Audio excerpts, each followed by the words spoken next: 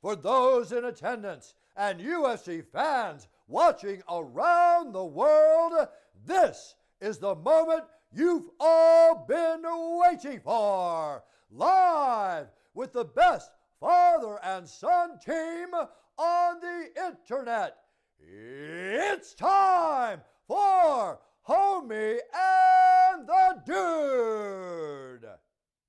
All right, we are here. This is Homie and the Dude. As someone who is constantly told don't meet your heroes, I say fuck that, meet your heroes, because some of them are incredible. We got a fucking Olympian, I know, on the podcast. That's crazy. Let's talk about the Olympics. So, China, just to put the disclaimer out there, I love China. Got into stoicism about three or so years ago. You know, when I fought at the London Olympics, I'd been doing judo for 20 years already. You're a young guy, and it was probably a pretty like substantial thing in your life. Yeah, boy. All right, hold on. This is the non-crying moment right here. We're right in that zone, the non-cry. Bah! Right? Guy number 1 gets an elbow like, bah! The guy number 50 gets an elbow like, That'll have to be like, boom, boom, boom, yeah. Right? This stuff, stab. So when you hear like a waving song comes up, you're gonna be doing a waving style, you know what I mean?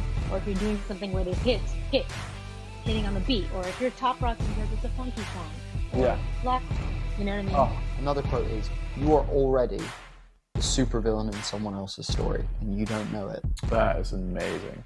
How does it feel to be a fucking pioneer of a sport, dude? You're one of the guys that's really pushing one-wheeling forward and inventing tricks and stuff. How does that feel, dude? I definitely am aware of that fact.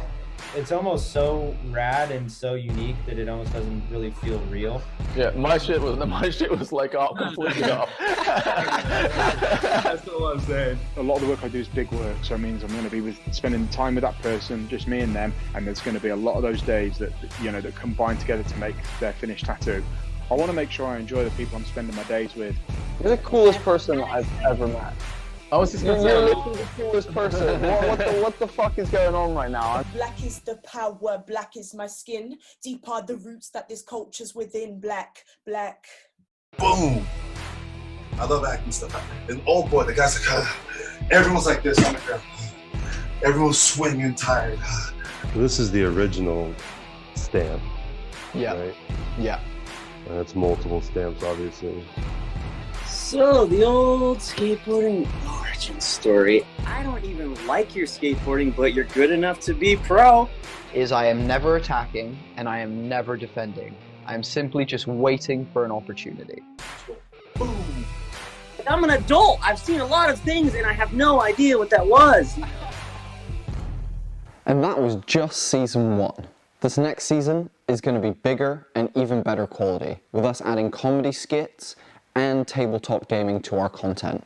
So, get comfy, find us at Homie and the Dude, subscribe to YouTube, like and follow on Facebook, and follow on Instagram, and then enjoy season 2.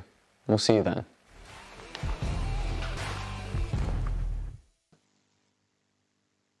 What is up, everyone?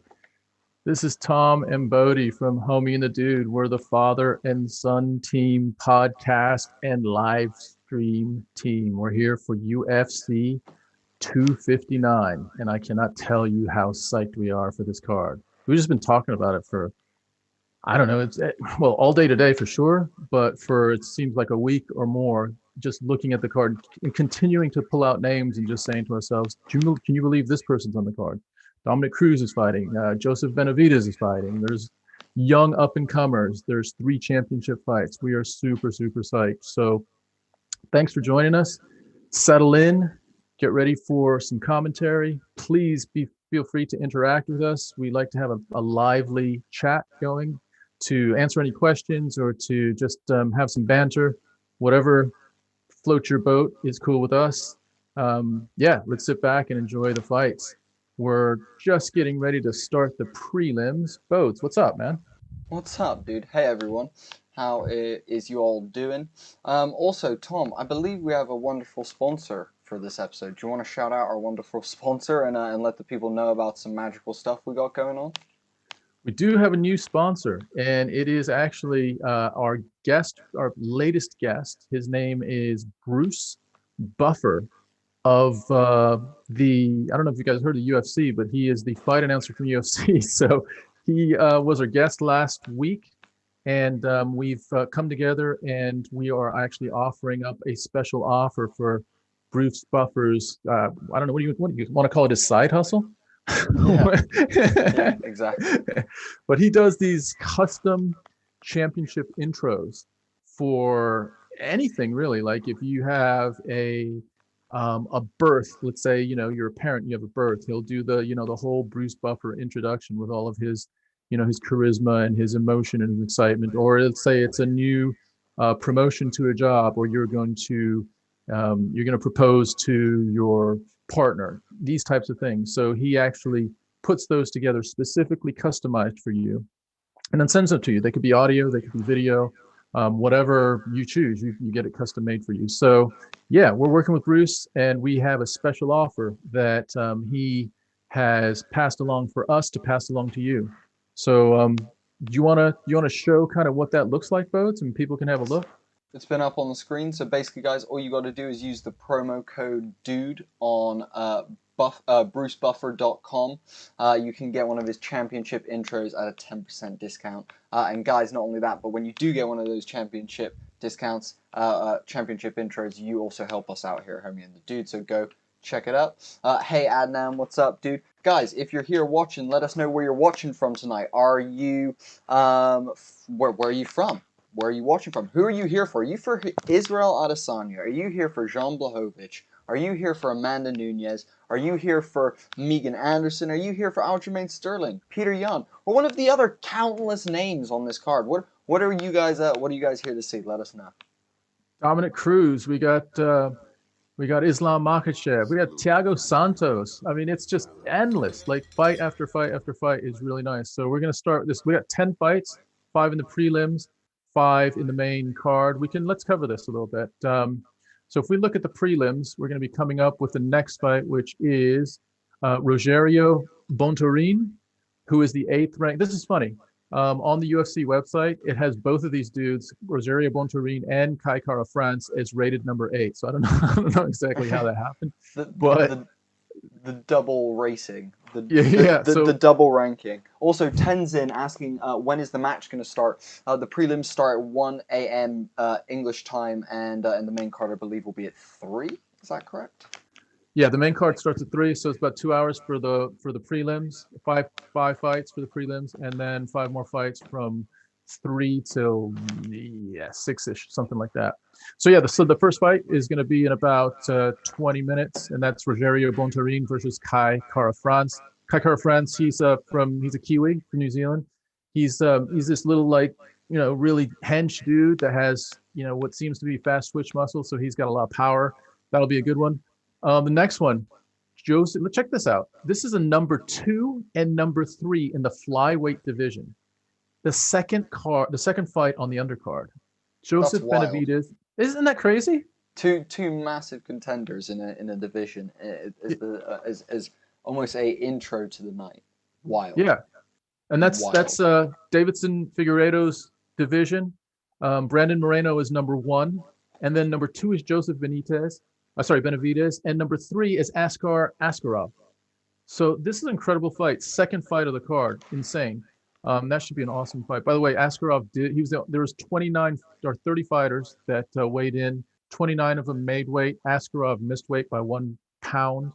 They didn't pull the fight, but they probably docked him a little bit of his salary. I think Benavidez probably got, like, I don't know what they do, like 20% or something. I believe it's 30% currently. Is it 30%? Yeah. So Benavidez so. just dipped his hand into Askarov's pocket and said, "I'll take that just for that pound." That pound was expensive. But that's a great fight. That's the second fight of the night. And then the third fight is Song Yadong against Kyler Phillips. What an exciting fight. I'm so excited to see that one. Dude, Song Yadong has some buzz. He's got some, like, hype train behind him, doesn't he? I've not seen him fight very much. He's number 14 in the world. Kyler Phillips is unranked, but has a strong, in this picture that I'm watching on the UFC website, strong beard and like golden locks. So I don't know if that's going to be like the Samson type thing for him. The Grizzly Adams kind of vibe. Yeah. He's actually kind of a handsome dude. Like he could be a model, like, in his spare time. So anyway, that is the third fight of the undercard. And dude, the undercard, the main event of the undercard is the two-time bantamweight champion. No, he was featherweight champion. Dominic Cruz is back again, and he's fighting Casey Kennedy. And from what I understand, Casey Kennedy is on a run. He's got a 3-fight winning streak. Remember, Dominic Cruz has lost 2 fights in a row. He lost to Corey Garbrandt. He lost his belt to Corey Garbrandt. Then he sat out for a couple years. I mean, the dude has had numerous injuries. I think he's blown out both of his ACLs. He is, not had the best luck with injuries, but he's a very unique type of fighter. And he's fighting Casey Kennedy, who is on a run. So that should be a great fight to end the prelims. And then we go on to the main card. And the main card... Dude, you're a big fan of Cruz. Let's pause. Pause. Yeah, go ahead. Talk about... Give Cruz some love. Talk him up a little bit. We've got 18 people listening right now. Talk him up a little bit. Here's the thing about Dominic Cruz. Well, just aside from his fighting, I think he is one of the best color commentators in the world. Like, when he's at ringside looking at what's happening in a fight, his brain, his acumen on analyzing and then commentating on fighting is super, super impressive. So I love him that way. As far as a fighter, like, I also appreciate that he's so unique and just unorthodox. He's very much like Stephen Wonderboy Thompson. He's got this sort of offbeat style. He doesn't have much power, but it's hard to figure him out. And you know what the thing about Cruz that's weird is, he, from the exterior, if you see him or whatever, he's well spoken and everything, but he's not a pretty boy. He looks like a pretty boy, but dude, he's a fighter. Like, he's got, he's been in the game for I don't know how many years, 15 years or something like that, and he's fought numerous times. So he is he's a warrior, even though he doesn't look like a warrior. So you got to give him props. He's been a 2-time champion, been in the game forever. Yeah. What about you? What do you think about Cruz? I love Cruz. I think I second that he's one of the best. He's one of the best commentators around. Fighter-wise, though, like, I think he's a bit dated. I think the ring rust. He says that ring rust doesn't exist if you're in the ring training, but fuck, he looked rusty against Cejudo and Garbrandt. So, but dude, I love Dominic Cruz. Like, to give him any hate would be foul play on my end. I do very much appreciate him. Very much appreciate his style, because it's freaking weird, and I'm all about the weird and the wonderful. I think it's great. But yeah, dude, I'm actually excited to see what he brings to the table tonight. Like we said, like I just said, it felt like his last 2 fights he's been blown out of the water by a little bit. So I'm really excited to see what he can bring to tonight's card. Also, I mean, guys, let's talk about star power. Like, having Dominic Cruz on your card is pretty big time. So that's pretty awesome as well. Just on the undercard. On the undercard. That's what I mean. Like, that's wild. Like, super wild. And Casey Kennedy as well, getting a shot at Dominic Cruz, a chance for him to really, really step up in his career, which is really cool as well. Talk about what's cool after that, dude. Go on. Yeah, no. So that's the undercard. That's the prelims. So we got, as the highlights of the prelims, I think, are the Benavidez Askarov fight, number 2 and number 3, both really high level. Benavidez has come that close to winning the flyweight championship. I think he's lost twice to Davidson. To Figueiredo. Yes, yeah, you're right. He did lose twice. He also lost to Cejudo once, I believe, and also he lost to Demetrius Johnson. 3 different belt holders. Poor Megan Anderson is like, I chose the wrong flyweight. God damn it. Yeah, so he is... Not Megan Anderson. What's her name? Megan O'Leary. My apologies. Oh, Megan. Yeah, so he dates Megan O'Leary. By the way, okay, let's talk about that. He's a flyweight, which means he weighs 125 pounds. Let's talk through this. Megan O'Leary is interviewing from flyweights all the way up to heavyweights. Like, at some point, is she like, my dude's kind of small. I mean, but he's nice and he's got a good personality and he's been that close to being a champion. Like, is that what's going on in her head? I mean, talk me through this one. Dude, love is love, bro. Love is love. You can't hate on love. Love is love. That's all it is.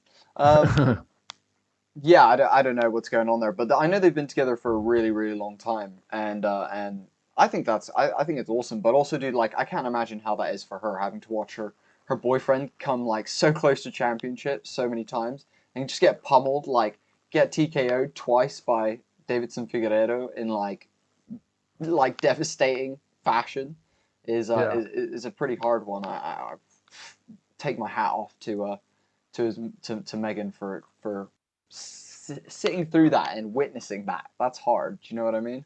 Well, she was on a show and she basically, or maybe was interviewed or something like that, and it was an article, and she said something like, "I would rather be working on the night that he's fighting than be watching him, just like be, at home," because she goes like, that's the worst, just like sitting and waiting and anticipating and then watching the actual fight. So she's backstage, literally running around doing post-fight interviews and stuff like that. So she's got to keep her mind on the game, on her work. And then, he's part of the night, and I'm sure like she's got to have part of her attention on him and just be like, her heart must be like, completely up in her throat when he's fighting. But that's to give her credit, dude. She's a professional because she brings it. Like, she's a really good, she's a good interviewer for sure after fights. So, I feel great, and she also does really good intros. Like she also does the intros as they walk in as well at the moment, which is Megan O'Leary's a great analyst. Like to not to take anything away from her, she's a phenomenal analyst. She is an absolute phenomenal analyst. But here's the other thing. The analyst, dude. Let's move on to no. Before we do that, can we just talk through how that first courting thing happened? How many people hit on Megan O'Leary before she picked Joseph? That's a good question. You know what I mean? Especially with people like Big Baby Davis. Big Baby Davis? Yeah. What's his name? He plays for the Celtics. No. Oh, fuck. Who am I thinking of? Oh shit, Derek Lewis. Dear God, Big Baby Davis. What am I? I'm crossing my sports up here, guys. Lewis.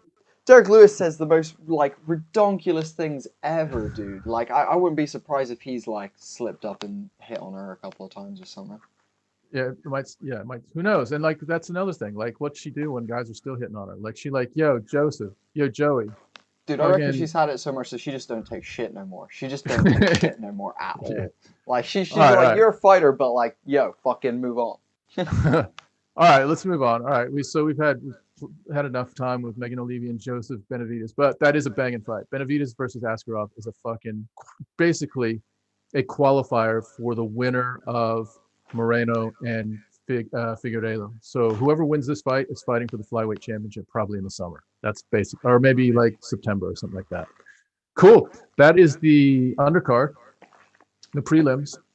Guys, you want to hear about the main card? Because this is fucking insane. The main card. Quick thing. Kieran Watson asking, what time does ISRAEL Yan start? I believe the main card starts at about 3, so you're probably looking at about 5 a.m. UK time, bro. I'm not sure if that helps you out. And what's up, everyone? Guys, there's about 20 of you watching right now. Let us know where you're watching from. Let us know who you're here to support. Are you Izzy? Are you Jan? Tom, back to the main card. What's up? Yeah, so main card, it starts out with Thiago Santos and Alexander Rakic. Guys, remember, Thiago Santos, my memory for Thiago Santos goes back to the fact that he went life and death with John Jones. I think he blew out he blew out one ACL against John Jones. And his strategy in that fight, so he's thinking about this. He's got a blown out ACL, and he's like, you know what? I can't stand on it, so I'm going to kick with that leg. So he's literally pelting John Jones in the body with a blown out ACL. That's what kind of warrior Thiago Santos is. Other thing is, the last person to beat Jan Blachowicz is who? Thiago Santos. Knocks him out. So he is definitely right at the very top of the light heavyweight division. And he's fighting this dude, Alexander Rakic, who's number 4. So again, number 2 and number 4 in the light heavyweight division. Crazy. The first card of the main event. This would be a fight night headliner, probably. Yeah. So crazy. couple of quick shout outs following that awesome first fight in the light heavyweight, and these guys are looking at facing Yan in the next couple months if he keeps his belt. Jack Peters saying, let's get this party started. Indeed, my dude. What's up, Jack? Where are you watching from tonight, my dude?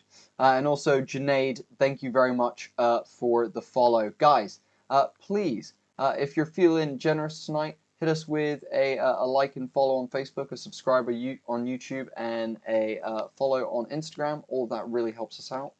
Tom, what's next on that list, dude? Next on the list is, man, this is another great one. Islam Makhachev. We've been waiting to watch Islam Makhachev for about a year. I mean, the buzz around Makhachev has just been in the background for a long, long time. And basically, he has trained with Khabib. He is a disciple of Khabib's dad, Abdul Manap, when he was alive. And, Abdul Manap would say to Islam, listen, once Khabib, retires, then the belt is yours. And so Islam Makhachev, I think he's 18-1. He's number 14 in the lightweight division. He's fighting number 15, Drew Dober. This is a real fight for Makhachev to see if he is what we think he is. But the sky is the limit for Islam Makhachev, and that's the second fight on the main card. And then after that, guys, quick another shout out. Jack Peters saying he's from Charlotte, North Carolina. What's up, dude? Thank you for joining us. We've also got Hapster Bashir giving us a follow, and my boy Sam Jones. Thank you so much for the like. Guys, thank you all for joining us. There's about 30 of you wonderful people. Hit us in the chat. Let us know where you're watching from and who you're here to support. Is it Izzy? Is it Islam? Is it Drew Dober? Is it Petr Yan? Is it Aljamain Sterling? Is it Megan Anderson? Or is it Amanda Nunes, the Lioness? Let us know, guys. What's up next, Tom? So we've got, after Islam Makhachev, we get into the big numbers. Then we have 3 fights left, guys. And unfortunately, oh, wait. It's 3 championship fights, back to back to back. First of all, hey, Sam Jones, fucking, what's up, bro? What's up? Good to see you on the chat. And also, Jack, I used to live in Greensboro. I lived in Greensboro, North Carolina for about a year. So, yeah, thanks for joining us. Right. So the first championship fight is Petr Yan against Aljamain Sterling. That is a champ versus #1 contender for the bantamweight championship. And we keep going back and forth like we just do not know how this is going to play out. Petr Yan likes to walk people down, likes to use his hands. His striking is unparalleled. What he did to Jose Aldo, what he did to Uriah Faber, I mean, super, super impressive. So we're really, really excited to see what he can bring. But again, this is one of those tests that's a real test. We talked about that with Islam Makhachev. This is another one. He's got Aljamain Funkmaster Sterling, who is the #1 contender. Funkmaster probably feels a little bit kind of aggrieved for having to wait this long for a championship fight. But we'll remember the last time he fought, he choked out Corey Sandhagen in less than a minute. It was real quick, and everyone was on the Sandhagen train big time. Everyone was like, Sandhagen's the one. So Aljamain deserves to be there. This is a serious, serious challenge for both boys, and we'll see what happens. That's a great fight. What's your thoughts on that one? I love Petr Yan's style of boxing. I think he's a really consistent striker. I mean, you've always got to be afraid of Russians wrestling because of their sambo and things like that come out of Russia. Sterling, dude, I don't know about Sterling. He's a self-proclaimed 2-dan belt in his own martial arts. I don't know why you'd also be a 2-dan in your own martial arts. Yeah, if it's your own martial art, when you go straight to like a 5-dan, just be like, I've got the, what is it in jiu-jitsu? It's you go from black the red belt, red. the red belt. Yeah. Yeah. So So I don't know. My answer is Aljamain Sterling's style is very wacky. It's very interesting. And again, I said to Tom earlier today, I have this thing where when I'm watching championship fights, especially for champions that I really like, Amanda Nunes, for example, ISRAEL Adesanya, JAN BLACHOWICZ is another one I really like. I get really nervous and my heart starts beating and I get sweaty because I don't want to see my people lose. And especially in a fight where it's Izzy and Yan and I love both of them, I don't want either of these guys to have to lose a belt or possibly get knocked out or whatever. That would suck. But I really don't give much of a shit about Petr Yan and Aljamain Sterling. I don't know why I've not been super interested in that division for a while. It's felt like it's been running slow. and it's starting to pick up again, and I'm starting to get reinterested in it. But at the moment, it's the one that I don't have much of a connection to either guy, irregardless of who was champion. So I'm actually most excited for this fight tonight. I'm excited to see some highlights. I'm excited to see some craziness from those two guys. And after the animosity that we saw at the what's it called, the stare downs, I'm excited to see them bang. Also, quick shout out to Alex Mendez, who's watching from Atlanta, Georgia. What is up, dude? Lovely to have you watching. Yeah, what's next, Tom? Yeah, so wait, but let's just talk about the stare downs, because that was the most sort of interactive stare down of all of the stare downs in the entire card. They were jabbering back and forth. I don't know, did you see that Petr Yan, like, when they were supposed to stare down, Petr Yan went up and then turned to the side and like looked at the crowd for a while, and then that was weird. That was just weird. Like, what was the strategy behind that? Like, I'm not going to look at you. And then Sterling said something to him, and then Yan turned back around. So, and then the sort of the ceremonial weigh-in after the real weigh-in, they were jabbering at each other again. So, not sure. You thought that Petr Yan looked a little bit maybe nervous. He looked during tense. That whole... The word I would use is tense. He looked very tense. Where, on the contrast, it felt like Sterling was trying to seem too relaxed. It felt like he was trying to play too relaxed, and I think both of those concern me. Actually, I'm concerned for both guys if that's the vibe that they're both kind of giving out, or at least that's what I got. Well, I don't know. What do you guys think? There's 30 of you watching right now. Let us know. Do you think Yan was looking tough? Do you think Sterling was looking badass? Let us know, guys, what you think. Yeah, and also just let us know who you're here to see mostly. We still have 2 fights we haven't talked about, but yeah, let us know like which is the main. Like for me, the fight that I want to see. Oh man, like if I were to say, okay, I can only watch one fight tonight. That's the question. Yeah, let's say that. If you could only watch one fight tonight, guys, which one would it be? For me, I'm saying probably Blachowicz and Adesanya, just because Adesanya has all that like glow around him. Like he has just been, in the light for so long, and now this is real. Like this is real. Like when we were talking about Paulo Costa, we did not, I guess we thought we knew how legit he was, but we didn't. We know how legit Jan Blachowicz is. He has fought numerous high-level light heavyweights and done very well against them. So this is a legit, like almost, it's either going to be a coming out party for ISRAEL Adesanya to say, yep, he is a superstar, and like he is going to be in the GOAT conversation, like for real, or he just reached a little bit too high, too fast, that whole thing. So that's the one that I'm really, really excited about. Let me just say, we're getting into the first fight in just a second, guys. So let's talk about these last 2 quickly, Tom. So that's we just did the Blachowicz and Adesanya fight is the main event. The one before that leads into that is Amanda Nunes and Megan Anderson. The thing that that was interesting to me is during the ceremonial stare down, dude, Megan Anderson is about a foot taller than Amanda Nunes. She's got a head worth of height. Yeah. Yeah. I don't even know what to do with that. Like, whose advantage is that? I'm not sure, but I think it's Anderson's if they stay standing, because Anderson has a deceptively strong and powerful straight right. Her left is like a pawing, almost like measuring punch that isn't great. But I think Nunes is going to probably impose herself on Megan Anderson, get her on the fence, use some of her brown belt judo, and flip her to the ground. And then I think Nunes is going to win this fight on the ground. So anyway, that's the prelims and the main card. So if we go back to the first prelim, that's going to start here in a little bit.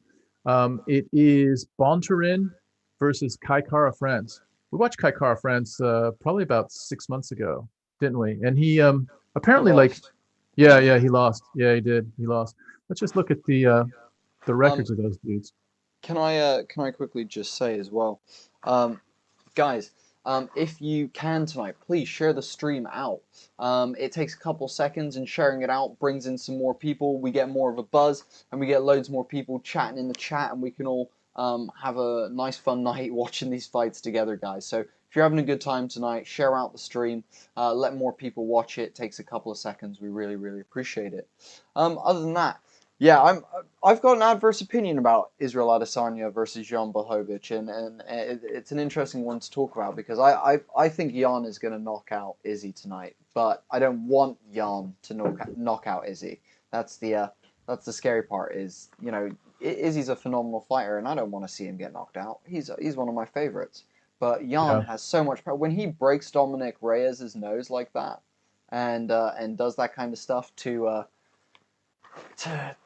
it's just brutal, man. Like I'm really scared for Izzy, and he's one of my favorites. So I'm not sure I'm ready to see him get dropped. But I would love to hear your guys' opinions about whether you think Jan is going to drop him or whether you think Izzy's going to just piece him up from the outside and do the Max Holloway, death by 1,000 punches kind of style. Jack Peters says, if I can only watch one, I'm pulling for Nunes to win. Ooh, nice. Love it, Jack. Yeah, Nunes is one of my favorite champions. I am most nervous about Amanda Nunes' fight tonight because she is literally like my ultimate favorite champion at the moment. So yeah, I'm super nervous about that. Go on, Tom. We're talking about Nunes and just sort of seeing if she still has that eye of the tiger, if she still has that competitive edge after having a newborn with her partner. And there was footage of her bringing her newborn into the ring, and it just was very motherly. And it's going to be interesting to see if she's still up for like smashing heads and like literally taking people out, because you think at some point you become a little bit more, I don't know, like connected to humanity once you have a kid. So let's see if she's still up for it. I hope she is. I actually think that this fight against Megan Anderson is not going to be the biggest test for Nunes. So we'll see what happens. So. Also, Kyle Ward, what's up, my dude? Kyle Ward, the winner of our giveaway in our last UFC Front Row Live. What's up, Kyle? Nice to have you in the stream. Go on, Tom. Kyle's calling in from Florida. What's going on in Florida, dude? I know Kyle, you're a tattoo artist. That's your gig. So tell us a little bit about what's going on there. You've been busy. What's the weather like? What's the feel? Yeah, so we're getting ready to start this first fight of the night. It's Rogerio Bontorin versus Kai Kara France. I'll just give you a little bit of a rundown of the tale of the tape. Bontorin is 16-2 with 1 no contest. Kai Kara France is 21-9 with 1 no contest. So real advantage as far as the records and not tasting defeat as much as Rogerio Bontorin. Bontorin's from Brazil, and Kai Kara France is from New Zealand. Both, 5'5" and 5'4", so not a lot in there. Both weighed in at 125. Reach is about the same, 67 for Bontorin, 69-inch reach advantage for Kai Kara France. And leg reach, 37 for Kai Kara France and 35.5 for Bontorin. Let's just look at their records recently. See what's Also, Kyle's letting us know it's warm and that he just got off work. It's beautiful. He'll be in the UK in 2022 for a tattoo convention. Nice, dude. But I'm ready to get these fights going. Dude, Kyle, I love tattoos, dude. Let me know when you're in the UK. I'll come visit your booth at whatever convention you're at, dude. That'd be awesome. Guys, Kyle's here watching in from Florida. Where are you guys watching? He's just got off work. Who else has just got off work and is watching these fights? It's in the middle of the night here in the United Kingdom where me and Tom are watching from. What time is it where you guys are right now? Where are you all watching from? Let us know.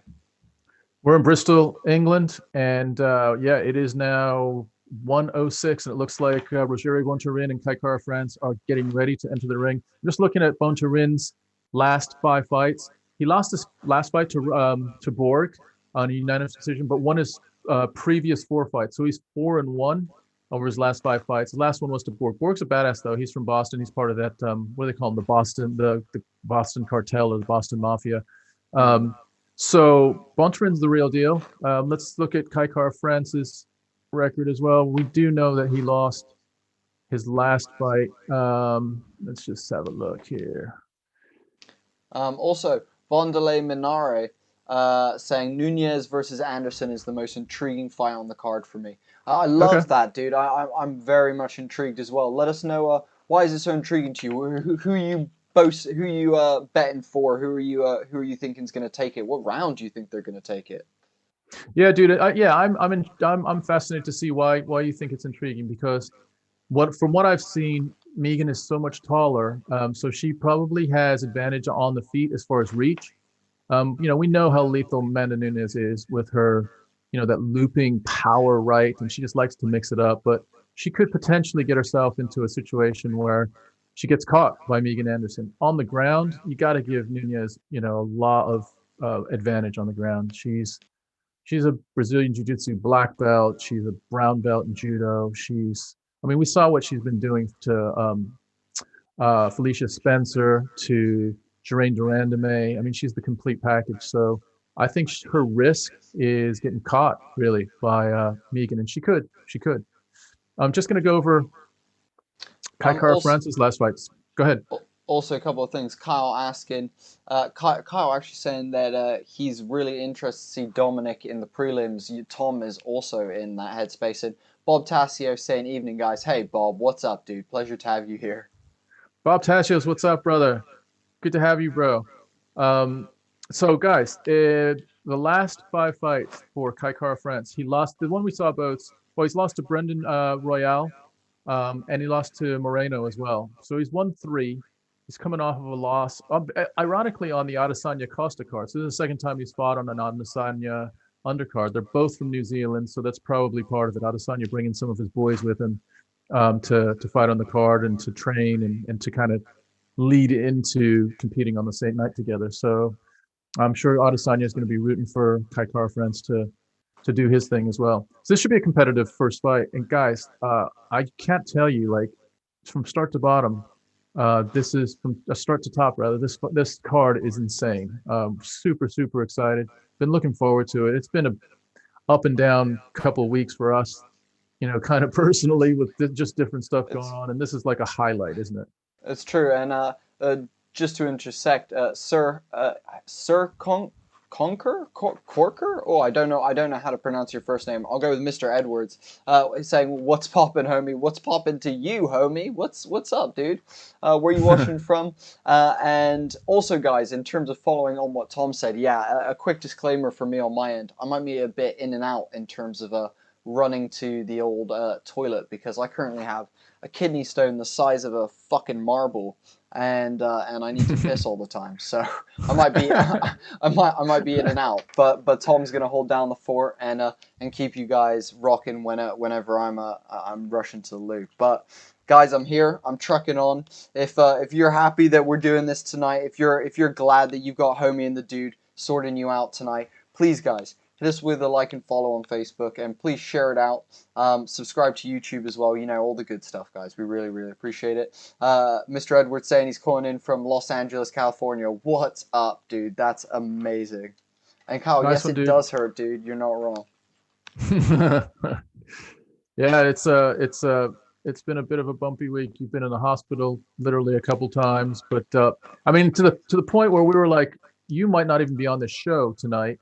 And we were talking about potentially me sneaking into the hospital with a laptop and us watching the fights under the radar in the hospital. Probably not live streaming, but you were able to come back, and here we are. They are just introducing the first fight of the prelims. So Rogério Bontorin, the Brazilian, and here's Bruce Buffer, resplendent in a would you call that, emerald green? Yeah. Sport coat.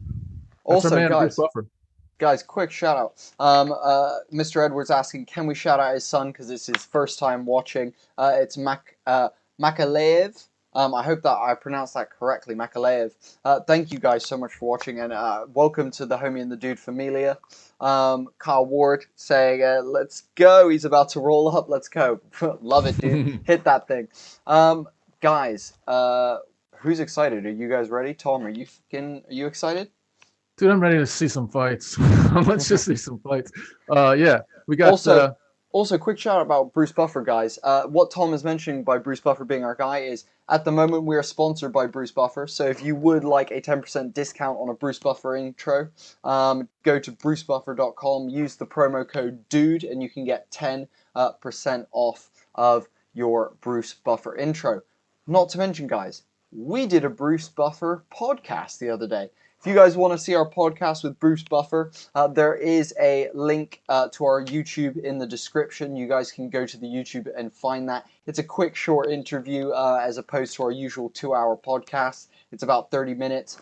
We take a look behind the scenes. We ask him about his routine behind the camera. We talk to him about some of his businesses outside of martial arts, a bunch of other stuff as well. But here we go, guys. We're about to get in the first round of this first prelim fight. Kai Kara-France versus Bontarine. And we got Herb Dean in the ring. Herb Dean.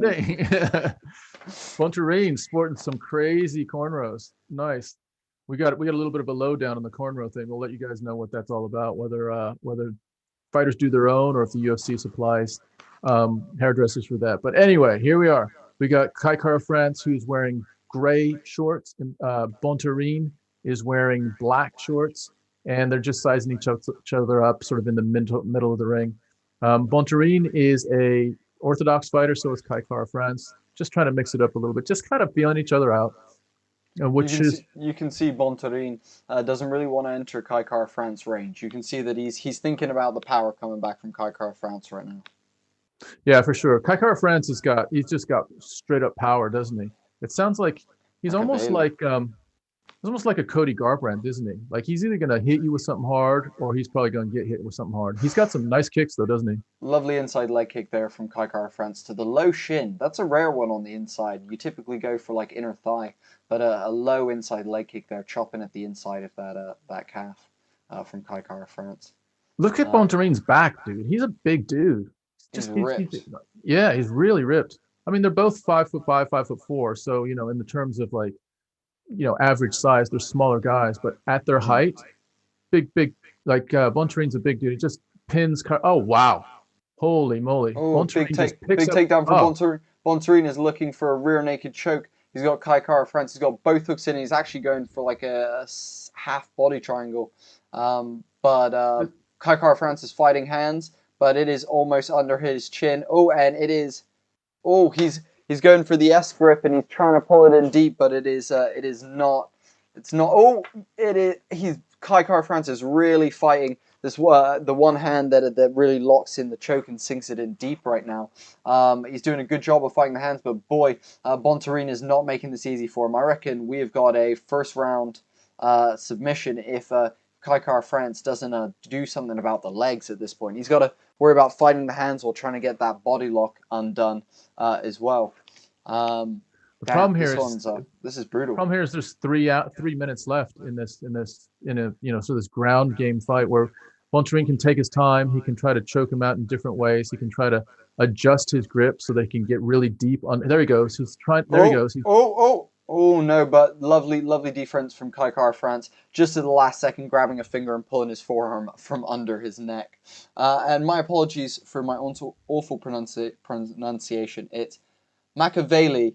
Shout out to you, my dude. He dug for it again, but Bontarine really digging for that neck. But Kai Kara-France wriggling. He's actually trying to now strike back from his back, and he's punching Bontarine from his back, which is quite interesting. Actually, it looks like it may have bruised him a little bit. This body triangle is impressive. I mean, he's had a body triangle locked on him for over a minute and a half. And I'll tell you what, Kai Kara-France is really competing right now on the ground. Someone has a body triangle on you with about 3.5 minutes left, and they just keep trying to figure out ways to get that rear naked. Look, he's just up. Kai Kara-France just is going to shuck him off the top, it looks like. No, Bontarine has now... Bontarine is... He's on top. He's got it in. He just sunk it way deeper. Kai Kara-France is on his feet, but Bontarine is digging for that neck. Kai Kara-France at this point might, slam backwards. That's exactly what needed to go down, but it is under his neck right now. He's doing a good job at holding the hand, but man, this is as close to a submission as you can get. Oh, it's under now.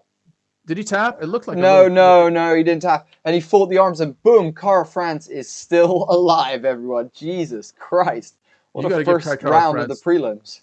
Crazy. Kai Kara-France manages to roll into the back control and almost transitions to mount, but then Bontarine regains back control, sinks both hooks in, and he's almost going for that modified backpack position that Zabit Nurmagomedov Shapirimov used. But he's now digging back in for that rear naked choke. Kai Kara-France on his feet, wearing Bontarine like a fucking backpack for a hike right now. 30 seconds left. This is insane. Oh, how Kai France rips him off, throws him to the ground, and they're back to their feet, sparring in the middle. Oh, big overhand right from Kai France, and another one, and a left from Kai France. Kai France throwing out, literally throwing out with big rights. Impressive comeback. Oh, lovely right. Oh, he stunned him. Oh, he's out. He's out cold. He's out cold. He knocked him out. Kai France winning in the first round. Oh, that is Bontarine. Bontarine throws his mouthpiece at Kai France across the ring. That was an insane first round of the first fight of the night. Bontarine was riding him for 3.5 minutes.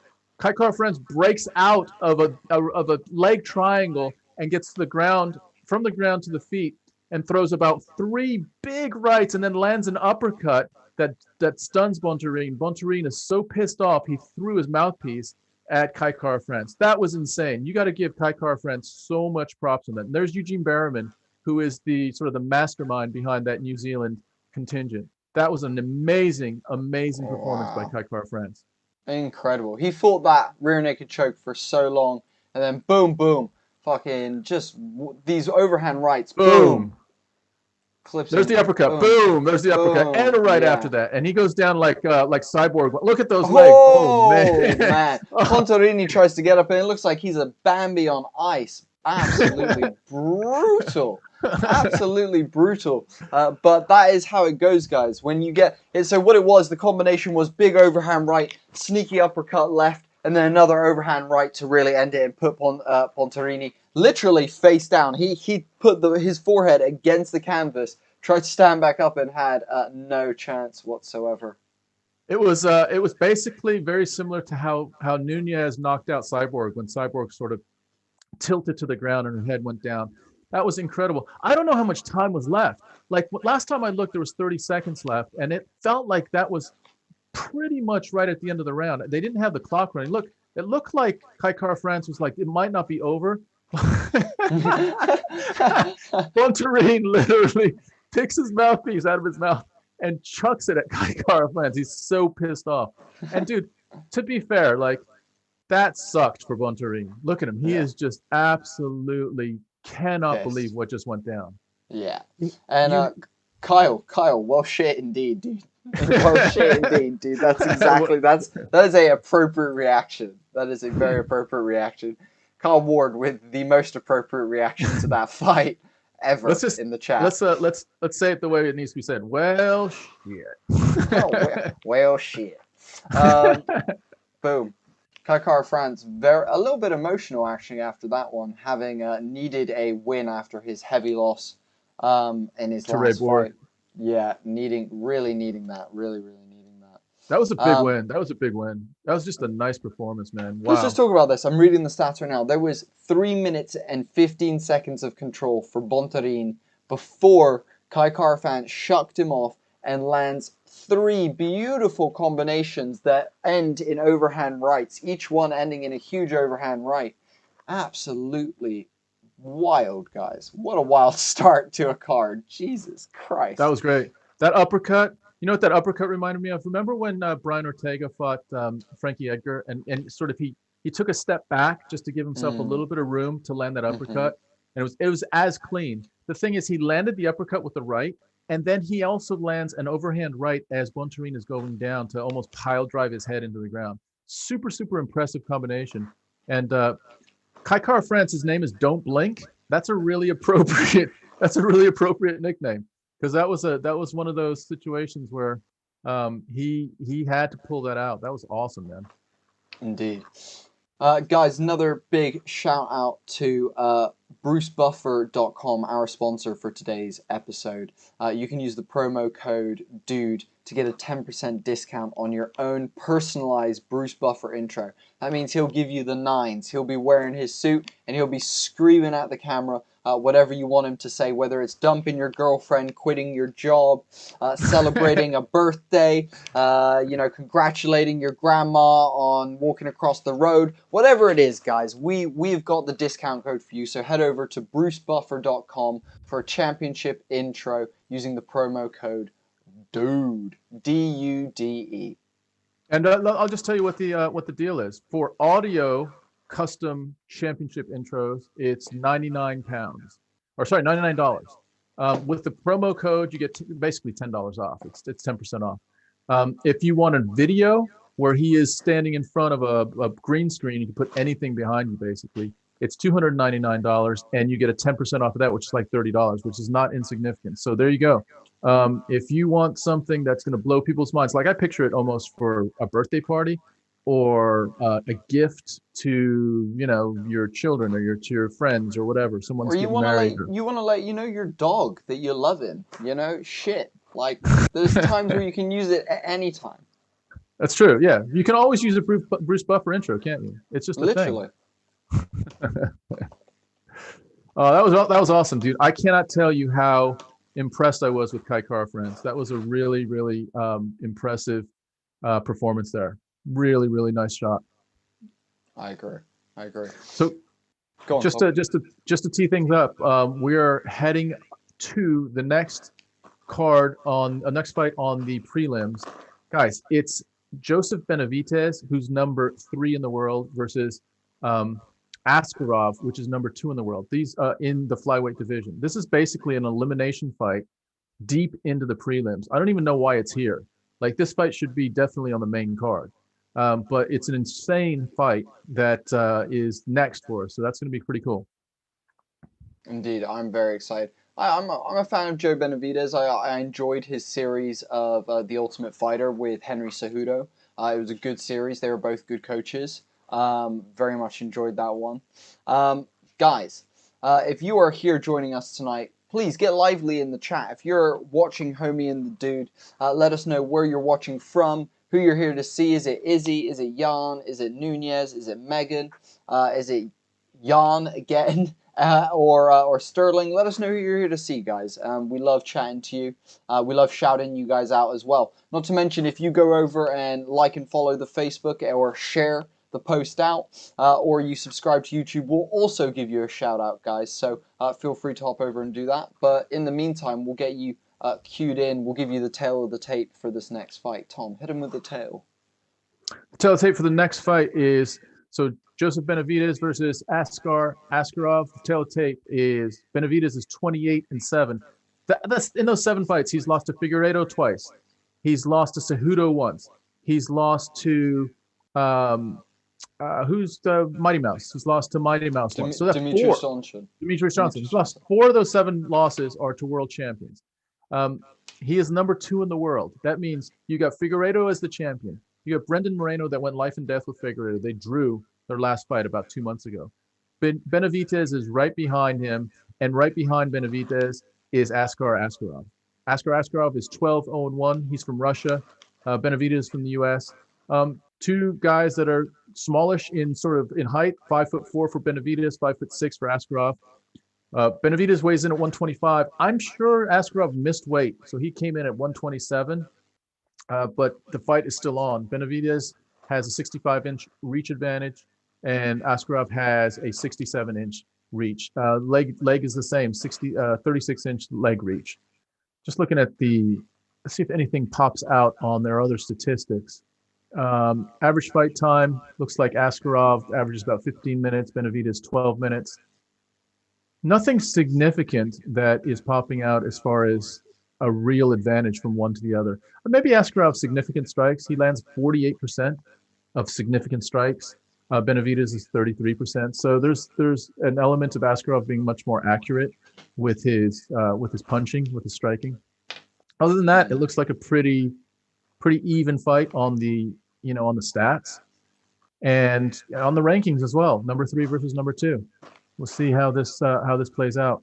Benavidez needs a win, doesn't he? He just needs to, kind of right things up. Let's see what Benavidez has been doing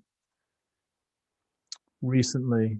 Just want to see what his last, let's say, 5 fights are. Okay, so actually, his last 2 fights, he's lost to Figueiredo. Yeah. And then he won 3 fights previous to that, including Alex Perez, which was a good win. So, you lose 2 in a row for championship fights. And then I'm just going to go further back and just see where he was. So he lost to Demetrius Johnson twice. Dude, he lost to Demetrius Johnson twice. Yeah, don't get me wrong. Joe Benavidez has had he's a journeyman. Like that's what's up. Joe Benavidez is not the guy who's going to be walking away with a title in the next couple of years. He is very much a journeyman. Can I blow your mind? He's also lost to Dominic Cruz twice.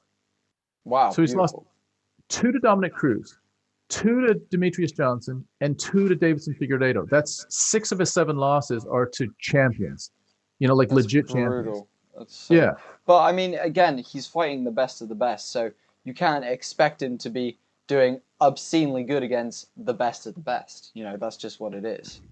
Yeah, he just can't seem to get over the top on these big, when he's right at the very top of the division is when he's falling short. But you know what? He's still in there, and he's at the very top of the division still. His ranking is number 2, so he wins this fight. He's gonna win. He's gonna fight possibly Figueiredo again for the 3rd time. Figueiredo gets past Brendan Moreno. That's crazy, to get a 3rd crack after being beaten pretty soundly the last two times. Yeah, I don't think that goes well. And No. twice to Cejudo, or 1 to Cejudo, Kyle Ward says. Yeah. Interesting. Yeah, I mean, dude, this is what's up. When you're fighting the best of the best, it's not easy to break your way into a division. Like, we've recently talked to Corey McKenna, who is the youngest female UFC fighter to be signed, and she's got a murderer's row of females ahead of her. We also recently spoke to Arnold Allen on our podcast, and he is, again, one of the top 10 flyweights in the world. Featherweights in the world. And, that division is literally possibly one of the most stacked divisions that the UFC has at the moment. These are not easy fights for these guys. You can still be one of the best fighters in the world, but when you're fighting due to all of these guys could be champions, it's not an easy path ahead, Yeah, and it depends. Like, you have certain skills that are winning skills. Like if you go to that part of a fight, then you have a clear advantage, whether it's striking or it's, whether it's ground and pound, whether it's your kicking game. But no one has all those skills. So depending on who has the advantage in a particular skill matchup, that's why they say, MMA math doesn't quite work out. If this guy beat you, then, someone else might say, well, I beat you too, so I'm going to beat this guy. It doesn't quite work that way. Like there can be times where someone that beats someone else will lose to that person's, another person that's beat them as well. So it's a little bit more complicated. So with Benavidez, the problem is he keeps losing to the very, very top of the division. And you can't keep doing that without at some point slowly sinking down into the lower rankings of the division. And Askarov is legit. And let's see if he is legit enough to, if Askarov wins this, dude, he starts making Benavidez almost like a championship gatekeeper, doesn't he? That's a fucking great line from Kyle Ward in the chat saying he's just Chael Sonnen part 2.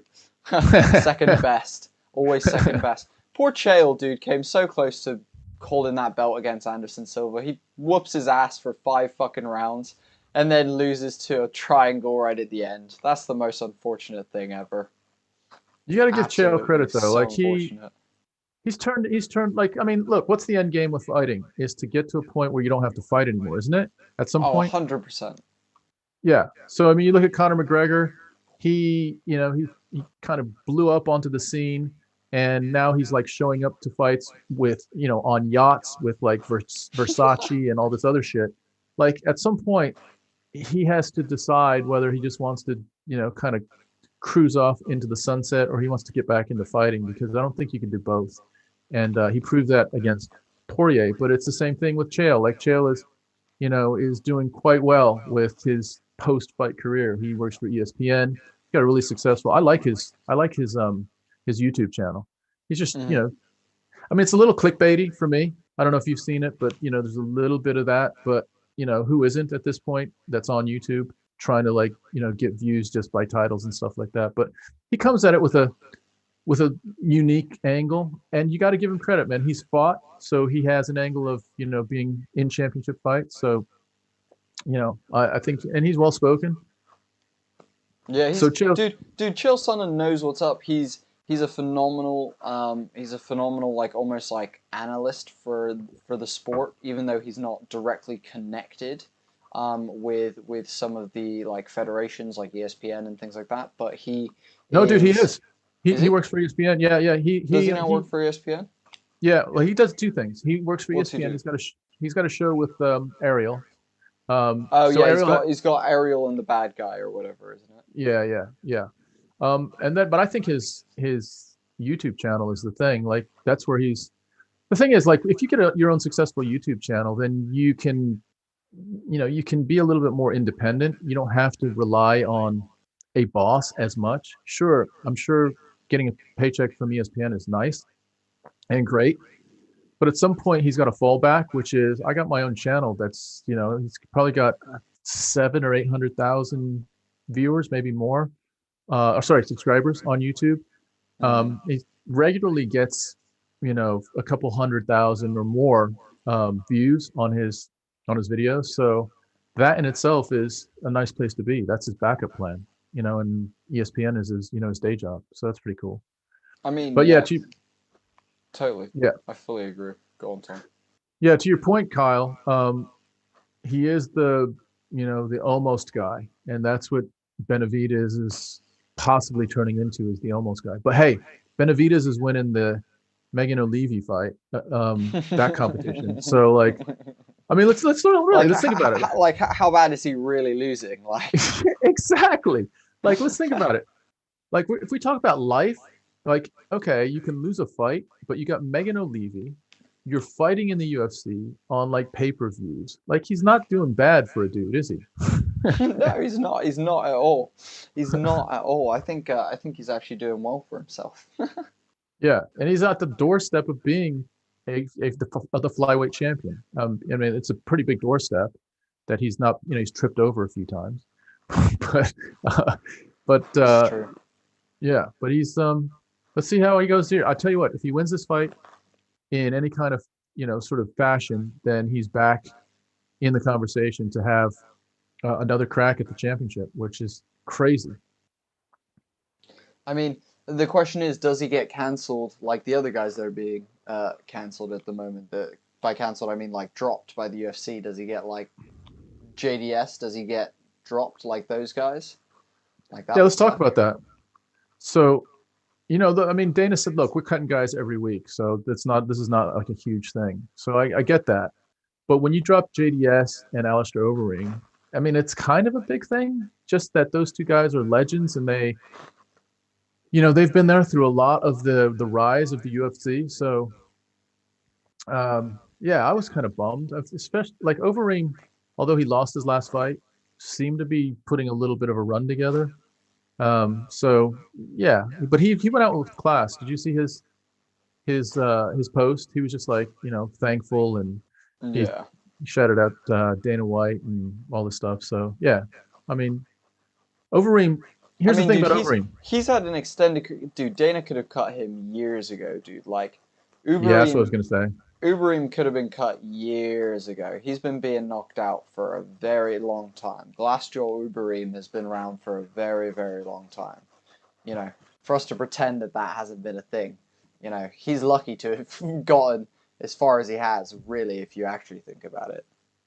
Yeah, it's true. I mean, and the thing that Overeem is really, like, the most impressive thing is he still has his wits about him. Like, you hear him in an interview, he seems to be completely lucid, completely sharp, and he's had some brutal knockouts. The knockout against Ngannou, I mean, there's been several that he has just been hammer-fisted into submission. He's taken that 2 or 3 extra shots on the ground when he's been already knocked out. That doesn't bode well, and he seems to have aged pretty well with that. We're seeing some highlights of Benavidez right now. He's a little tank, isn't he? There he is fighting Tim Elliott, smashing Tim Elliott again. Yeah, so Benavidez, I mean, here's the thing with Benavidez. He has fought 4 times for the belt. Askarov had a draw with Moreno. Do you know what Askarov that was interesting? He's actually deaf. Like, he's legitimately deaf. That's wild.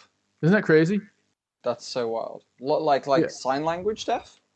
Yeah, like I can't hear you deaf. That's so wild. It's like, well, I mean, it's the Michael Bisping fighting with one eye kind of thing, isn't it? I wonder how his inner ear is, like his balance. Do you know what I mean?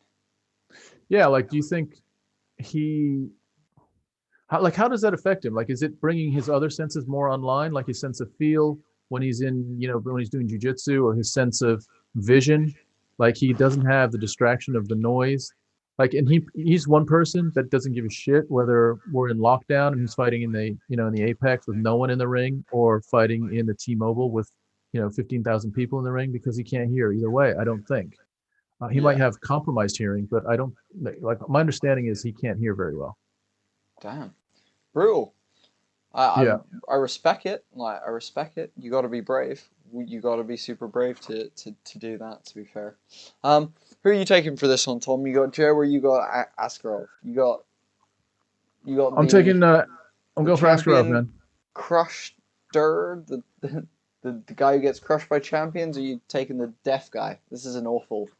It's an awful lineup when you put it like that, isn't it? Dude, that was a terrible Bruce Buffer impersonation. But I would say, I'm taking Askarov. Askarov is 12-0-1. I think there's a lot of sort of excitement around Askarov to be the next. And if he wins this fight, he will be the next, right? He's going to jump up into the number 2 seed in the flyweight division, number 1 in the champion fight. I think that fight is going to be in June. Moreno and Figueiredo are going to fight again. That fight was incredible. And looking forward to that one. But, if Askarov wins this, he's going to be fighting for the championship probably in like September or something like that, September, October. So huge fight. Quick shout out to Rafael Pereira, thank you for following, my dude. We really, really appreciate you. And Eli coming in the chat saying, I think Dana or Ellie, I don't know how you want to pronounce that.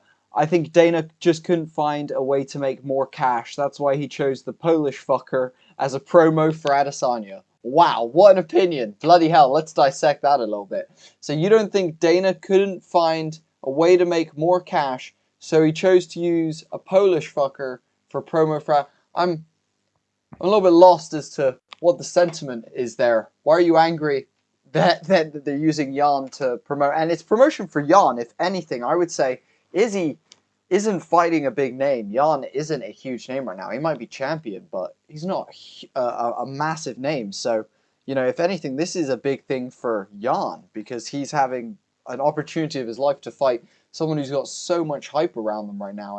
It's wild. But Eli, let us know where you're watching from today, dude. Are you here to see Izzy win? Are you here to see Amanda Nunes? Who are you here to see? Guys, there's a beautiful 23 of you in watching this stream right now. Guys, please let us know where you're watching from. Let us know who you're here to see. We've got Kyle and Eli blowing up the chat at the moment. We'd love to see some more of you hitting us up. We're coming into this next fight now, though, in the next couple of seconds. Can I just Askarov follow didn't weigh in? No, he missed weight. He missed weight by a pound. I think you can get to 126, and he was 127. So he's given Benavidez a chunk of his salary. It's of his prize for tonight. Probably about 30% is going straight into Benavidez's pocket. There we go. Bruce Buffer is now introducing Askarov. Askarov looks like he's ready. He looks like he's in shape. He is 12-0-1. He is 127 pounds. He is from Dagestan, Russia. Do you know what that means?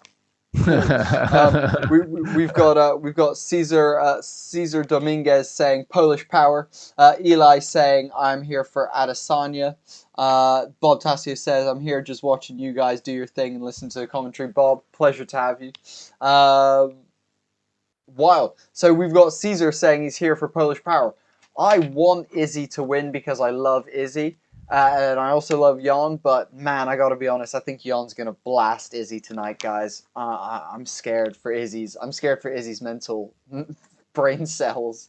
I'm scared for them brain cells. I don't know about you guys. And Kyle, you're not wrong. You want Yan to knock him out, but Izzy is like the Matrix. Dude, you're not wrong. Izzy is like the Matrix. You know You know that moment in the Matrix where Neo realizes and he starts blocking and he's not even looking at Mr. Smith and he's like, that's Izzy, you know.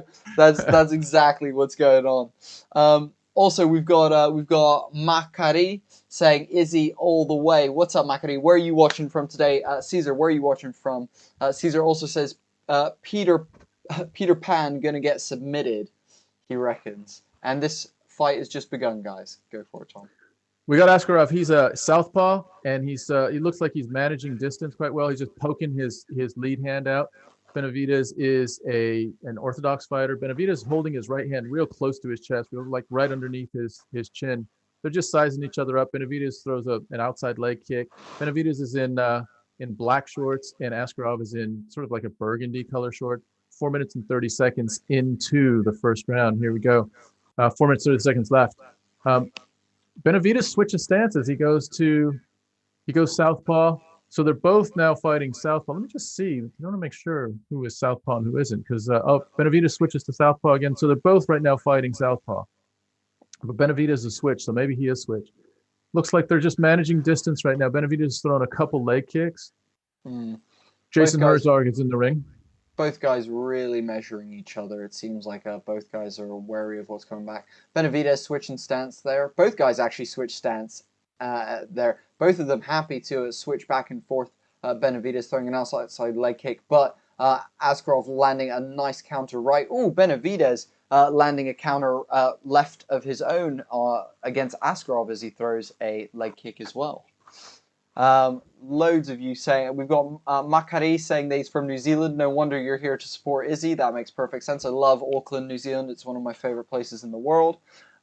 This would be a great ground game if Izzy's going to get this. Yeah, it would be nice to see a ground game for Izzy. I'd love to see Izzy have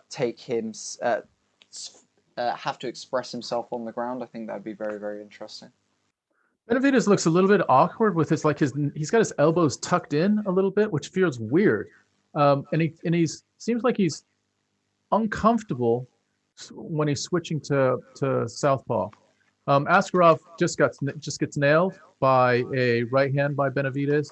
They're both sizing each other up, but Benavidez is switching stances a lot. Just throws a little mini, almost like a Superman, which was interesting. Looks like Benavidez, he's lunging in a little bit. Nice, almost stabbing teep kick there from Benavidez as he throws a wild right hand lunging in. Oh my goodness. Benavidez lunging in for these strikes, and Askarov really sharp on his counters. Benavidez just moved his head out the way on that last one, but Askarov is really quick on his counters. You can see that he's very focused on those counters. Nice. Oh, both guys clipping each other there with right hands. I feel like Benavidez is lunging in too much. He's using too much footwork to oh, lovely outside overhand right from Askarov. Oh, and another one catching Benavidez on the back of the head. Benavidez is not stunned, but definitely is eating some big shots right now.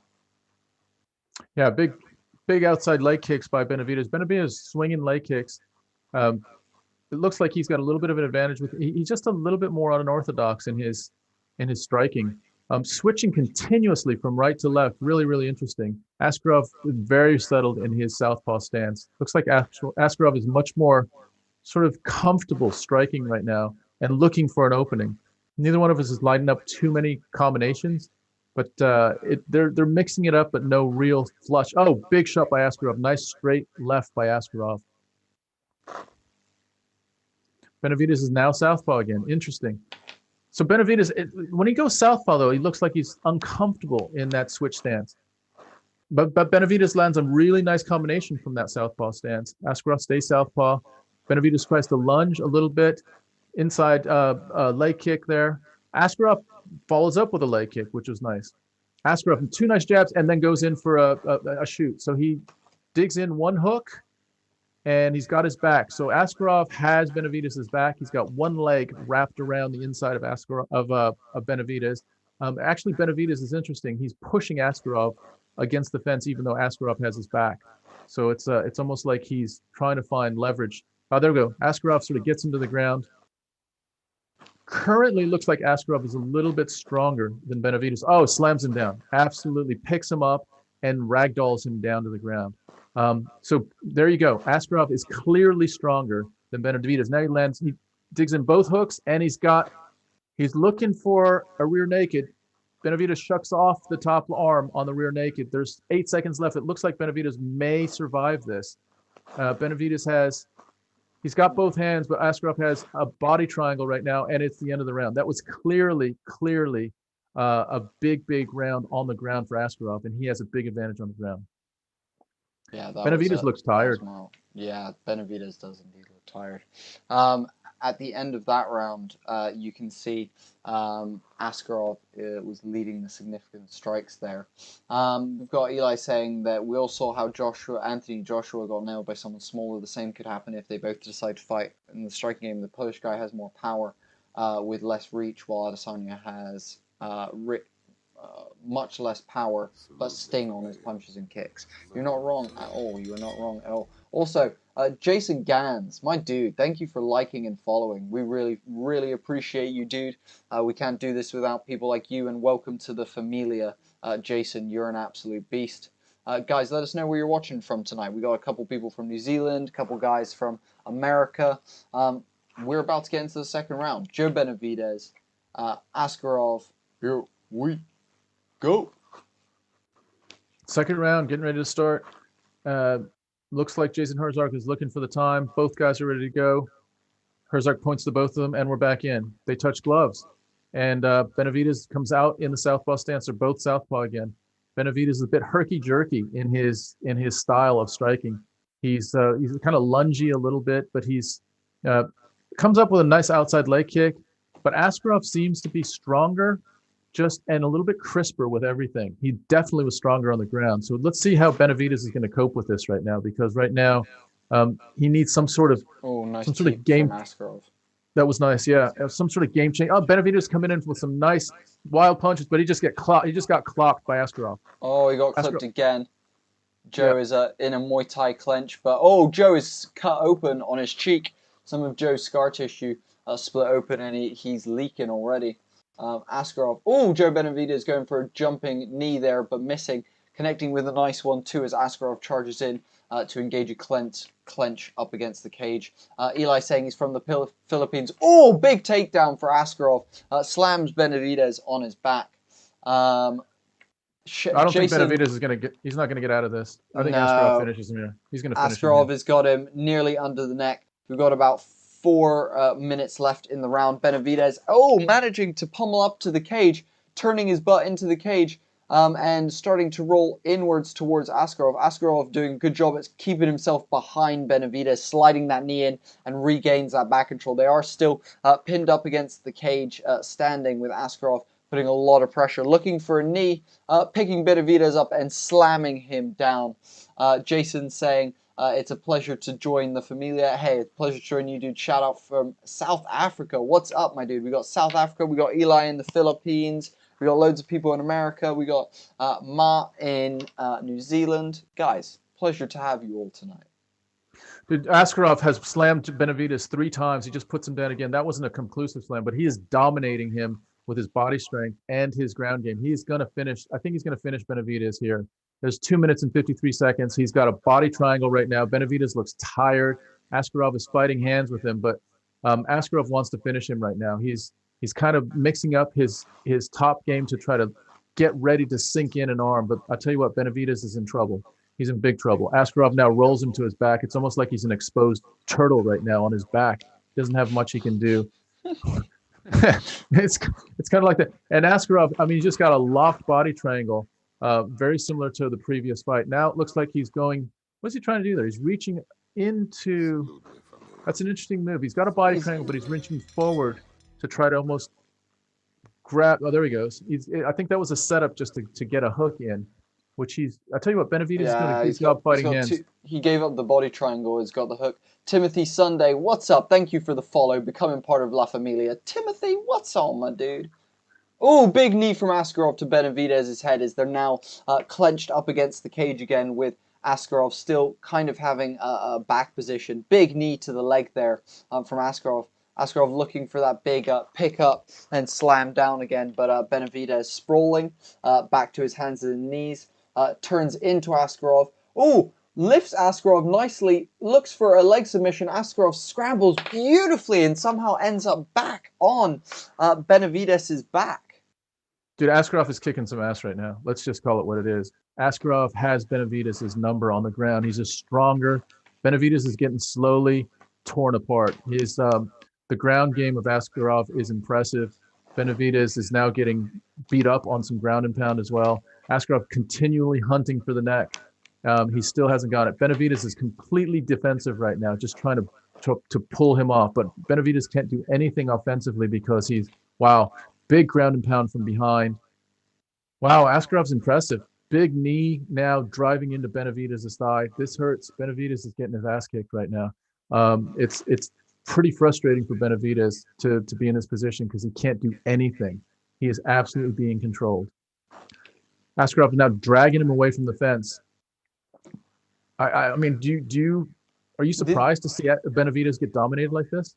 I mean, no, this is Dagestani wrestling, guys. Like, to say that we didn't expect some strong Dagestani wrestling would be an understatement. He's got beautiful hook into one of Benavidez' legs. He's basically in kind of like a squatted side control on Joe Benavidez right now. He's now digging. He's digging both hands under Benavidez, looking for a almost like a double leg, even though Benavidez is sat down. Oh, he breaks and fires two big ones at Benavidez, clips him with a huge right, and that is the end of round 2. Benavidez is looking a lot worse for wear than Askarov right now, absolutely smashing him. Did you see how calm Askarov was after that round? He literally was not breathing at all. This is so impressive. I'm thinking, damn, Askarov versus Figueiredo. Like, wow. You know, like that's what's going through my head right now because he's disassembling Joseph Benavidez. And by the way, Joseph Benavidez has been at the very top of this division for years, and he is just getting literally mauled, completely dominated by Askarov right now. Benavidez got a big mouse under his eye. It looks like, and it's got a cut right in the middle of the pretty deep cut. He's got another cut on his eyebrow as well. Did you just see them packing that as well? Yeah, he's not looking good. Does he get a cut on the bridge of his nose as well? He might have 3 cuts, and he doesn't have a clear path to victory that I can see right now. He's got to knock Askarov out to win this fight. Yeah, not only that though. Jason, Askarov, he definitely took that round. That was 4 minutes of ground control, pretty much. So far, that was ridiculous. So far, he has had so much control. It's unbelievable. Getting ready to start this next round. We're in round 3 right now. Benavidez does not have a clear way to. Certainly, he's behind on the scorecard, so he has to win by a knockout. And when you think about it, how you're trying to picture how he's going to win this fight, and you don't have a clear picture of how he can do it. He's been a little bit wild, and without. And you know what the big difference has been? The head strikes. Askarov has landed, other than the sheer takedown control, which Askarov has 5 minutes across 2 rounds so far. He actually has nearly 7 or 8 more head. Oh, lovely question mark kick from Askarov, landing flush on Benavidez' head. But Benavidez stays up, doesn't even wobble. Actually, takes it like a champ. But it's clearly the head strikes. Almost 10 more for Askarov at this point. Benavidez is just looking a little bit tensive. Ooh, lovely outside leg kick there from Benavidez, though. That was a nice kick, yeah. Really nice. I just, Askarov has this, has that Dagestani, almost that attitude, doesn't he? That you just don't have an answer for anything that I have right now. I have dominance in everything that you're going to try, and whether it's striking, his management control is really nice. His distance management, he just lands a straight left on a Benavidez. Benavidez tries a swinging outside leg kick that sweeps right over the top of Askarov. Benavidez is trying. You got to give him credit, right? He's not just saying, "Well, I've lost the first 2 rounds. I'm just going to ride this out." He is trying to do the best he can, but I don't see it unless he lands something kind of like a fluke. Nice jab there from Askarov. It was really nice. Yeah, a nice straight jab by Askarov. Not sure what Benavidez is going to do here. He's trying to land these sort of wild leg kicks. He doesn't actually want to engage anymore with the hands and striking because he's been lit up a couple times. Oh, he just got knocked in the back of the head. Yeah, He's that one. Put him yeah. down. Benavidez is not stopping. He's going out on his shield, though. He's going out on his shield. He's still swinging with Askarov, which is wild because it feels like he's either going to get knocked out or we're going to be back to the ground with Askarov dominating again very soon. Yeah, it must be super frustrating for Benavidez. Here we go again. Whenever Askarov gets hands on Benavidez. Nice, actually, takedown defense there. Benavidez was able to stuff that takedown. It was nice. Yeah, he's game, isn't he? Benavidez is an absolute warrior. I mean, he knows he's getting dominated, but he's still in there trying to land something, trying to turn this fight around in some way. He just doesn't have the keys to this lock right now. He doesn't have the answer. He's, big outside leg kick that was blocked by Benavidez. Nice outside calf kick by Benavidez. Askarov follows by a front kick. They're just trying to match each other with powerful kicks, both of them. You saw Benavidez suck in a huge breath of air then. Huge breath of air. Jason, thank you for sharing, dude. Jason Gans coming in with the shares, the likes, the follows. My dude. Guys, please share this out. Let's get more people on here. Let me know in the chat where you're watching from. I want to shout you guys out. Lovely outside leg kick from Benavidez. Benavidez has been piecing up Askarov's legs. He's got 7 to Askarov's 4 leg kicks right now. Minute and 30 seconds left. Benavidez has to hit something significant, and he's not landed a punch that's significant in probably a round and a half. He landed. Oh, it goes in for a little Superman that was close. It was a nice little effort there. He tries to switch, and but doesn't throw a punch. He's trying to close distance, but he's having trouble doing it. Askarov's really good at managing distance. Nice crisp jab by Askarov. Really nice, stiff powerful jab. So stiff. It was an Usman jab, wasn't it? Really, it really was. nice. Literally just fucking stops you in your tracks. Askarov's impressive. But you know what? Askarov hasn't actually put it to him like I kind of thought he would in this round. I thought he would just get him. I was going to say Askarov is playing it very safe right now. He's not driving the pace. He's not really pushing Joe. He's really just kind of rolling with the punches. Whatever comes his way, he's kind of just dealing with. And don't get me wrong, it's going to win the fight, but it's not winning him a bunch of fans, maybe. For especially with the casuals who want to see like a stand up and bang. These guys are standing, but it's very much a slow pace back and forth fight. 25 seconds left, and Benavidez needs to do something, anything. He can't get him to the ground. He's trying to land. He's getting a little reckless with closing distance, whether it's with legs, wild flying leg kicks, or he's trying to almost step through to close distance, going from southpaw to orthodox to southpaw again, just to kind of step through and see if he can close distance.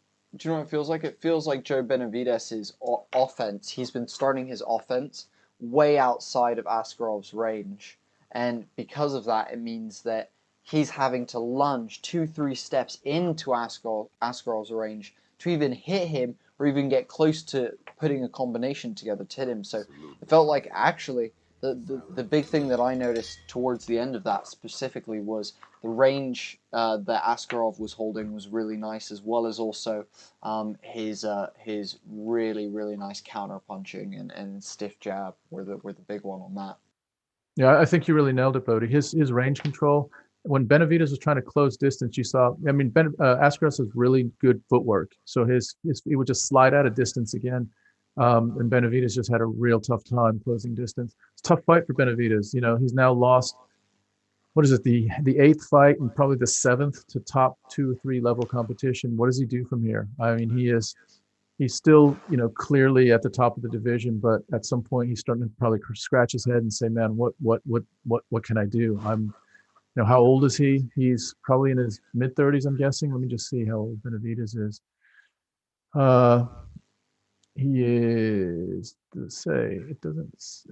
is 36 years old. Yeah. Also, God Will's Mission, thank you for following. I'm not sure if that's your name, but if it is, God Willing, that's a great name, God Will's Mission.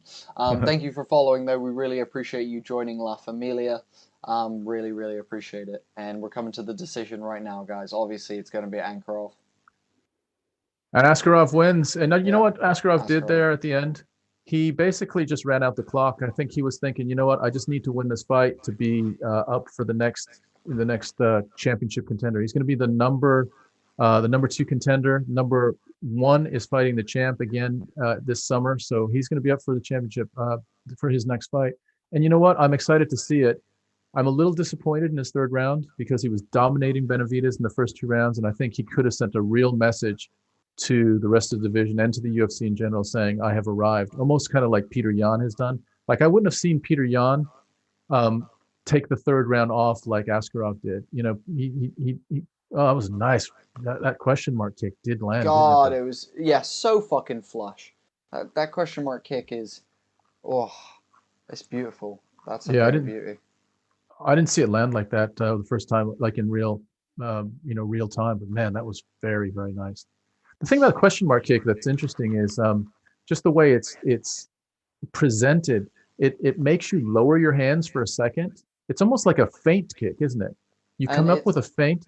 Yeah, it's usually a fake to the leg or to the body, and then you fake and then whip it back up basically, and go for the head. It's a dude. Do you know who has a beautiful? 2 people that have beautiful question mark kicks are Stephen Wonderboy Thompson and Holly Holmes. Both of them have absolutely phenomenal question mark kicks that are just gorgeous to watch, like absolutely beautiful. Yeah, that's true. You know, it really, really like, and when it's done right, man, it looks amazing. Next up, guys, we got Song Yadong versus Kyler Phillips. Those of you from America, are you rooting for Kyler, or are you rooting for Song Yadong, the prodigy coming out of I believe. I think South Korea. I was gonna say I want to say Korea. No, it's China. It's China. Is he? Okay. The thing is, yes, China. That's interesting about this is we have Yadong is in the top 15. He's number 14. Also, Dominic Cruz is in the top 15. He's number 11 in that weight division. So, and then we also have, of course, Petr Yan and Aljamain Sterling. So we've got 4 guys in the top 15 fighting tonight. And if there's an impressive performance by either of these 2 guys, Yadong fighting Phillips, or when Cruz fights Kenny, they could catapult themselves higher up into the top, the top of the division. Cruz must be like, it must be tough for Cruz, because this is a dude that dominated the division for years and years and has come off of 2 losses, lots of injuries. He's developing another career, and he's now going back into the ring when the sport has moved on a little bit. It felt like he was, do you know what I mean? It felt like he was. I thought he'd retired. Yeah, me too. I just think he's got unfinished business. Yeah, I think he's feeling that as well. We got Bob Tassio saying he's going for the donger. You got to look at the field. He can match up. If not, he shouldn't fight. Yeah, very, very interesting point there from Kyle. Guys, we've had an amazing night with you guys so far. Thank you all for joining us on this amazing card. If we can, in between these fights, guys, take a second to go and share the stream on your social media. Let other people who you have in your life who might be interested in watching the stream tonight have a chance to find us as well. Really, really helps us, guys. And not to mention, if you do share it out, I get to give you a shout out as well, and I love shouting people out. So please do that, guys. Other than that, go for it, Tom. No, it brings more of a more people into the stream, and we can have more fun with just banter and people having different different opinions on who's going to win and who's going to lose. Let's look at this Yadong versus Phillips fight. So Song Yadong is 16-4-1, and Phillips is 8-1, and they're both 5'8", so no difference there. Song Yadong and Phillips weighed in at 136. Big difference. Here's the big difference. Phillips has a 5-inch reach advantage. That's pretty significant. They're both orthodox fighters. Significant strikes landed per minute. Phillips a lot more, 6.28. Yadong 4.32. So Phillips, as far as the stats go, his takedown average is a much higher as well, 2.79. Yadong is 0.73. His stats look more impressive than Yadong's, but I know Yadong has just a bit of heat behind him coming into this fight. There's some buzz behind him, so it'd be interesting to see how this goes. Yadong, I think, trains out of Team Alpha Male, just like Joseph Benavidez did. So Alpha Male is representing tonight. Yeah, and shouting out Team Alpha Male, we recently had the youngest female UFC fighter ever to be signed to the UFC. She's called Corey McKenna. She's from Wales, the United Kingdom, and she is a straight killer coming for her division. So if you are interested in that podcast, our podcast with Arnold Allen, the 10th ranked featherweight, or even our most recent podcast with the legendary voice of the UFC, Bruce Buffer, you can find a link in our description to our YouTube channel, and on there you can find all of our amazing content. Guys, I'm not sure if you saw the trailer at the beginning, but we do a podcast, me and Tom, and we've had everything from Olympians to Commonwealth Games gold medalists, professional skateboarders. We've had the stuntman who is currently playing Spider-Man in the upcoming Spider-Man movie on our channel. Guys, we've got it all. If you haven't seen Homie and the Dude podcasts, you are missing out. There's literally one for every single person. So hop over to the YouTube channel and check that out as well. We're about to get into this one though. Kyler saying, I saw you, Don. Wonder Boy is overlooked and he should be in the title picture. I agree, man. Wonder Boy is a phenomenal fighter. It's just because he doesn't get much buzz. So people deem him, especially after the Woodley catastrophes of what, like 2014 or like 2013, when Woodley and his like 2 fights were the slowest, most boring things in all of history. Just want to throw out a statistic. Son Yadong has been unbeaten in his last 9 fights. He did have a draw against Cody Stamann, but he has been unbeaten in his last 9 fights. Won 8 of them and had a draw on the other. So he's on a fucking run right now. And he's only 23 years old. So young guy on a run in the UFC. How cool is that? Phillips is 8-1 as well. So this is a good fight right now. That we're looking at 2 guys that are big, heavy prospects. So Phillips has won his last 3 fights. So you got 2 guys in here that are on win streaks, stepping into the ring. Phillips is only 25 as well. So 2 young guys in their absolute primes in the bantamweight division, Kyler Phillips and Song Yadong.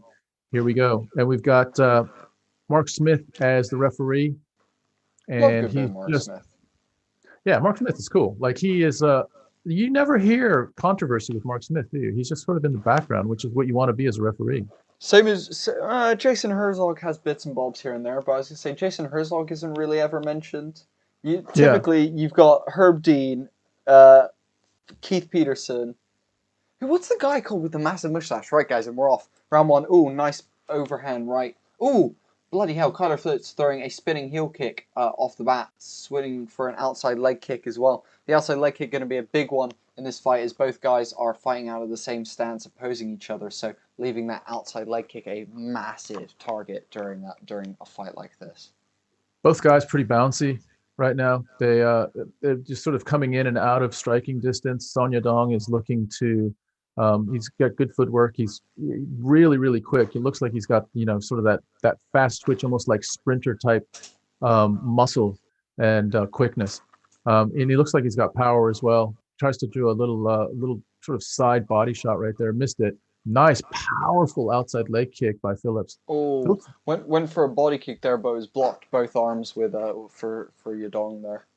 Yeah, I'm impressed by Phillips just bringing a lot of power with his punches. He's in there trying to deliver some damage, which is great.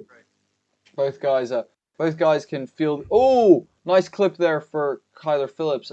Both guys moving very well, like you said, very light on their feet. Oh, head kick there for Kyler Phillips, landing against Yadong. Yadong eating a jab. Spitting back kick from Kyler Phillips. Kyler Phillips really feeling himself right now, charging forward.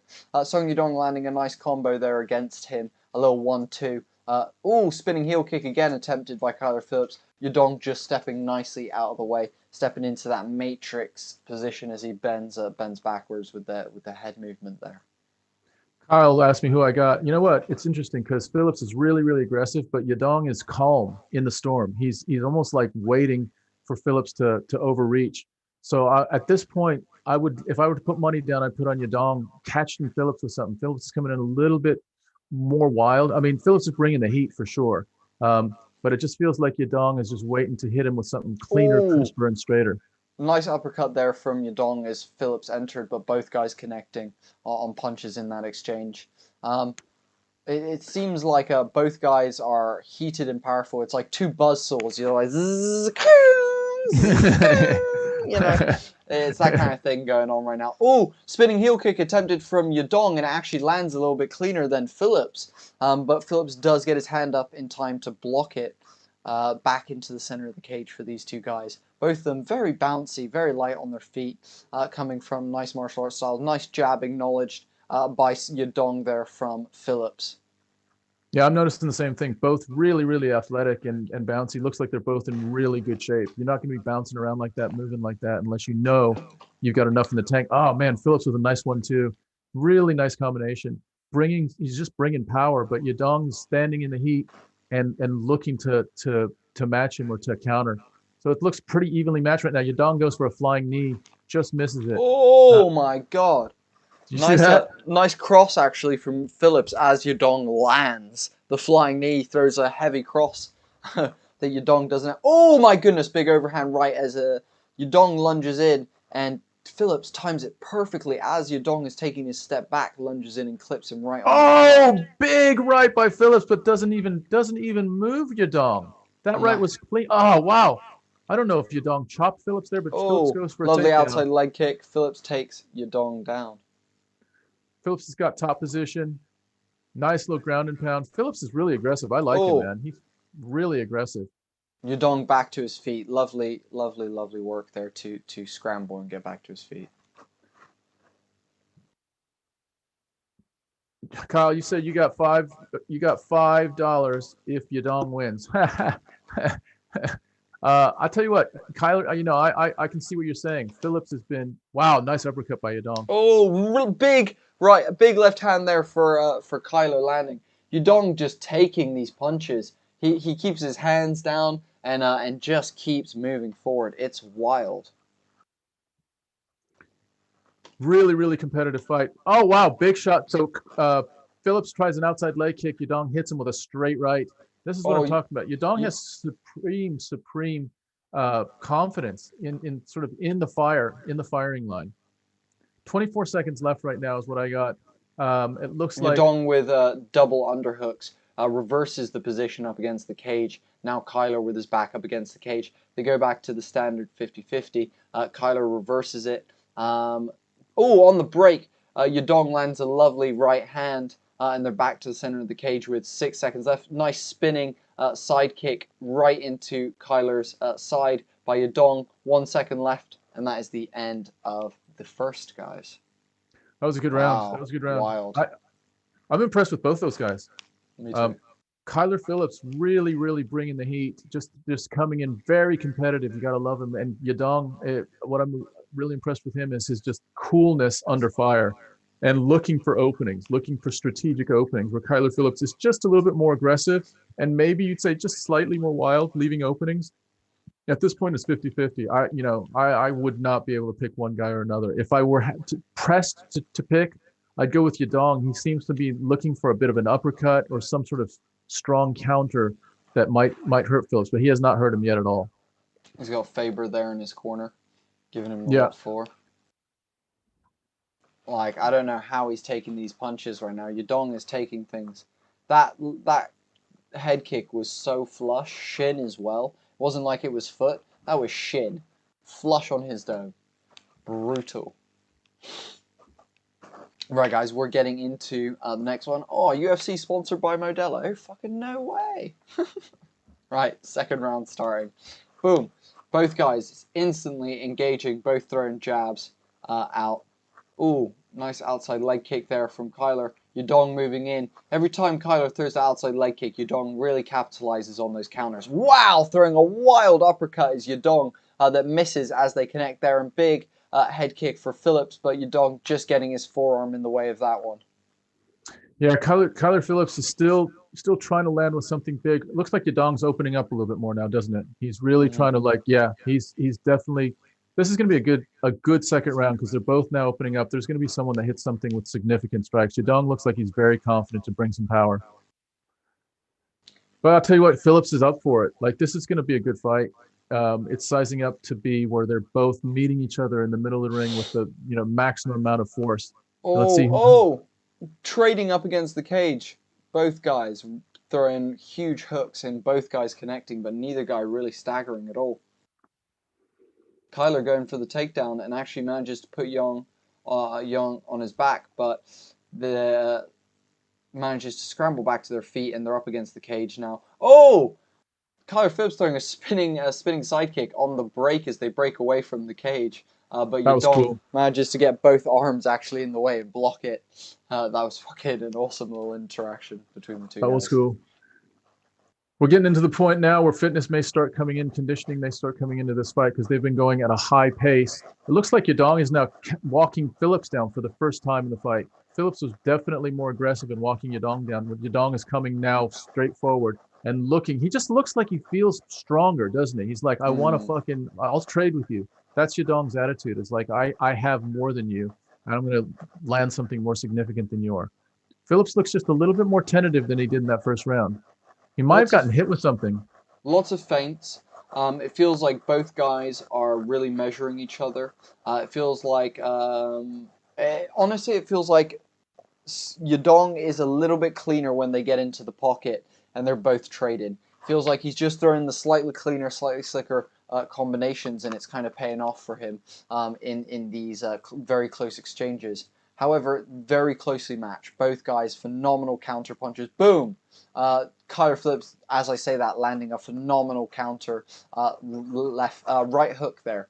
Going for a backside heel kick. I don't even know what you would call that. Like a fucking reverse heel kick, basically. Yeah, something like that. An outside roundhouse, basically. Very unusual.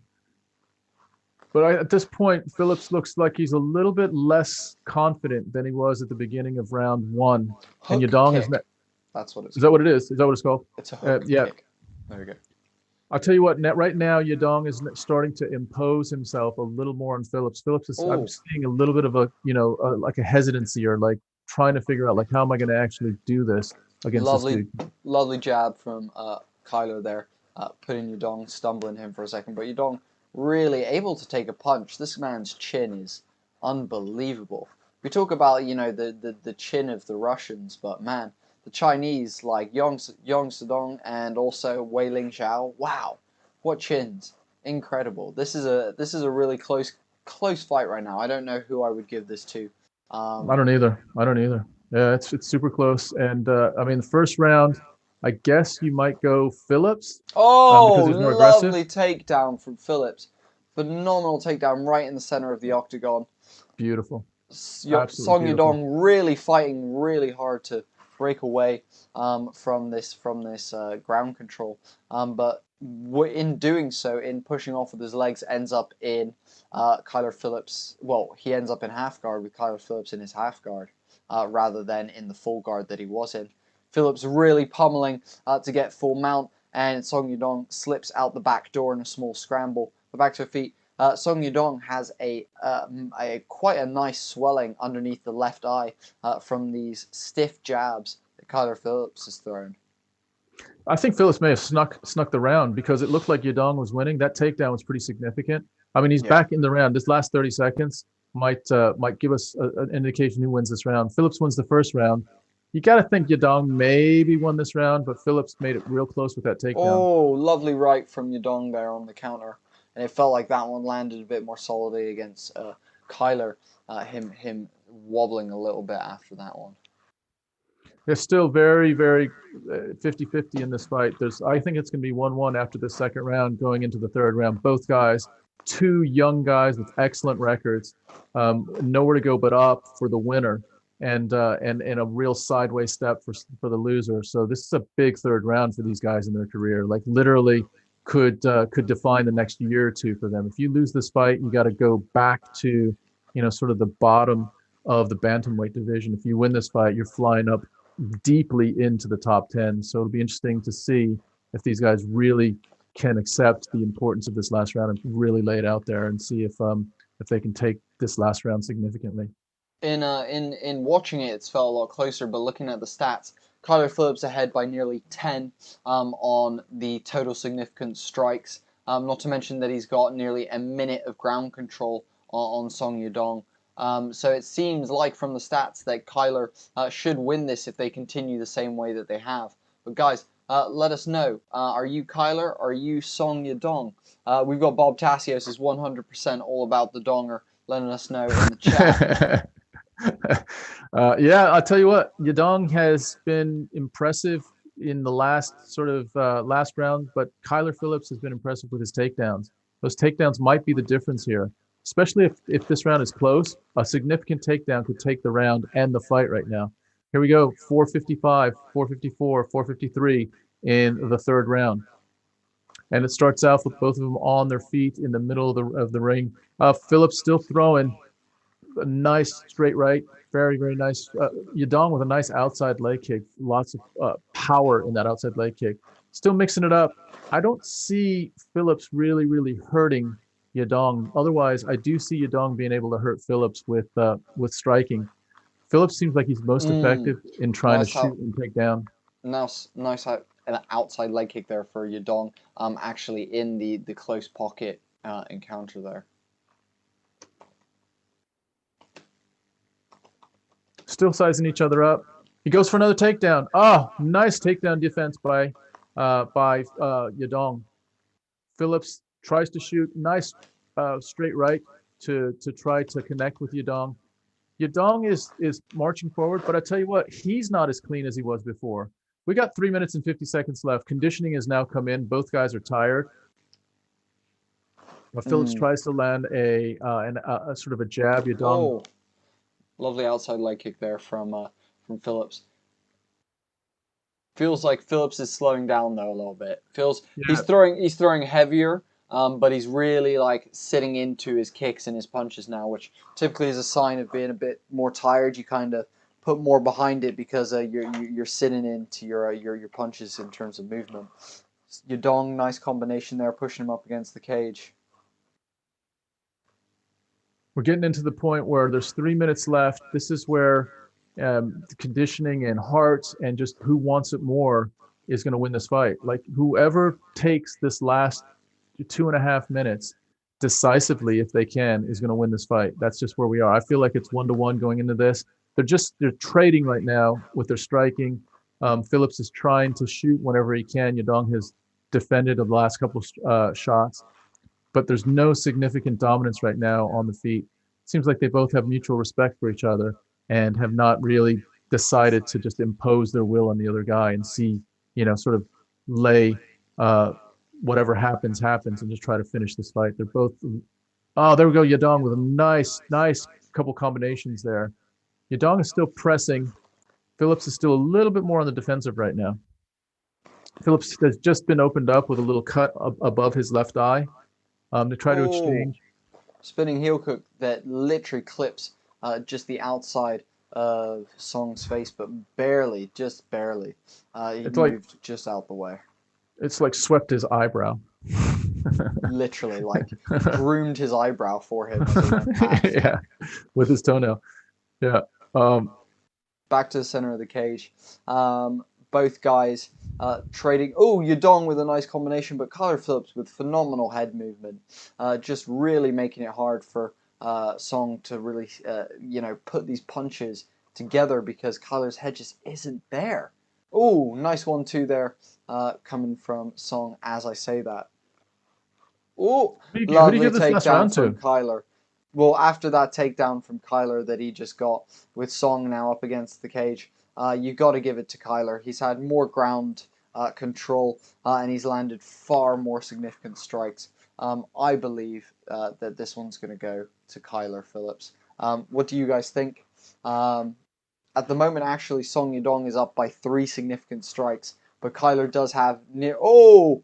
Kyler went for the rear naked, but Song beautifully reverses it and gets into Kyler's guard. Kyler doing what he can to break Song's posture and make sure that he doesn't have a chance to pummel pummel him in the face. Song trying to break and posture up to get some ground and pound. But with 40 seconds left, it feels like this one is good and done. However, this is now ground time that is control for Song. So, you know, it does lean the round back in his favor at this point. Yeah, I have no idea who's going to win this fight because it has been back and forth. Kyler Phillips thinks he's going to get advantage by taking Song Yadong down, and it turns out that Song Yadong has ground control for this last probably just a minute of being in Phillips's guard. No significant damage either way, but it just looks so visually it looks like Yadong has dominance here. Kyler went for a armbar and then went for a leg attempt, and that was the end of the third round. A phenomenal fight for those two guys. Really nicely done. Lots of back and forth. Lots and lots of back and forth. No idea who's going to win that. No idea who's going to win that. I guess I would lean towards Phillips on that one. That's kind of where I would go. But you know, Song Yadong turns it around right there at the last of the third round. No one really imposed their will, so we'll see what the judges say. Indeed. Then we're just waiting for those judges' scores to come back in. Guys, what did you guys think? Yeah, let us know what you guys thought of that fight. Guys, there's 20 of you in the chat so far watching. We've had about maybe 5 to 10 of you type something in the chat. Let us know, guys. Where are you watching from? Who are you here to see? And something I say every time we do these UFC events is it's awesome to have a group of us all, different cultures, different races, different countries, different nationalities, different beliefs, all here watching some fighting together. So it's a pleasure to have all of you joining us tonight. As always, guys, please subscribe to YouTube. That is our biggest one that can help us at the moment. And as well as that, share this stream out. Whether you're a Twitter person, whether you're an Instagram person, whether you're a YouTube guy, whether you're a Facebook dude, please share this out as much as possible. RC Lay, thank you so much for liking and following on Facebook. My dude, welcome to La Familia. And Kyler Phillips takes it. Kyler Phillips takes it, guys. Decision for Kyler Phillips, a split decision at the end there. Song Yadong clearly upset and stands a little bit perplexed for a second, but wow, what a lovely fight there. Yeah, that was. I mean, I thought if you're going to give it to anyone, I guess you give it to Phillips, just because, you know, he won the first round just with his real dominance in the first round. So you give him the first round. Second round, he has a late takedown that was a clear takedown. So Song Yadong was winning that second round, but Kyler Phillips brought it close in the second round. Third round, I mean, that's another 50-50 round. He barely won that fight. I do think he won it, but it was very, very close. And so that's a big win for Kyler Phillips. He goes to 9-1. Song Yadong goes to 16-5-1. And that propels Kyler Phillips probably into the top 10 of the bantamweight division. And Song Yadong, who's only 23 years old, I mean, he's a young guy. He can regroup. But now, you know, you're 16-5. You know, you win 2, you lose 1, you win 2, you lose. That's, you know, that starts to not Split be as indeed. Split decision indeed, Kyle. Yeah. Yeah. So what did you have, Kyle, when you saw it? Because I had Phillips just by a whisker on that, just by a whisper. Yeah, that was a good fight. Both guys really putting it on the line and giving it everything they've got. I'm sure you guys all enjoyed that as well. And you know, another win for Team America for Kyler Phillips there. I'm sure the Americans of you in the chat will be happy with that. Guys, we've got some big fights coming up. Who are you literally looking the next forward 6 to? fights? Yeah, who are you looking forward to in the next couple? Let us know. We've got the last fight of the prelims coming up next, though. That is Dominic Cruz versus Casey Kenny. Ooh, boy. I'm excited to see Cruz get back in the cage. And Kyle says he had Phillips 29-28. I agree with that, my dude. I'll be right back. Yeah, that's exactly what I had as well, Kyle. By a whisker. I mean, I could have even seen that as a draw. It was that close. I would have probably felt a little bit bad if Song Yadong won that fight, but I think the right guy won the fight, which is great. You're starting to see a pattern with judging that you're not seeing these outrageous decisions anymore, which is great to see. You're seeing the right guys win usually, and that's what it feels like for this whole night. The right guys have won. We're moving on now to Dominic Cruz, who is a legend. He's going to be a Hall of Famer. He is 22-3, and he's fighting Kenny, who's 16-2-1. I'm just going to give you the tail of the tape of these guys. Cruz is 5'8", Kenny's 5'7". Both of them come in at 136. Both have the same reach. Dominic Cruz is an orthodox fighter, but he's switching up the whole time. He's all over the place with his technique. Casey Kennedy's a southpaw. When you look at the stats, let's see what else. Takedown average, Dominic Cruz is 3.5. Casey Kennedy likes to keep it up on his feet. Otherwise, there's nothing really significant. Kyle saying, man, I love Cruz. Both in the booth, he's so good, and it's been so long since he's fought and even won. So this fight dictates Cruz's career for sure. I agree, man. I agree. I like Cruz as well. I think he's phenomenal in the booth. He is, to me, he's my favorite.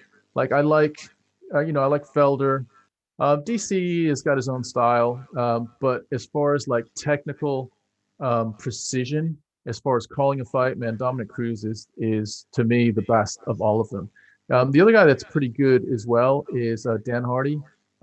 He has a real good eye, but there's something about the way Cruz sees things in real time that just differentiates him from everyone else. As a fighter, it's interesting. He was saying in an interview, I guess it was this week, saying he's got to turn off his analytical mind because he gets what he calls, paralysis by analysis. When he is really trying to get into what technique one guy has or another guy has, he wants to put that away and just be in the moment, in the present, and let his instincts and his training take over. So he literally said that for like the last month, he hasn't done any kind of analysis, any kind of commentary type work for the past month in preparation for this Casey Kenny fight. I'm just gonna, he is a humble loser as well. I just love, when you look at like martial artists, Dominic Cruz is, the epitome of that. Let's just look at his record because, what we see standing out immediately is he's only fought once since 2016. Now he's blown out both ACLs, that's a problem. But I mean, his record up until when he fought Cody Garbrandt in December of 2016, he had won 1, 2, 3, 4, 5, 6, 7, 8, 9, 10, 11, 12, 13, 14. He won 15 in a row before he lost to Cody Garbrandt, and he lost his belt that night. And then he sits out for 4 years, and he comes back and he loses to Henry Cejudo in a very questionable stoppage, which is, if you remember, there was like a second left in the second round. And there was a bit of a controversy with the referee. Cruz had a real problem with the referee that night. And so Cruz has some unfinished business, and we're going to see how much he's got left in the tank. Casey Kenny is a live opponent. This is not a gimme for Dominic Cruz at all. Just looking at the tail of tape for Dominic Cruz. Also, quick shout out to Scottish Fox saying Scottish Fox saying Dominic Cruz Bambi legs. That is, it's kind of true. He's got one of those. The thing about Cruz that's interesting is, he's been around so long that his style was very confusing to start with, and it almost feels like the field has caught up with him and his style, and almost made his unorthodox way that he encounters a little bit less mysterious and less confusing for people. You look at Casey Kenny, guys. He has won 1, 2, 3, 4, 5, 6, 7, 8, 9. He's won 9 out of his last 10 fights. So he is, and by the way, his record is 16-2-1. So he is on a run right now. He's won his last 3 in a row. Last fight against Nathaniel Wood, he's got some good wins. He's only 29 years old, so this is going to be a real fight for Dominic Cruz. I mean, yeah, this is no joke. Dominic Cruz is going to have to step up to the plate and show everyone what he's about, show everyone why he used to be the champ, and hopefully reclaim some of that former glory that he once held so dearly in his heyday. But guys, this is a big fight. This is the last one of the prelims. Who is hyped for this main card tonight, guys? I'll tell you what, I am so excited for this main card. 3 championship fights, 1 main card. Absolutely wild. Bob Tassios, to answer your question, Kyler Phillips won. And Kyle, another Benavidez, just a better fighter, though, like these new guys who are coming up strong. You're not wrong. It's interesting watching some of these great fighters that we grew up with become these like journeymen. Me and Tom often talk about Tony Ferguson. He is a phenomenal fighter and was one of the guys who was one of the most feared in the division.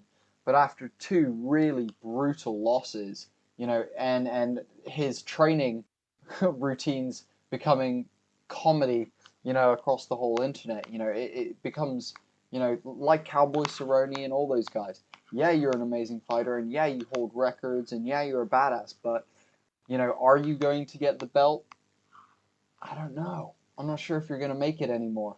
But we're here. Dominic Cruz is getting waxed up. They're vaselining him right now.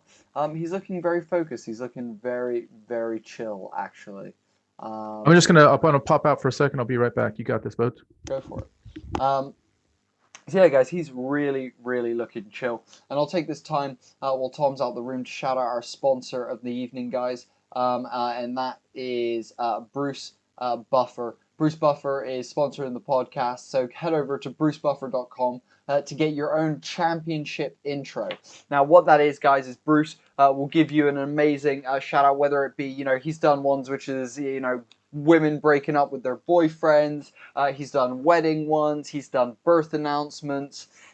He's done, intros for podcasts like our podcast, all that kind of stuff, guys. And if you head over to his website, you can get one of these incredible personalized intros, these championship intros, for a 10% discount if you use the promo code DUDE. Now, head on over, use that promo code, grab yourself a championship intro, and message me and Tom when you do. Let us know. We'd love to hear what you got it for, and what you're using it for. If it's to quit your job, if it's to tell your dog how much you love them, I'd love to hear what you use your Bruce Buffer intro for. But that's that. As we get into this one, talking about Bruce Buffer, he's currently introducing these 2 wonderful guys. Also mentioning Bruce Buffer, guys. Tom and I did a podcast with the man himself, Bruce Buffer, last week. You can find that on our YouTube channel. There's a link in the description for that. Guys, also take the time to mention we do a podcast about weekly at this point, and we have had everything from professional skateboarders, filmmakers. We've had the stuntman for the guy who is currently doing the stunts for Spider-Man in the next Marvel movie that's coming out with Spider-Man. Guys, we've literally had everything on this podcast. So if you have the time, if you need something to listen to, if you want to kick it with your buddies and listen to some good content, Homie and the Dude's the place for you. So guys, thank you all for joining us. It's been an absolute pleasure to have every single one of you here with us tonight. Tom is back with us. And as we do this, we're going to get into this first round of this fight between Dominic Cruz and Casey Kenny. Jason Herzog is the referee in charge of the fight. And it looks like Dominic Cruz, look at his left elbow. It looks like it was swollen. Just look at the outside of his left elbow. It looks like, you see that? Yeah, Cruz shooting for a little bit of a takedown. Casey Kenny stuffing it and locking in almost like a modified guillotine a little bit with a big knee to Cruz's head. Casey Kenny still holding that. They break, and Cruz faking a little knee there. Casey Kenny really putting the pressure on Cruz straight away from the outset, not giving Cruz any space to get into his rhythm and find that kind of timing that he likes. Nice. Casey Kenny's he's a southpaw. Well, he just switches. So switching south and orthodox. Cruz is now he's doing his game, right? He's bouncing around, mixing up kicks and punches like he does. Looks like Cruz is a little bit winded from that very first shot. His mouth is open. He's breathing a little bit heavy, just trying to get his wind up. But Cruz is doing his thing. He's managing distance. Is he a master at managing distance or what? Tries to grab Kenny's foot. Oh, head kick there for Cruz, lands.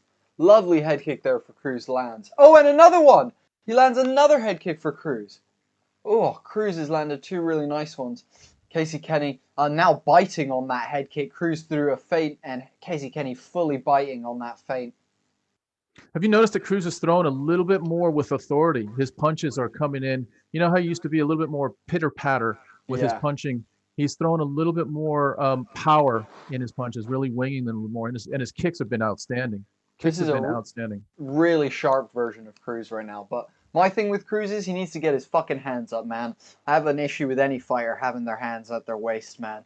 Like, you got to defend yourself at all times, and you got to be prepared for counter punches. Is my big thing with Cruz. Is he throws beautiful like weird timed jabs and like crosses and stuff.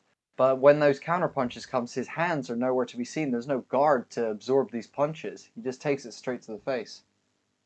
Yeah, and he's just so awkward. His movement is still good, and his his in and out movement is crazy. It just kind of mixes people up. It's almost like if he was an animal, he would be like a mongoose, right? He'd just be like confusing your brain. I love the outside leg kick there for Kenny. Yeah, man, if I was Casey Kenny, both guys tag each other and Cruz lands really heavy, staggering Casey Kenny there. If I was Casey Kenny, I'd be piecing up Cruz's legs, just trying to slow him down a little bit. Get to the body and get to the legs. That seems to be the only way that he's going to get through to Cruz. Because Cruz is looking really sharp right now. I take back my ring rust. Wow, he might be the sharpest I've seen him in years right now, actually. This is not wild. only that, it's his style is much more appealing. He's in there to mix it up a little bit more. I guess you get that way when you get a little bit older, but he's less sort of bopping around in and out and trying to confuse you. He's doing a little bit of that. We noticed that with Wonderboy Thompson, didn't we? Yeah, exactly. It's a great comparison where they have to sit down a little bit more because they're just not as fast or energetic as they used to be.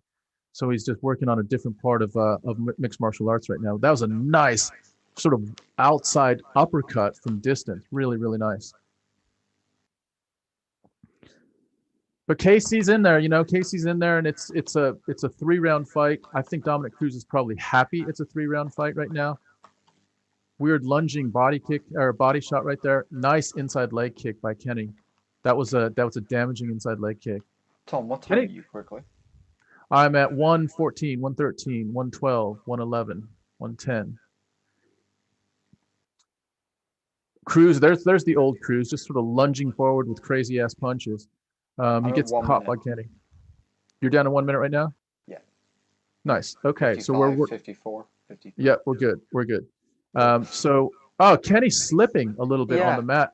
I noticed that as well. I was like, is it he's got jelly legs or is it that his feet are sweaty? I noticed that as well. He slipped a couple times now. Yeah. Oh, big exchange there. Both guys landing.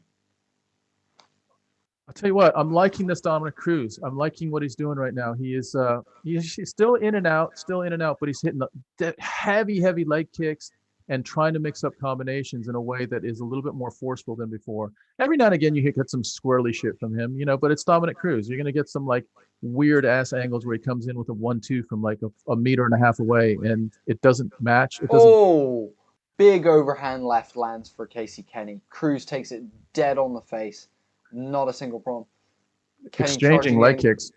Yeah, Kenny coming in and Cruz eating his takedown with some beautiful defense.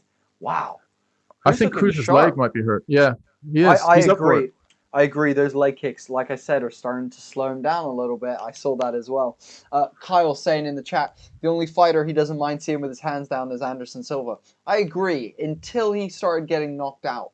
And then in these later years, dude, when he's doing this like this Wing Chun stuff, dude, and he's getting hit by ISRAEL Adesanya and like every fighter left, right, and center. Yeah, dude, that was, man, it's hard watching the guys who are amazing because they're fast get old.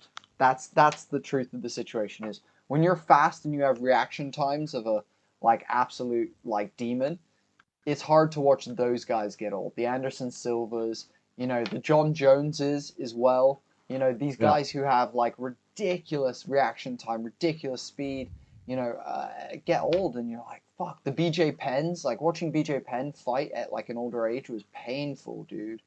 Like really, And Dominic really Cruz painful. is in that category, isn't he? Where he excelled with his speed and his footwork and his awkwardness. He's now having to sit down a little bit more and mix it up, which is making him a much more exciting fighter. But it puts him in danger, especially with a guy like Casey Kenny who has the skills to convert it. Big overhand right from Cruz lands. Cruz swinging for the fences right now. I love what I'm nice seeing. He's inside crisp, leg isn't kick. he? Nice inside leg kick there from Wow. Casey Kenny. Ripping Almost- apart that front leg of Cruz. Yeah, that front leg is getting compromised for sure at this point. And does Cruz have a switch? I guess he does. It's not as smooth. Look, he's dodging. he He's keeps clearly dodging, dodging yeah. now. Yeah, that leg is hurting. Cruz diving for a takedown. Kenny stuffing it nicely though. Back to their feet. Cruz, loads of feints. He's so awkward, isn't he? He just kind of comes in with angles that you just do not see other fighters come in with. You know, he's like, he'll duck and dive, and then he'll like hit you as he's leaning to the side. Nice little outside leg kick to Kenny's head. It wasn't with force, but it landed. Also, Kyle, I'll answer the question about Dillashaw in a second, dude. It's a great question whether Dillashaw deserves a title. Well, I'm more than happy to talk about that at the in between this round. Nice straight right by Cruz. He's slick, man. He's slick. And I like, this is exactly what you said, Boats. This is the evolution of Cruz into what has had to happen with Stephen Wonderboy Thompson, where they've got to sit down a little bit more and mix it up. Eats a heavy jab there from Kenny. Jesus Christ. Yeah, straight jab. He just swallowed it, didn't he? Yeah. He just doesn't have the power when he shoots to do anything with it, does he? It's just sort of a. He's very light. He's a very light, very. He's not driving Kenny to the ground at any point with any of his takedown attempts. Nice 1-2 there from Kenny. It feels like Kenny's starting to work out this timing a little bit. You can see him like moving, watching Cruz's head, and like almost getting the timing a bit better. Cruz is struggling to hit him as much anymore. I agree. Feels like Kenny's really starting to understand Cruz a little bit in this second round. Yeah, it's just happened in the last 30 seconds, hasn't it? Where he's figuring him out a little bit more, and Cruz is looking a little bit more worse for wear now. His conditioning, Kenny's catching him a little bit more, and he's opening up with counters and leads. So Kenny's comfortable right now. Oh, lovely little like outside left there from Cruz on a like jumping, lunging too. Do you know what's also interesting that I'll point out as well is Cruz open mouth breathing, Kenny closed mouth. Doesn't really seem to be sucking air at all. Seems Cruz wide mouth. Seems to be grabbing a bit more air at the moment, and you can see those older years in terms of conditioning really kind of showing themselves with Cruz here in this second round. Oh, lovely counter there from Kenny. Nice inside leg kick there from Kenny as well. Cruz is really weird, nicely blocking that head kick and throws one of his own. But Kenny blocks that as well. I want to say Kyler fucking hell. Cruz with a nice jab to the body, and Kenny comes over the top with an overhand left that smashes Cruz right in the face. Cruz with a 6-punch combo, but Kenny lands a beautiful 1-punch counter after the 6th punch. Go on, fucking Cruz. He's swinging wild tonight. He's up for it. I mean, but you can tell right now that the conditioning is turning into a factor. He's getting a little more loose and wild with his delivery. And Kenny's staying composed. And he's just chopping that front leg, man. He's putting some damage on that front leg. It's turning into a real thing right now. And Kenny's happier to stay in the pocket right now in exchange with Cruz. Cruz with a beautiful overhand right that lands really heavy on the chin of Kenny. But Kenny not even wobbled from that one. How much do you love Cruz, man? He's a fucking warrior. Look at him. He's just walking. Look, he's walking him down. He's 36 years old, fighting against a guy that's on a run right now, and Cruz wants this. This is the championship heart, man. Awesome to see Dominic Cruz out there fighting when he really doesn't have to be. And not just fighting, but going out there trying to make a statement. And his footwork is beautiful. Unbelievable. His head movement is also fantastic. He's got beautiful head movement. Not to mention that he's looking for like when I mean combinations, he's throwing at least like 4 or 5 punch combinations. Big head clash there, actually. And Kenny lands a nice right. Oh, Kenny trying to sink in a guillotine as Cruz dipped his head there. But Kenny just can't quite lock it up against the cage. Cruz wriggling out. And that is the end of the second. Cruz with a little mouse. They actually clashed heads quite heavily in the middle of that round. I'm not sure if you saw that, Tom. Yeah, I did. And I'll tell you what, clash. Dominic Cruz looks really, really tired right now. That was the end of the second round. He's breathing heavily and is worse for wear right now. Let's see what he's got left for this last round. But I don't have any doubt that he's going to leave it all out there. He's the type of guy that will go out on his shield, no doubt. Kyle, you asked about TJ Dillashaw. Does TJ Dillashaw deserve a title shot? Fuck no. Of course he does not. This is that is a ridiculous. No, he does not. The dude pedded twice, and it wasn't like oh, accidental. I took a supplement and it had some ped in it. It was you cannot not ped with this stuff. Like, dude, I think he's got, in my opinion, he should have to fight through 2 people to get a title shot. I reckon though he's going to fight one dude and then he's going to have his title shot. I think that's how it's most likely going to go. But he does not deserve it. Is my answer. Petr Yan, I think, has said that if he gets past Sterling, he's looking at TJ, which is crazy. So here we go. I think it's going to be Corey Sandhagen fighting TJ here as a sort of elimination. But come on now, Dominic. Let's see you pull magic out one last time in a round 3. How cool would that be? I love what Kenny's been doing, but there's part of you that's wishing that Dominic Cruz could pull out, some sort of like warrior magic here to show what he's really all about. Look at him. He's firing forward again. I mean, he's leaving it all out there. Amazing. Kenny's trying to pull in a little bit of a... He's going for a high elbow guillotine. Cruz is out. Cruz might be out cold right now. Cruz is out cold, I think. He's either out or he's just sort of... There's nothing happening right there. They've both been sitting there for the last 15 seconds. No, Cruz is moving. No, he's not out cold. Yeah, he's moving.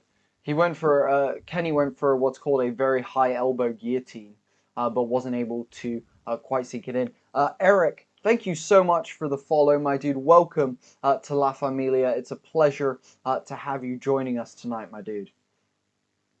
Cruz is not in a position right now that he wants to be in. This fight on the ground here is not going to help him win the round. He is stuck in this sort of high elbow guillotine, and he just can't get himself out. Cruz is, his core strength seems like it's just weak. It's just not perhaps what it used to be, but it's definitely not as strong as Kenny.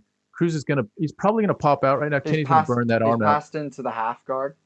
Yeah, this might end up being a decent thing for Cruz, and I think Kenny's right arm is just burning out. Cruz is out of the guillotine, and Kenny transitions. Cruz transitioned to his own guillotine, and they're back to the feet and back to center of the cage. Cruz finding his movement again. Kenny now looking a little bit labored. Oh, his arm's looking a little bit tired after that guillotine, actually. Throwing that last punch with a lot of labor on it, actually. Did you see him shaking out his arms just to kind of get some of that lactic acid out of there? Because he had that squeeze on for about it. Did you see that? They almost broke shins on that one. Oh, both guys trading there. Cruz looking tired, punch tired. There's a difference between stamina tired and punch tired. Cruz is eating a lot of punches, and he's in this last round he's starting to look a little bit punch tired. If Casey Kenny lands some significant, like 1 or 2 shots, he may Cruz clipped Kenny big there. Shot by Cruz. Big shot. Yeah. Cruz. They're trading now. They're trading. Cruz is not going to go out just dancing around. He's trying to win this fight. Amazing display. 2 minutes left in this. 2 minutes and 10 seconds. Kenny going for a takedown. Cruz defending the takedown beautifully, digging for underhooks, shucking Kenny back up and keeping it on the feet. Kenny with a nice jab. Cruz doing his classic head movement with these wild hooks that Cruz throws. Oh, Kenny with a nice jab there that catches him. But Cruz catching Kenny on the counter. It's like counterpunch to counterpunch right now. Oh, Cruz landing a 4-punch combo. He lands all 4 punches.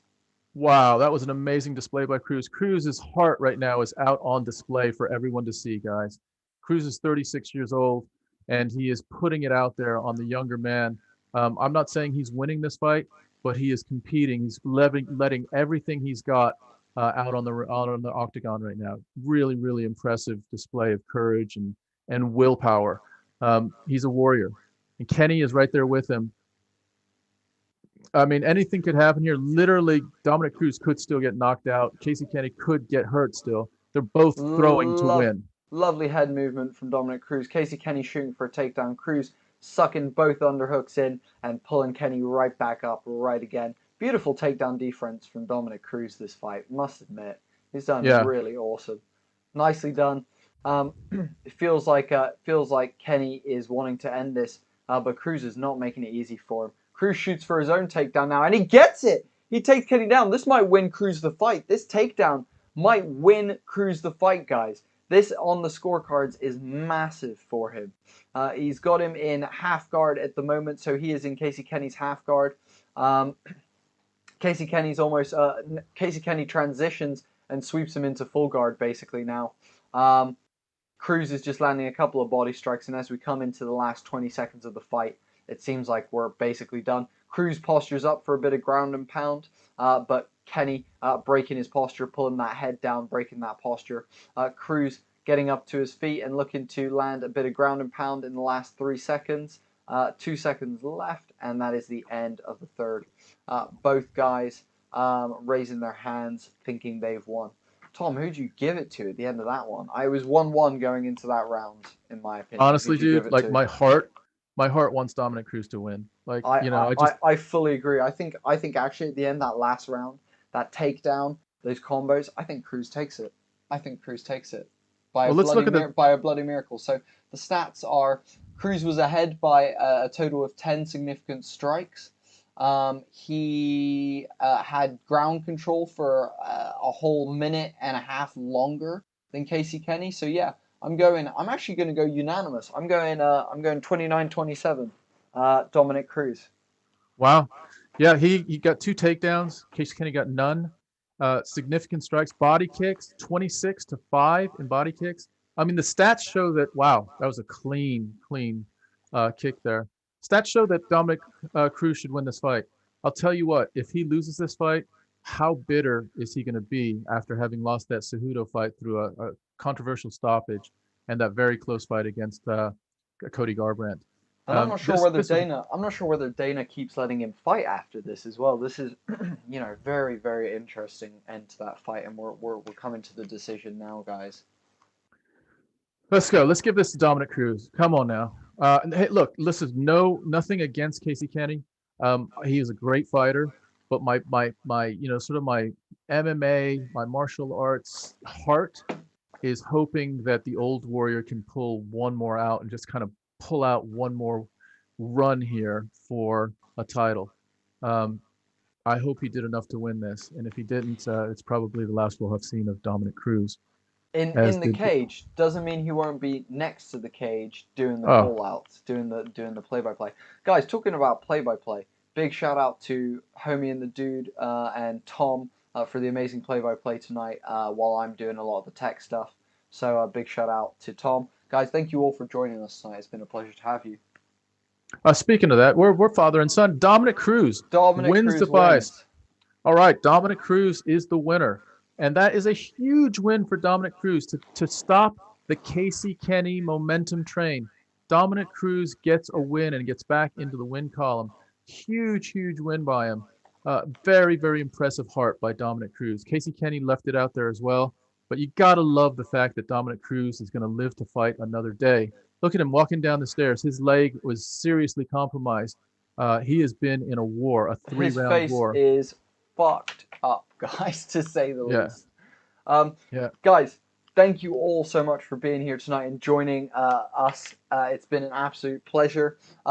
We are about to get into the main card, guys. After this interview from Dominic Cruz. When that does happen, me and Tom are going to take a quick ad break to go make a coffee each. But there'll be a couple of ads running for us and a couple of other things. So don't go anywhere. Stick around for that main card, guys. Not to mention, if you have enjoyed any part of tonight, please like and follow on Facebook, subscribe on YouTube, and share this stream everywhere, guys. Share it anywhere and everywhere you can. Nareyes, thank you so much for following us on Twitch, my dude. It's a pleasure to have you. Joe Rogan is now interviewing Dominic Cruz. They're colleagues in their work as commentators. This must be a special moment for Rogan and Cruz to share this moment as Rogan is interviewing Dominic Cruz. Dominic Cruz is oftentimes on the other side of this.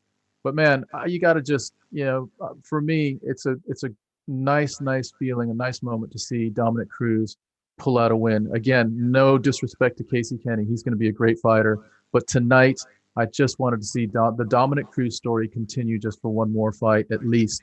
And then he can go out on his, it feels like he could even go out on his own terms now, like if he wanted to, he'd just be like, you know what, I just needed to go out in a way that it made sense to me, to take a win into the horizon, and really nice to see. Also, Valbon, thank you so much for following, my dude. You have just joined La Familia. Welcome. We really appreciate you joining us for the stream tonight. Guys, we're going to head into an ad break now. So stick around. We really appreciate every single one of you guys. And now, for those in attendance and UFC fans watching around the world, this is the moment you've all been waiting for. Live with the best father and son team on the internet. It's time for Homie and the Dude. All right, we are here. This is Homie and the Dude. As someone who is constantly told don't meet your heroes, I say fuck that, meet your heroes, because some of them are incredible. We got a fucking Olympian. I know. On the podcast. That's crazy. Let's talk about the Olympics. So, China, just to put the disclaimer out there, I love China. Got into stoicism about three or so years ago. When I fought at the London Olympics, I'd been doing judo for 20 years already. You're a young guy, and it was probably a pretty like substantial thing in your life. Yeah, boy. All right, hold on. This is the non-crying moment right here. We're right in that zone, the non-cry. Bah! Right? Guy number 1 gets another like, bah! The guy number 50 gets another like, That'll have to be like, boom, boom, boom, yeah. Right? This stuff, stab. So when you hear like a waving song comes up, you're gonna be doing a waving style, you know what I mean? Or if you're doing something where there's hitting on the beat, or if you're top rocking because it's a funky song, or black, you know what I mean? Oh, another quote is, you are already the supervillain in someone else's story, and you don't know it. That is amazing. How does it feel to be a fucking pioneer of a sport, dude? You're one of the guys that's really pushing one-wheeling forward and inventing tricks and stuff. How does that feel, dude? I definitely am aware of that fact. It's almost so rad and so unique that it almost doesn't really feel real. Yeah, my shit was like off, completely off. That's all I'm saying. A lot of the work I do is big work, so it means I'm going to be spending time with that person, just me and them, and there's going to be a lot of those days that combine together to make their finished tattoo. I want to make sure I enjoy the people I'm spending my days with. You're the coolest person I've ever met. I was just going to say, you're literally the coolest person. What the fuck is going on right now? Black is the power, black is my skin. Deep are the roots that this culture's within. Black. boom. I love acting stuff. And oh boy, the guy's like, everyone's like this on the ground. Everyone's swinging tired. This is the original stamp. Yeah. Right? Yeah. That's multiple stamps, obviously. So, the old skateboarding origin story. I don't even like your skateboarding, but you're good enough to be pro. Is I am never attacking and I am never defending. I am simply just waiting for an opportunity. Boom. I'm an adult. I've seen a lot of things and I have no idea what that was. And that was just season 1. This next season is going to be bigger and even better quality, with us adding comedy skits and tabletop gaming to our content. So, get comfy, Find us at Homie and the Dude. Subscribe to YouTube, like and follow on Facebook, and follow on Instagram, and then enjoy season 2. We'll see you then. Hi everybody, I've had an absolute blast recording your championship intros on audio and also on video. And for those of you that didn't know, the videos can be done special exactly the way you like them, because these are green screens and we can do them with a scene behind me. Do you want a fighting scene? Do you want a beach scene? Do you want a race car scene? Any scene you want, we can give it to you. It's your theme and my pleasure. Just write our offices and we will answer you with the exact fee involved and how it'll get done. So here we are, and now it's time, and it's your choice. Cheers!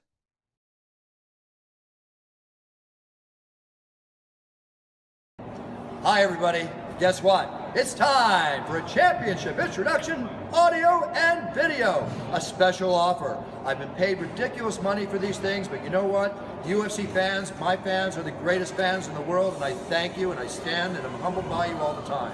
So now, special offer. Go to the special championship intro form, $99 an audio intro, a video, $2.99. Such a deal, but it's a deal from me. Check it out at brucebuffer.com, because I'm there for you, because you're there for me. Why? It's time, baby!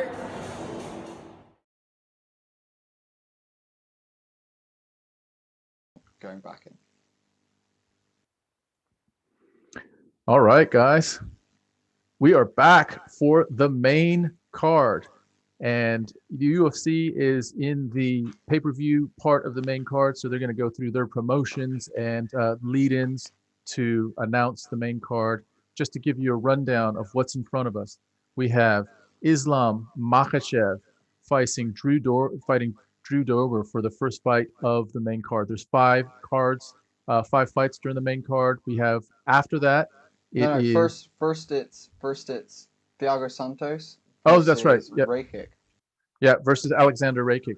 Good call. And then after that is Makhachev, and then it's 3 championship fights thereafter. So it's gonna be crazy. Looking forward to every single one of the. When was the last time you were like, every one of those fights is a banging fight on the main card? I can't remember that. And including a couple fights on the undercard that were really good. The Benavidez fight was an amazing fight as well. That last fight, Cruz and Kenny, high-level fight as well. Really, really strong card. Also, Suspenseful Games, thank you for following us on Twitter. We really, really appreciate it. Guys, take this moment before we get into the main card. If you've enjoyed any of the Homie and the Dude stream tonight, if we've saved you some money or anything like that, please like and follow on Facebook, subscribe on YouTube, share this on any social media platform that you are most prevalent on. And finally, guys, you can also donate to us. There is a link in the description, guys, where you can basically go and donate if you want to. Could be $1, could be $2, could be $1,000. It's entirely up to you. But guys, all of those things, helping us on social media, giving us a donation, all of that allow us to continue doing this, allow us to get better equipment, better understand the technology that we're using, give these fun gifts, that you can see on the screen and all this kind of stuff. Me and Tom are working out, but we can't do that without your guys' support and without a couple of donations here and there, guys. So if you've enjoyed tonight, please hit us with a like and follow on Facebook, subscribe on YouTube, and share this podcast, this stream, or one of our podcasts out wherever you want. Thank you so much, guys. It's been an absolute pleasure to do the prelims for you, and we're even more excited for this main card. Travis, Crow, thank you so much for liking. We really, really appreciate it. Welcome to La Familia, Travis. What's up, dude? Also, guys, final thing I'll say. Please, there is 30 of you amazing people right now in the watching this. Let us know where you are watching from. We want to shout you guys out. Are you here to see ISRAEL Adesanya? Are you here to support JAN BLACHOWICZ? Is it because you're from Brazil and you love Amanda Nunes? Why are you here, guys? And give us some reasons as to... give us a location as to where you're watching from. Amrula, thank you so much for liking as well. Really, really appreciate it. Welcome to La Familia, dude. We're just watching now a little bit of a stare down with Adesanya and Blachowicz on the UFC's promo. The next fight we got is Thiago Santos against Alexander Rakic. This is a big-time fight. You guys will remember the last person to beat Jan Blachowicz, who is in the main event tonight against ISRAEL Adesanya, is Thiago Santos. He knocked out Blachowicz in the third round of that fight. And then Blachowicz has won, I think, 5 of 6. And the one that he has lost is to Thiago Santos. So Santos is the real thing. He came real close with John Jones as well. That was a brutal battle. But Alexander Rakic is also a serious contender. He's 13-2. So let's look at the breakdown, the tail of the tape. Rakic is 6'4", pretty tall for a light heavyweight. Thiago Santos 6'2". Both of them came in at 206. Reach is inconsequential, 2 inches to Rakic, but it's not a big thing. Both of them are orthodox fighters. And then after that, if you look at the stats, there's nothing really too significant with regard to the tail of the tape. Santos's record is 21-8, and just to give you an idea of his last 5 fights, he has lost his last 2. So he lost to John Jones. That was in 2019, in July of 2019, and then he lost to Glover in November of 2020. Before that, you remember he beat Blachowicz, he beat Jimmy Manoa. I mean, he's got some big wins. So he is 3-2 in his last 5 fights, but he's lost his last 2. That's what we have for Thiago Santos. So this is an important fight for him. He needs to kind of right the train right now, or he's going to be heading down into a direction that is not going to be great for him. We look at Rakic. He beat Anthony Smith. He lost to Ozdemir. He beat Manoa as well, and so he's won 4 of his last fights. The only person he's lost to is Ozdemir, which is a pretty significant competitor, and that was in December of 2019. So both of these dudes are right at the cusp of sort of championship contender, and both of them desperately need to win this fight. I would say Teixeira is probably a little bit ahead of them as far as in line for the next championship contender. But these guys are right behind that, and whoever wins this fight could be potentially fighting Teixeira again to see who wins, who's going to fight the winner of Blachowicz and Adesanya. We'll see how that plays out. Yeah, lots of shout outs in the chat. We got Travis saying he's here for Stylebender. Almario saying thanks for the live. Shout out from the Philippines. What's up, dude? Travis is in South Carolina. And we've got Angel is in New York City. What's up, dude? Love New York City, one of my favorite places. Angel also liked and followed. Thank you so much, Angel. Really appreciate that. Guys, who is excited for this next fight? We're in the pre-fight part of the show. This is the kickoff to the main card. It is Thiago Santos against Alexander Rakic. You remember that Santos has brutal leg kicks. He's 37 years old. Remember, he's a black belt in Brazilian Jiu-Jitsu. He's a black belt in Muay Thai. He has some capoeira experience, and he beat Blachowicz. Rakic is a taller guy, and he's almost like a sniper. He likes to stand up. He's very accurate with his striking. He's got good kicks as well. He's got longer legs than Thiago Santos. So it could be a tactical fight to see who dominates on the feet. I wouldn't say either one of these guys is too keen to go to the ground, but if they do go to the ground, you got to give it to Santos. He's a black belt. He's a Brazilian in jiu-jitsu. But the stand-up's going to be real interesting. And I would say that 2-inch reach advantage by Rakic might be important in the striking.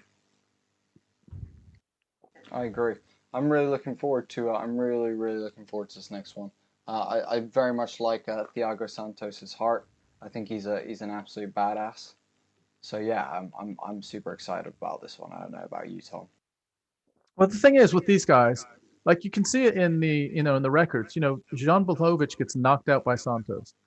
Santos, loses to John Jones. Blachowicz knocks out Dominic Reyes. I mean, it depends like who lands the bigger punch first at this weight to knock someone out. These guys are big dudes with a lot of power, and at this weight, if you hit someone, the human head can only take so much before it starts blinking out and it becomes a knockout. And that's kind of where we are in light heavyweights in the heavyweight division, and that's why we're kind of worried about Adesanya.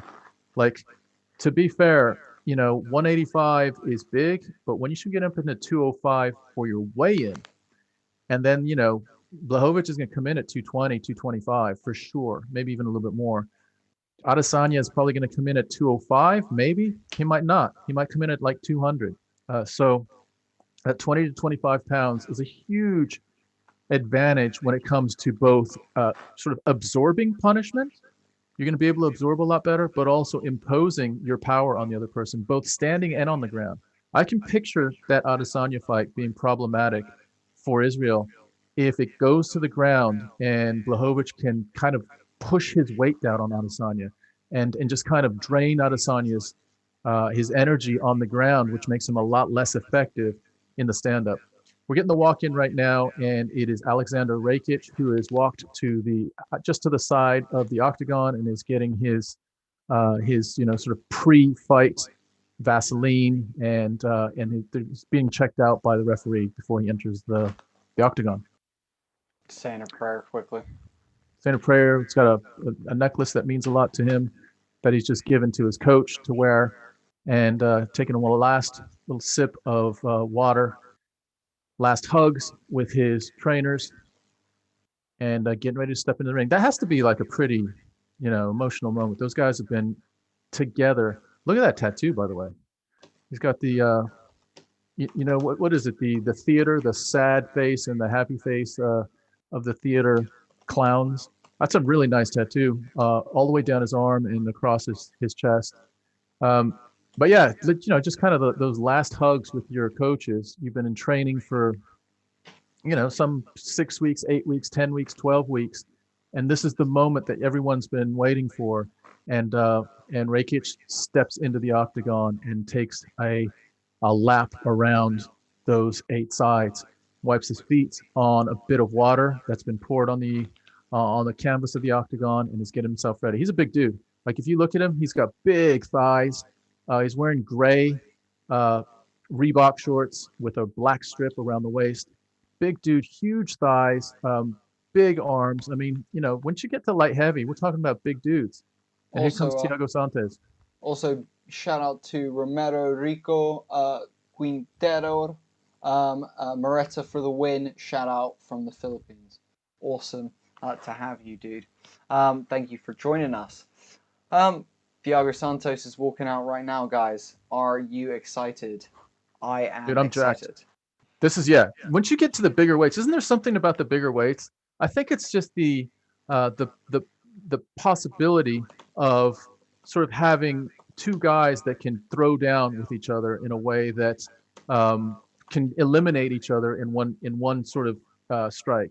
Santos is also kissing a necklace, so they both have this significant necklace. So let's see what happens with Santos. He's kissing. I think that's his wife, actually. I might be wrong, but I believe that's his wife. He's fighting out of ATT. No, American. It's either American Top Team or AKA. Yes. So well coached team. I think it's ATT. I think it's ATT. Yeah. He's getting Thank the Vaseline for the rub. John, thank you for the like, my dude. Pleasure to have you. We do not show the video because that is illegal, even though somehow we just received a copyright strike while doing this stream. Who knows how that happened? Fucking wild. But no, we do not show any of the fights. It is completely legal, and we will continue to do so. Yes. But yeah, so guys, thank you so much for watching. Who do you have in this one? Do you have Thiago Santos or do you have Rakic? I think someone's getting knocked out in this fight. I think someone's getting knocked out. I do too. Santos is in.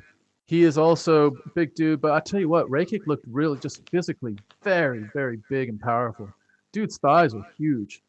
Santos, a couple inches shorter, a little bit thicker, I guess, maybe through the torso, but he also has just a little bit of shorter arms.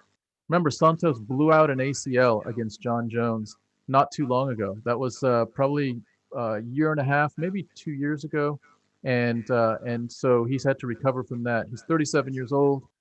Alexander Rakic is 29, and that 2-inch reach advantage, remember, is what Rakic has. Also 2-inch height advantage, and that could come into play here. Rakic is a sniper on his feet. He's a very, very accurate striker. And we got Bruce Buffer, resplendent in his almost like green velour dinner jacket. And he's announcing the two fighters right now. Santos looks like he's up for it. He's just sort of like clenching down on his mouthpiece in a way to get his mouth ready to absorb some damage, which surely he knows that's going to be coming, and he'll be able to deliver as well.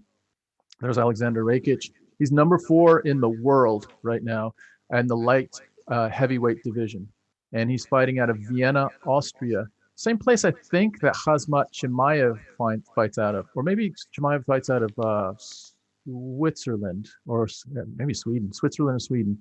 But all of them sort of up in that in the Alps sort of region, which is weird that we're getting fighters out of that region. But I guess they have a bit of history with kickboxing and the like. Thiago Santos is being introduced right now. He looks all business. He's staring down Alexander Rakic. He's number 2 in the light heavyweight division. So you got number 4 versus number 2 guys, and this is the second fight on the main card. Incredible sort of stakes on the line right now for these two guys. One of these guys is going to be at least number 2, and the other is probably going to fall down to below that if he loses. We got Herb Dean as the referee. Does his customary, puts his hands together and sort of bows forward. The ring girl has stepped out of the ring. The door has shut, and we're getting ready for Herb to signal for the fight to start. And here we go. They touch hands, and they are in the middle of the ring. You can see immediately that Rakic has a very high guard with his right hand, and a very sort of forward left hand, wide stance, almost like a sort of a karate type stance. His movement is quite good.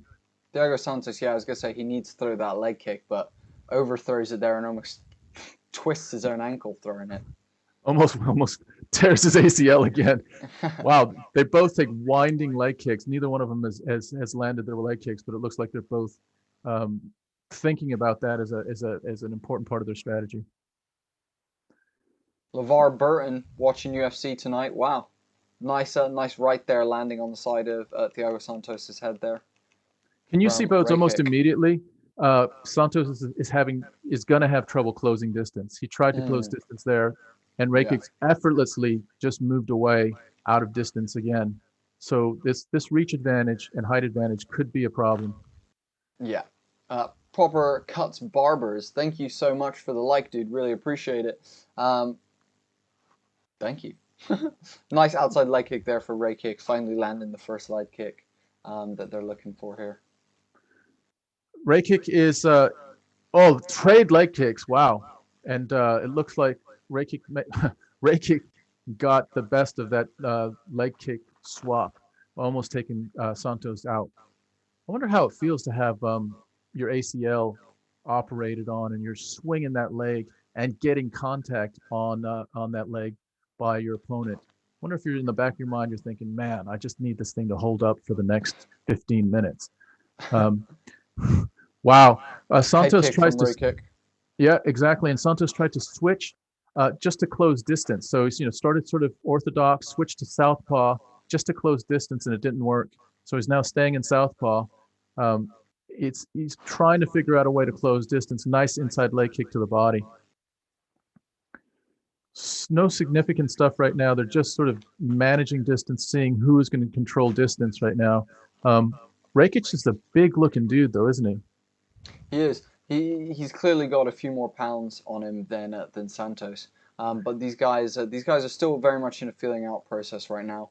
It feels like both guys know that when one of them steps in and gets clipped by a punch, that it might be night time. So it seems like honestly, guys, these two guys are really tentative to break that space. Big outside leg kick there against Santos that seemed to really hurt him. Nice body shot there from Santos. He ducks in and rips to the body of Rakic right there. Really nicely done.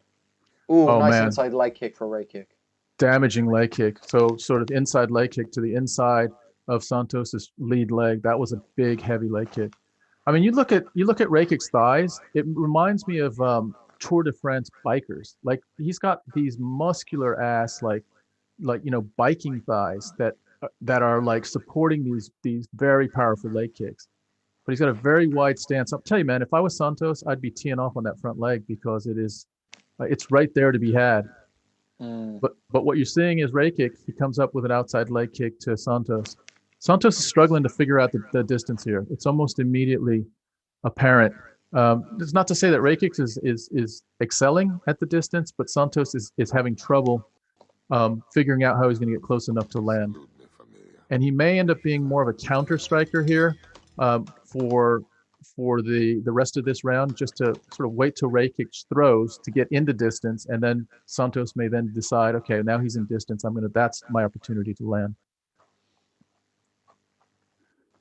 So both these guys still throwing each other out. Santos is throwing from an orthodox position, then he goes to southpaw. He's switching up almost fluidly, and is using the switch to close distance. Is not doing it effectively. Wow. Rakic misses with a strong right by a whisker. That would have been damaging, but Santos lands with an outside leg kick. Mortza Raul, thank you for following. And also the Islam fight is after this one, so we have 2 more rounds of this fight, and then the Islam fight is next, my dude. So 23 seconds left in this fight, in this first round, and it has been more of a feeling out round to see who is going to control distance. Nothing hugely significant has landed with hand strikes, a couple solid leg kicks. Santos, again, changing directions as he's trying to almost like step through to close. Wow. He steps through and Rakic hits him with it was almost like a switch jab that came through with power. Santos has got a problem right now in trying to figure out how he's going to close distance with Rakic. I'm not saying that it's a fight deciding problem. He can solve it, but he's got to figure it out right now because he's not in a position where he's going to be able to land anything significant. Just looking at the stats, pretty damn even. Jesus, look at that. Total strikes, 11 for each of them. Both of them, Rakic through 27, Santos through 26. Head strikes, 11. 3 for Rakic. Yeah, sorry. Total strikes 11-11 for both guys. Yeah, exactly. Ridiculous. Body shots, a little bit more for Santos. Leg kicks, that's the big thing, I guess, at this point. Maybe Rakic wins that round by a whisker. He wins that round by a whisker. Yeah. Yeah. I mean, I that's what I would say, but it's, still very, very much a very close fight. I agree. Guys, this next round is about to get under the way. Thank you all for joining us. We really, really appreciate you coming on board for the Homie and the Dude live stream tonight. Rakic closing distance almost immediately. Looks like he wants to get a little bit more serious, throwing leg kicks with a little bit more serious intent here. Outside leg kick, trading outside leg kicks there. Santos throwing another leg kick. Rakic with a nice strong jab. Rakic has a lot of movement with his hands, almost like using feints with his hands. Sort of like punch feints with his front jab hand, his front left hand. Throws an outside leg kick. Santos still trying to figure out how the hell he's going to close distance on this dude. Tries to throw a front-handed Superman punch, misses that as well. I'm not saying that Rakic is dominating this fight, but he's winning simply because Santos can't close distance right now. And Rakic is so big and wide that it's proving to be a problem for Santos. And they're both a little bit hesitant. Let's just call it what it is. They're both a little bit hesitant to exchange right now, to let go. Rakic, so many feints by Rakic. Oh, big outside leg kick. Oh, lovely outside leg kick, ripping that lower calf of Santos. Yeah, tries for an uppercut. Lots of feints and, sort of level change feints. Not a lot of damage right now. I'm surprised that Santos isn't mixing it up a little bit more. Santos needs to change his strategy, and he just can't figure out how to get closer. Oh, lovely body shot there from Santos. Mino, thank you so much for the like. Mr. Rodriguez, thank you as well for like. Bob, see you later, my dude. Thanks for joining us for the stream. These two guys. Oh, lovely level change fake there from Rakic, but Santos faking a knee to the face there as well. Near miss on the inside leg kick from Rakic. Santos just stepping out the way. Both guys, you can tell again, there's a power thing. Very few like punches to the head, have been landed at all. It's predominantly kicks and punches to the body for these guys, and it's because both guys are intimidated to breach that range. No one's really entering the pocket to fire. And for the first time, they kind of clench up against the cage for this round. And it's Rakic pressing Thiago Santos up against the cage. I think Rakic is actually dictating the lack of striking out from the outside. He's not allowing Santos to get in, and he's not throwing enough frequency to create much exchange. So he's prepared. A little foot stomp there. He's prepared to have it as a sort of an outside, almost like an outside exchange of lengthy punches. Not a lot of pocket exchanges, which I think is what Santos wants. I guess Rakic sees a pathway to victory here in doing this. Lovely knee, inside knee there from Santos, actually. I mean, to be fair, Rakic, I think, won the first round.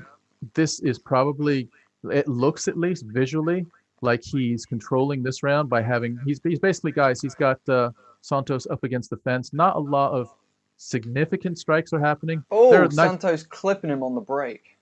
Yeah, with two quick, almost like short left hooks on the breaks. That was the best two shots that Santos has hit in the pocket. But here they are again, outside, striking on their feet, and Rakic has this distance sort of proposition for Santos, and it's a problem. Santos just doesn't know how to close this distance.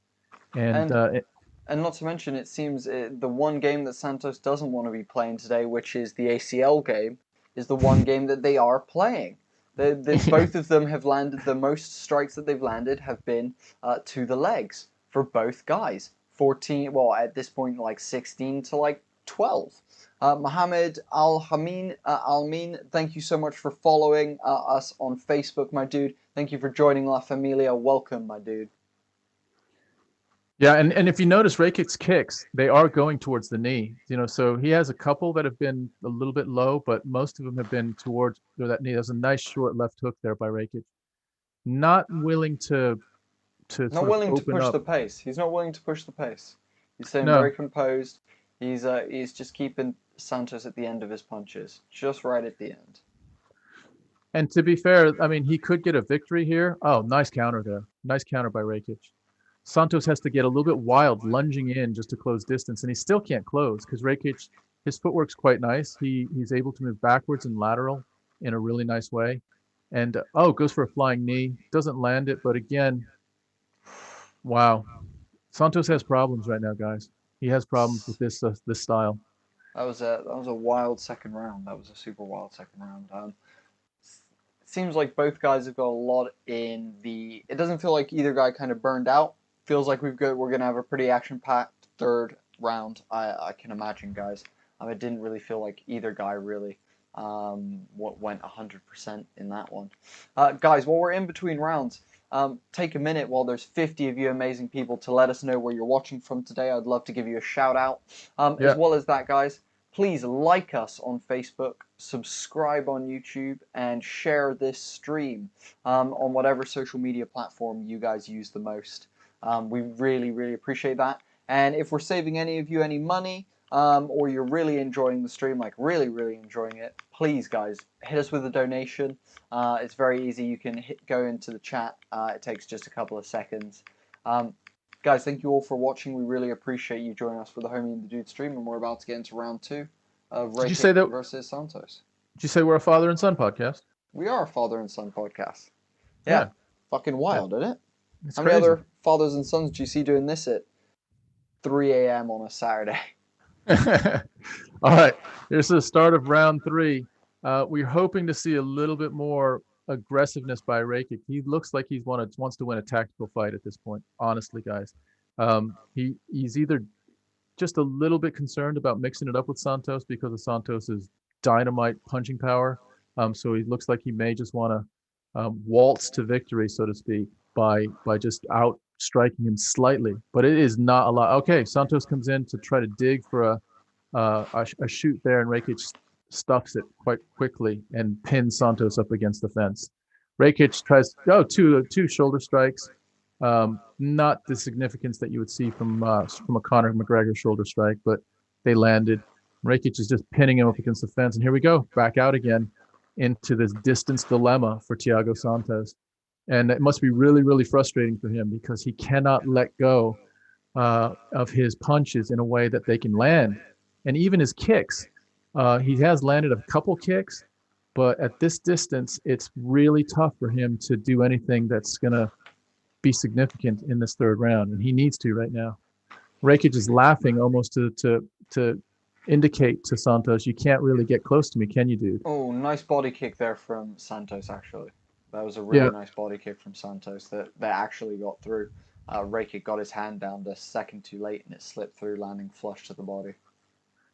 I mean, to be fair, I'm not a big fan of this. I think that Rakic could be mixing it up a little bit more. I don't think this does anything for his his popularity, either within the UFC matchmakers or within the public.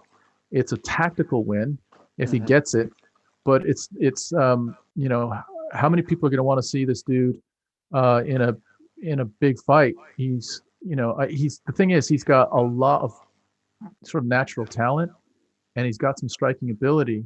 It's just he doesn't seem to be wanting to, he's looking at this more as a sport than a fight. Do you know what I mean? Yeah, exactly. It's very interesting. Rakic is controlling the tempo right now, but in controlling the tempo, he's keeping it very slow. He's keeping it very methodical, and he's not pushing the pace in any way, shape, or form. Now, would we like to see him push the pace? Yes. Now, is it probably a good decision for him? I don't know. Probably not against someone like Thiago Santos, but I guess my honest answer is fucking someone hit somebody in the face. Exactly. But it's what it is a very tactical fight. These are both high-level strikers who are measuring each other, working out range, and dealing with a puzzle in front of them that is trying to kill them. So this is a very high-level fight right now, guys. Lots of mental chess with feints and stuff going on. And it's got to be super frustrating for Thiago Santos because he cannot get close to Rakic. He's trying. He's literally big shot by Rakic. Let's see if he can pull him down. Santos is now. This is the most effective Santos has been with like 5 elbows as Rakic tries to take Santos down. Let's see how those powerful legs can do in sort of locking in some sort of hand position that could possibly take Santos down. But he looks like he's not going to. Santos is controlling hands. And this isn't great for either one of them at this point. I'd probably give the edge to Rakic, pinning Santos against the fence. This is bad for Santos right now. He really is in a position where tactically, this has been a really bad match for him. He could still do something crazy, but there's a minute left, guys. So we're trying to figure out if we're Thiago Santos, how the hell we're going to land something that's going to turn this fight around. And we're starting to wonder if we have that in the bag tonight, if it's a possibility. Tries a little shoulder barge. Rakic's shoulder barge is back. They're exchanging shoulder barges, but I mean that's not going to do. Santos wanting to break. Oh, Rakic throwing a nice 1-2 on the break and landing hard on Santos. But as we come to the end of the third, I think it's going to be. I don't know. I think it's going to be Rakic by painful decision. By painful decision is right, dude. This has been. Then again, I'm looking at the stats. You got more significant strikes so far from Thiago Santos. Do you think that feels right? That feels. I guess so, maybe. I guess. I mean, Yeah, I was gonna say, like, realistically, we also see it as like octagon control. There's like a bunch of other factors that we're not really considering.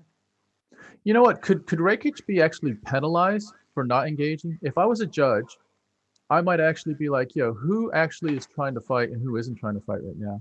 And I would say that Rakic was one that was trying to control distance to the point where it was too safe. It was too safe to engage at any real point in time in the fight. There was probably a half dozen times where they were in the pocket together swinging.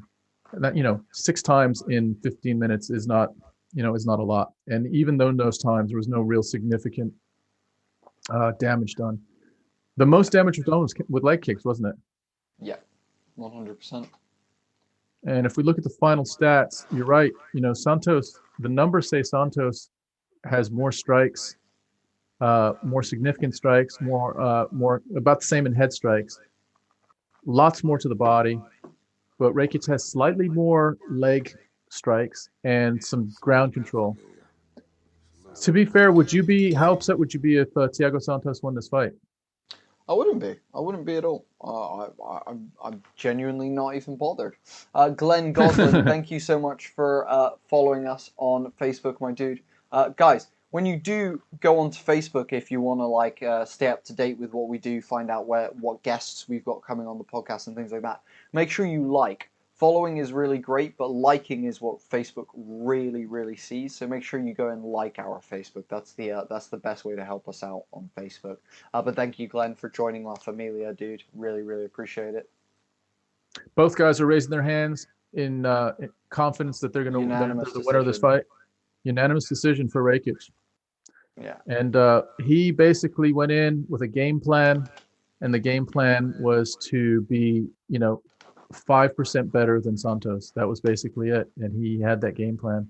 And he just got given his brown belt as well by someone, even though he didn't do. I hope that's for Taekwondo and not Jiu-Jitsu. Because there was 0 Jiu-Jitsu in that fight. Oh, and then he just got tossed by his coach on the judo throw. Wow. That was an interesting celebration. And anyway, thank you, Junane Van Dusen. Thank you so much for following. Really, really appreciate that. Welcome to La Familia, my dude. So, guys, Alexander Rakic beats Thiago Santos in the first fight of the main card. The next fight is one that a lot of people have been waiting for a long time. This may be another shot at us seeing what I will call the heir apparent to Khabib Nurmagomedov. Ismail Makhachev is 18-1. He's fighting Drew Dober, who's 23-9. Islam Makhachev has got a lot of, let's say, support from the Dagestani community. He has come up through the same system that Khabib has come up through. He was coached by Khabib's dad. He is about as close to Khabib in the fight game as you're going to find. They are family. I believe Khabib is in Las Vegas to support Islam, and I wouldn't be surprised if Khabib is in the gym, in the arena tonight to see this fight. He might even be in his corner. He might even be in his corner. Guys, we have the most people we've had in the stream tonight. We've got about 80 people in the stream right now. Guys, please let us know where you're watching from. Let us know if you're here to support ISRAEL Adesanya, JAN BLACHOWICZ, Amanda Nunes, Megan Anderson. Who are you here to watch, guys? Let us know. Also, quick shout out, guys, a reminder. Our sponsor for tonight is BruceBuffer.com. If you need a championship intro, if you need to break up with a girlfriend, quit a job, tell your dad that you love him, whatever it may be, guys, you can get Bruce Buffer to do it for you, and you can get him to do it for you at a 10% discount by using our promo code DUDE, D-U-D. So head on over to brucebuffer.com, use that promo code, and get your personalized, he calls it championship intros, but it can be a breakup message. It could be I appreciate you to grandma. It can be whatever you guys want. So head on over and go check that out. Shout out to Andrew Cox for liking the stream, and Nawako for following Homie and the Dude and joining La Familia. Thank you guys so much. Really, really appreciate it. Could you, if you like someone, if you're a girl and you liked a guy, or if you're a guy and you liked a girl, hit up Bruce Buffer to it's almost like the Romeo and Juliet, but you just send them the Bruce Buffer intro. That's just, it's time for you to come out to dinner with me. Exactly. Exactly. He'll do any of it for you guys. And not to mention, he can do it with a green screen, so you can have a custom background of him doing it. However you guys want it, go to that brucebuffer.com and check out those championship intros. Use our promo code DUDE to get 10% off. Guys, coming in to the next couple of big fights now, guys. You know, me and Tom have been hyped about this card for a while. I'm sure you guys are as well. Remy saying, I'm here for the big three fights: Amanda Nunes, Yan, and the Stylebender. Pleasure Can I to just say have you, something Remy. yeah, can I just say something to Remy? Remy, don't discount this next one, bro. This is a big one. In the lightweight division, this is an important fight that could dictate things for years to come, because homie is on his way up. Islam Makhachev is the real thing. He is the heir apparent to Khabib Nurmagomedov, so there's a lot of expectation on him, and he's fighting a dude, Drew Dober, who is on a nice run. So this is a real contest that's going to have some serious implications in the lightweight division.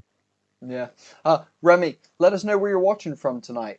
Rest of you guys in the stream, feel free to let us know where you're watching from. I'd love to give you a shout out, so we can know where everyone's coming from. Something I love to say is, you know, guys, we're all here watching these fights, having a great time together, whether we are, you know, black, white, you know, whatever race, culture, belief system, nationality, whatever it might be. We're here together watching these fights, so that's pretty freaking awesome, guys. So please share this out and drop a message in the chat. Let us know where you're watching from tonight, guys. Let me give you the breakdown. Both Makhachev and Dober are 5 foot. No, Makhachev's 5'10", Dober's 5'8". Both came in at 156. Both have the same reach at 70 inches. Makhachev is an orthodox fighter. Dober's southpaw. Makhachev is slightly less in his significant strike landed per minute at 2.10. Dober is 4.6. Actually, it's a big difference. So Dober is very much more accurate with his striking, but the big difference is takedown accuracy. Islam Makhachev, 68% takedown accuracy. Think about that. 2 out of every 3 times he shoots, he takes someone down. And dude, once he takes you down, that is not a road you want to be on. You have the Dagestani handcuffs, you have that sort of top position riding along the fence. All that stuff is brutal. We've seen it with Khabib before. We saw it early on in the night with Askarov taking on Benavidez. So that Dagestani style is going to come out again today, and it's really not been solved, like, to any real significant degree. And to say that Makhachev has it is an understatement. So some people say he has it even better than Khabib does. He's a little bit more refined. Now that's a big statement, but some people in the, you know, sort of in the behind the scenes that have seen Makhachev in action say that he has it at least as well or better than Khabib. Quick shout out to Jamie Owens from Australia. What's up, Jamie? Pleasure to have you. Mac, this is the last fight before the main events start, and Mark is in Cambodia. Tom has been to Cambodia. I have not been to Cambodia yet. It was on my list, but I actually wasn't able to make it out there when I was meant to go. Hope you guys are doing well out in Cambodia and Australia. I bet you in Australia are happy to be rid of COVID. Let me know, are you going to parties? Are you out, like, drinking and chilling in the sun? Jamie, what's going on out there? Mac, thank you for the like, dude. Really appreciate it. Guys, let us know where you're watching from. I want to shout you all out. I want to shout all 60 of you out right now. Let's go. Go for it, Tom. Yeah, no, especially with this next fight, the Makhachev-Dober fight. Like, who are you guys with? Some people are diehard Makhachev supporters, and some people are going with let's say the patriotic view. I've got Dober. He's an American. I'm going to go for him. So where are you with that? Or are you just here to watch the fight and to just enjoy the combat? Tell us what you're all about with that. And then also, if there's one fight, or let's say if there's one fighter that you came here to see tonight, who is it? Just go ahead and blast that out and tell us. Is it Adesanya, or as they say, Adesanya? Is it Blachowicz? Is it Amanda?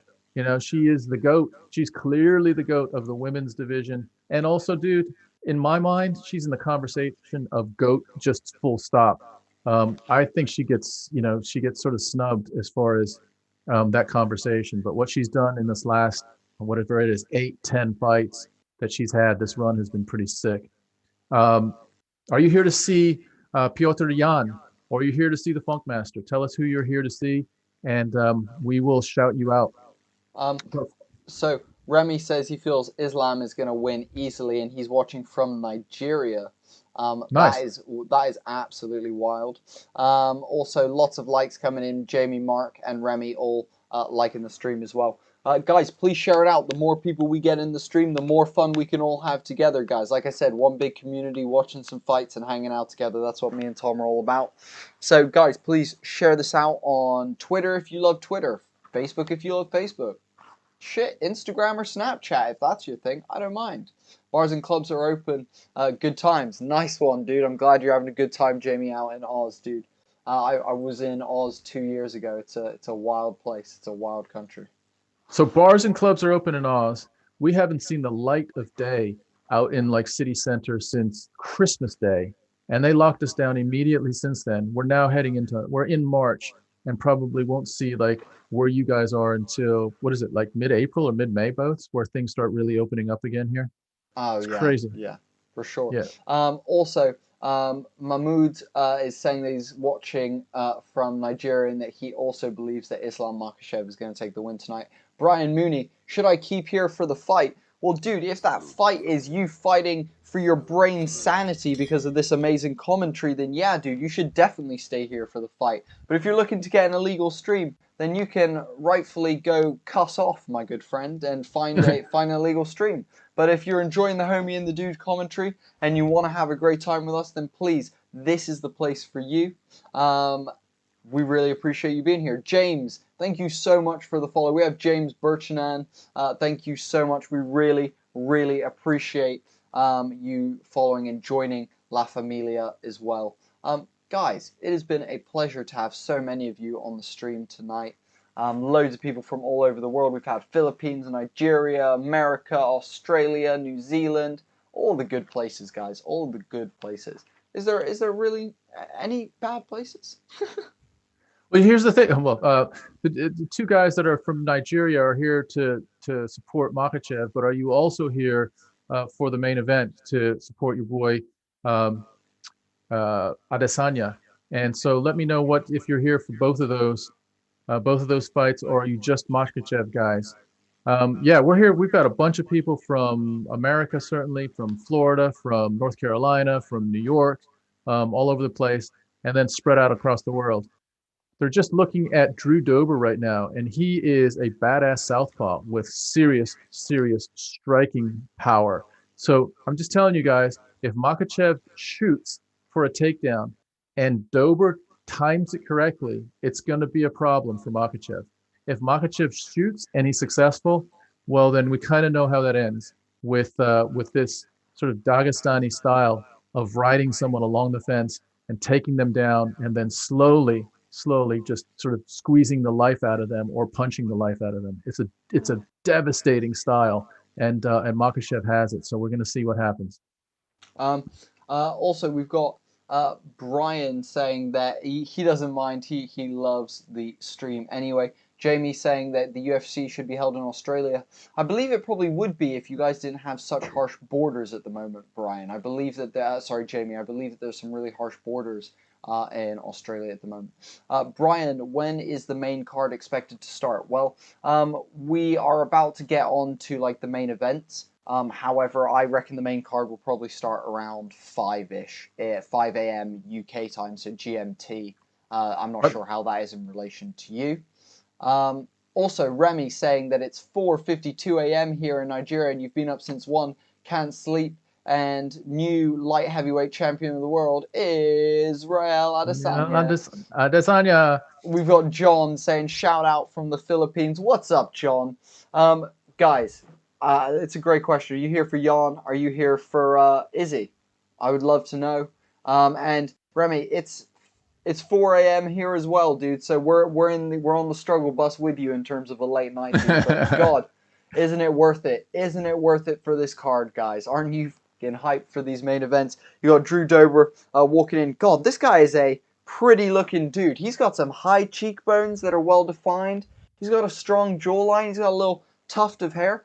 Damn, son. He's got some cheekbones. Wow. He does have those model cheekbones. He is a Muay Thai champ. He's got cardio for days, and his strategy tonight is going to be to try to keep this on the feet and use that southpaw power to put some damage onto Makhachev. Jason Jourdain saying 21-0 for Izzy.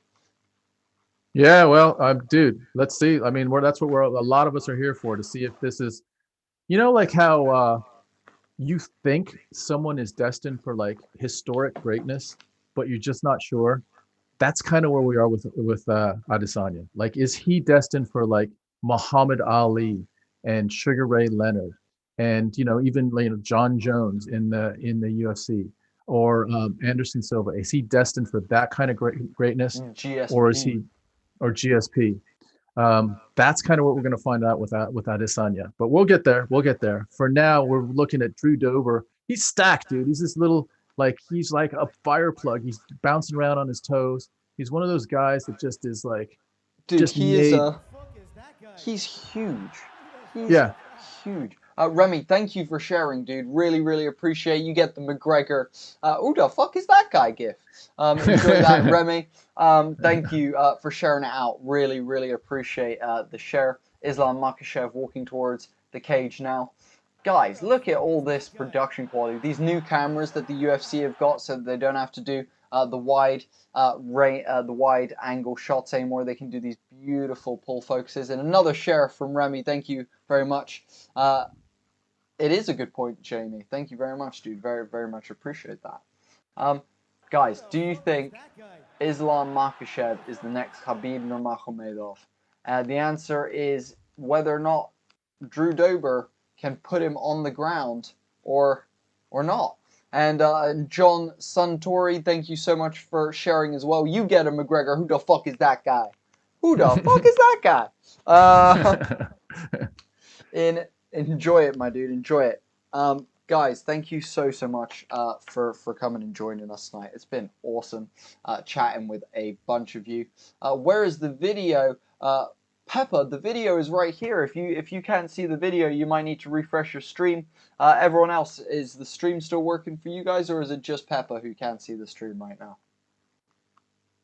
Peppa might be talking about a different video. He might be talking about where is the fight. And if you don't have the fight, Peppa, then you're going to have to either find the fight somewhere else or stay with us and we'll talk you through the fight. But yeah, otherwise, Islam Makhachev is just getting his bits and pieces looked after right now before he steps in the ring. What do you think, Bose? Do you think there is like a next Khabib, or do you think there'll never be another Khabib? I mean, you can't do it the way Khabib did it, dude. He never lost a round technically. Dude, it's very hard to say that anyone will ever rise to the dominant ranks of Khabib. Like, it's the whole I love the whole talking about only a certain amount of people have got like X amount of ground time, and only 2 of them have dominated to the extent that Khabib does, and that's Khabib and Usman. Now, Usman's already a completely different breed to Khabib, so my answer is no, we're never going to have a new Khabib. But is Islam Makhachev close?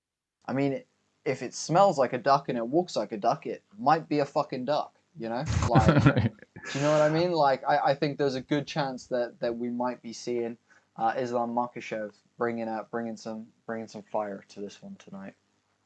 What I'm not, sort of too keen on is Dober's record. He is 23-9. He's on a win streak though. He's won 3 in a row and 6 out of his last 7. So, he might be figuring things out a little bit more than he was when he was earlier on in his career. So he is 23-9, which is, win 2, lose 1, win 2, lose 1, sort of like that. But he has won 6 out of 7 in his last 7 fights, and he's got power, dude. You can tell this dude has power. He is, he's one of those guys that just, he's bouncing around. It's like his whole body is a muscle. And but he's going against Islam Makhachev, who is a very skilled disciple of Abdulmanap Nurmagomedov, who is not with us anymore, but has left a legacy of fighters to continue their quest for dominance in the UFC. And Islam Makhachev is his probably his star pupil, other than his own son. So let's see if Islam Makhachev has what a lot of people say he does. this is going to be a real test for him tonight. Chris Tione getting us going. I always forget about Chris Tione. I do too. Yeah, and he this is his first, like, maybe it's just he can only do one a night or something. But they've spread it around. You know, they've had Mark Smith, they've had Jason Herzog, Chris Tione. Here we go, round one, and Makhachev comes out in southpaw, and so does Dober. I think Makhachev, they announced him as a orthodox fighter, so he's switched it up to southpaw, maybe to shoot from that southpaw position. Makhachev with a very sort of tentative inside leg kick.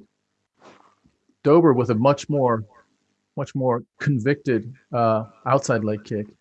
Dober with a lot of head movement. Makhachev little uppercut, sort of from the outside. Nice outside leg kick there from Dober. Jesus Christ.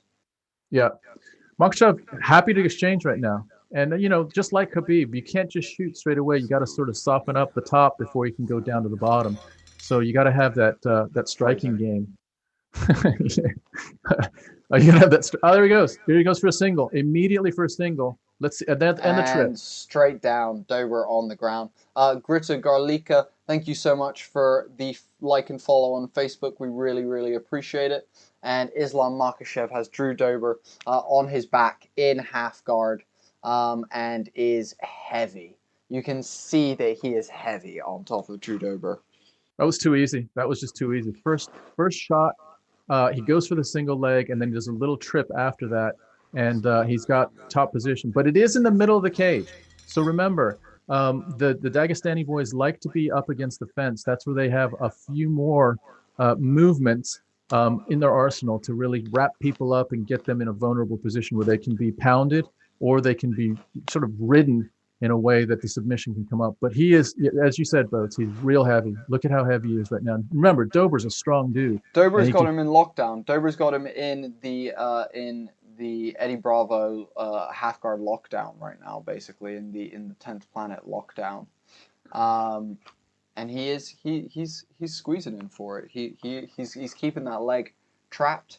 I mean, at this point, what Drew Dober needs to do is something called the Jaws of Life, which is you press both of your hands against Islam Makhachev's face and search for underhooks. From the underhooks, you want to be looking for an old school sweep or some sort of electric chair transition. Drew Dober, look, there you go. He's going for the Jaws of Life a little bit, pushing off of Islam Makhachev's face. He needs to slip that right arm under, get his hips to the side, and begin making some sort of attack in terms of submission here. Looks like Makhachev's slowly squeezing out of that lockdown, and if he can look at him trying to pull that other leg out with his free leg. He brings his free leg up to the knee of Dober just to soften it up. There he goes. He gets it out, and now he's in full guard. Mount. He's got full mount. With 2 minutes left, guys. 2 minutes left. This is bad for Dober. This is real bad for Dober. It's a tight mount as well. He's got his knees like almost dug under his back, and he's holding him there. This is strong position control. Back into half guard though. Drew Dober manages to rock him back into half guard. That was a nice little recovery by Dober, and he's trying to ride out the clock. There's 1 minute and 35 seconds left, but this has taken out a lot of energy from Dober. There he goes, Makhachev again, just slipping out the leg. Really interesting technique, Bo. Did you see that? How he just brought his free leg up to take it out. That's twice he's done it, and now he's got side control. I was gonna say now he's into that deep side control, and he's trying to slice that knee across to get the full mount. You can see that he's really controlling the hips of Drew. Right now, yeah, he's just so heavy on top, so comfortable on what he's doing on top. And you got to give Drew Dober credit for not being completely dominating. Oh, he just jumped into mount again. He's got back. He's got back. Islam This could be bad. Might have the back here. Yep. Oh, and he transitions back into full mount. It's a bit of a scramble at the moment, and we end up back with Islam Makhachev in side control, dominating Drew Dober. He's looking for a crucifix right now. He's trying to pin that arm of Drew Dober's. Drew Dober using that to transition to the side, but Islam Makhachev using that to transition to the back. He gets the top position and rolls for a beautiful armbar. Drew Dober's in trouble right now. He's got an armbar. He is tweaking it. Oh my goodness, he is tweaking it bad. Drew Dober is rolling correctly. Islam does not have the leg over the head. He does now with 11 seconds left. Drew Dober is still got his arm trapped in Islam Makhachev's armbar. We have 6 seconds and he is out finally in Islam Makhachev's guard. And the first round ends with Islam Makhachev threatening a big submission at the end of that one. Brandon, thank you for the like. And wow, what a dominant first round out of the Russian. What a dominant first round. I'll tell you what, though, you got to give Drew Dober credit. A lesser man would have been pounded out and submitted in that round. Absolutely. Drew Dober did a great job to survive that round. Here's the problem. He got taken down so easily in that first round. You got to think, what can he do to not be in that position again? First time Makhachev shoots, he gets a single and a trip, and there they are down for the entire first round. Makhachev looks like he is breathing, but he's not, at all fatigued. You got to think Dober was fighting for his life. I don't know how, his emotional energy just to survive that round. Boy, you're right, Bodes. How lovely was that transition into that armbar? It was almost like, it was beautiful. Yeah, it was like what we used to see with Ronda Rousey, sort of those scramble armbars, or Demetrius Johnson. Really, really nice. All right, they tap gloves again, and here we are, start of the second round. So, Richard asking, how can you watch it? You got to buy it, homie. And both guys in the center. Drew Dober throwing a nice 1-2. Islam Makhachev with a nice counter left, though. Don't mistake it, guys. Dober's in this fight. As long as he's standing. Nice there knee. it goes again. Islam with a lovely drive for the single leg. Loses the single leg. Drew Dober now transitioning at Islam with a lovely swing back, and Dober is up again. Oh my goodness, inside trip from Makhachev. So gorgeous. Beautifully done. Oh my goodness. Wow, that was gorgeous. Jamie, thank you for following. Sean, thank you for liking. Wow, Makhachev with a phenomenal inside trip that just sat Dober down right away. Dober's doing everything he can to try and hold Makhachev and push him away. Makhachev is in basically half guard at this point. He's kind of like a modified half guard butterfly guard for Drew Dober at the moment. He's trying to break Makhachev's guard, break his posture so that Makhachev can't rain down punches. Makhachev now fully in half guard of Drew Dober, breaks the posting arm so that Dober can't post up and scramble out, and is now fully in Dober's half guard. He's looking to slice the knee across, but Dober wisely moves his body to the side of the cage, inhibiting Makhachev stepping over. Makhachev looping both arms around, though, into a deep double leg, and is looking to do the Khabib leg wrap. The classic where he places your back up against the cage and then wraps both of your legs in between his. He's doing exactly that. He's lifting those legs up, pulling him away, and is looking to wrap them up. Drew Dober is strong. The one thing we're seeing is that Islam Makhachev has the technique, but Dober is strong. He is powering out of a lot of these positions and not allowing Makhachev to get what he wants through sheer power, which is only going to last him so long. As well as Makhachev is burning stuff, but Makhachev, he's finally got those legs wrapped up, and now he can start working on the ground and pound. This position seen by Khabib Nurmagomedov many times in his career, which is that those legs wrap into a triangle with the back up against the cage. Makhachev is actually now breaking his post and is now trying to go for a full mount. He almost gives up the leg wrap to enter into Drew Dober's butterfly guard. Makhachev so heavy, though. You can see Dober really doesn't have an answer for this. Ryan, thank you so much for liking the stream, my dude. Really appreciate it. And now Islam is in Dober's full guard. Let's see what Islam does from here. So impressive. The two takedowns were so impressive. The second takedown was an inside leg trip while they were sort of up against the fence.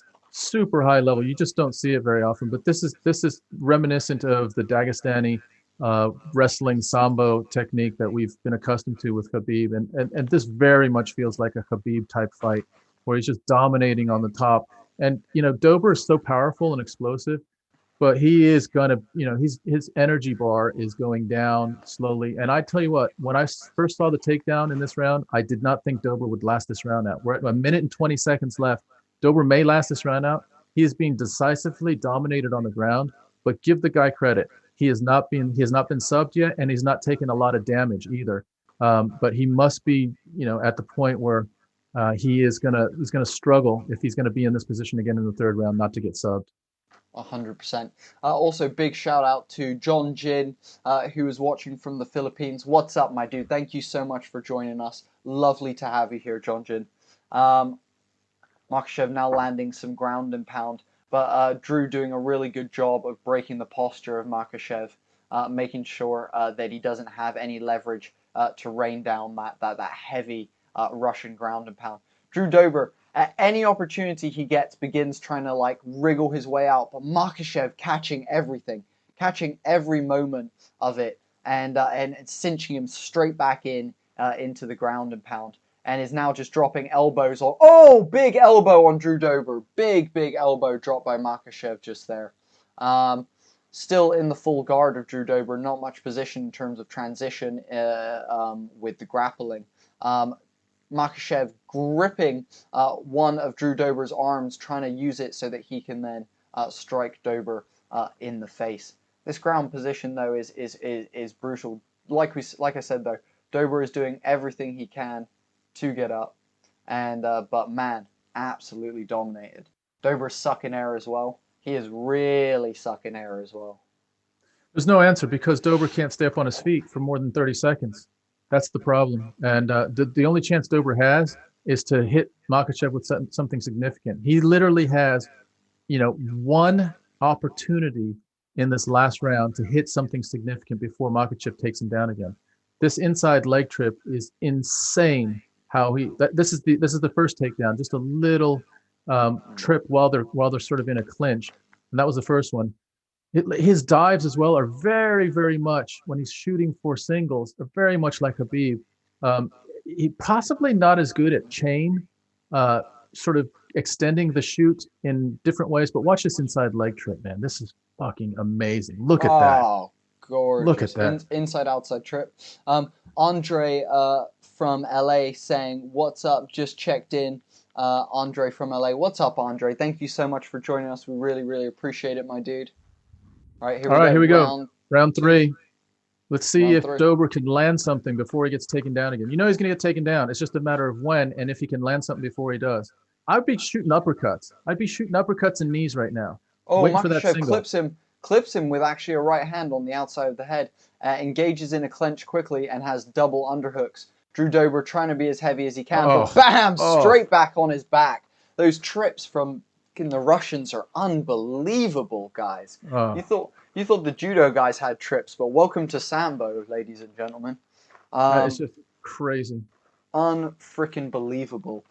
Islam Makhachev back into Drew Dober's guard and just dominating him again. Raining down punches. Drew Dober trying to land some elbows from the bottom, John Jones style, but just almost feels like his muscles are inhibiting the amount of movement he has in this small space. And he can't really get enough power on the elbows from the bottom. But Makhachev is just relentless. Look, Dober's trying to get a Kimura here. He's not going to get it. He's not going to get it. He's trying to muscle out a Kimura. But Makhachev's going to hold it for a minute until Dober's arm. Makhachev's arm is coming out. Makhachev is in trouble of being Kimura'd right now. It's happening. It is happening. Drew Dober does have this locked in. And Makhachev doesn't have his hands connected. He's simply using his leg as a defense for this at the moment. Now, whether or not... there we go. Drew Dober lets go of it. And Makhachev steps over into half guard.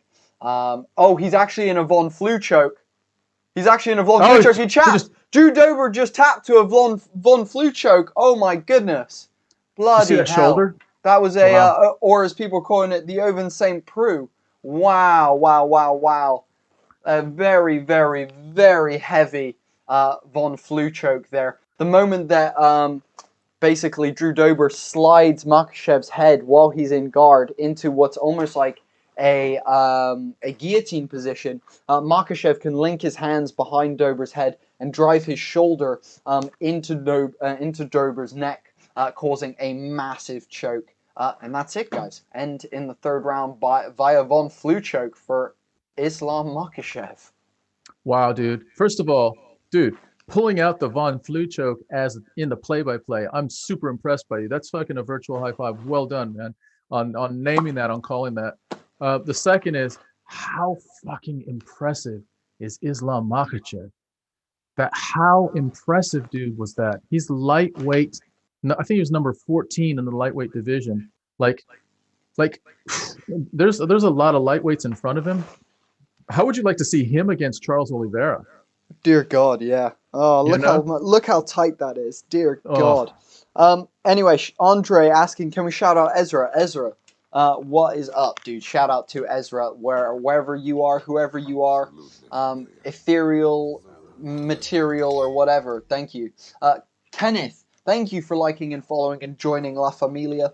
Guys, as we're in between fights and we're heading into the main three, now's the time. Head on over to our social medias, like and follow us on Facebook, subscribe on YouTube, and follow us on Instagram. That way you can stay up to date when we're having our next guest on. You can stay up to date when we're doing our live streams and all that good stuff, guys.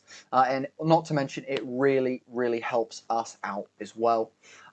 Final thing that I'll say, guys, is we are also sponsored today by BruceBuffer.com.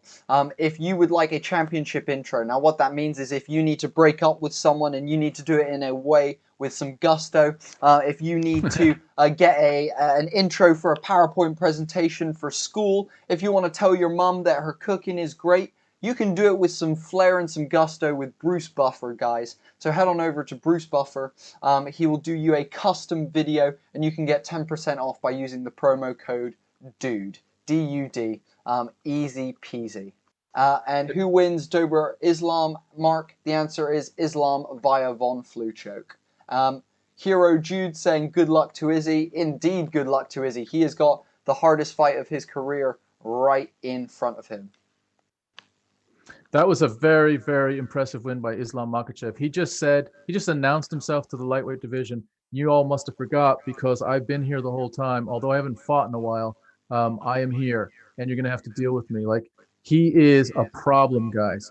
He is the next version of Khabib, and you know how the first version went. So people that are watching this, everyone in that lightweight division, from Dustin Poirier to Conor McGregor to Justin Gaethje, Charles Oliveira, Michael Chandler, Tony Ferguson, they're all looking at this saying, wow, this guy is relentless on the ground. How do I deal with that? Every time he shot, he was successful. And don't discount Drew Dober's effort. Drew Dober was in it to compete as best he could. He just did not have an answer. It was incredible. Dagestani wrestling, people.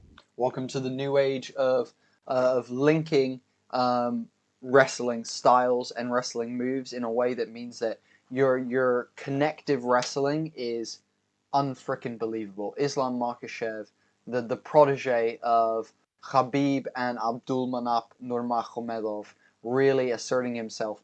Now, do I think he could blow his way through the top 10? Hell yeah.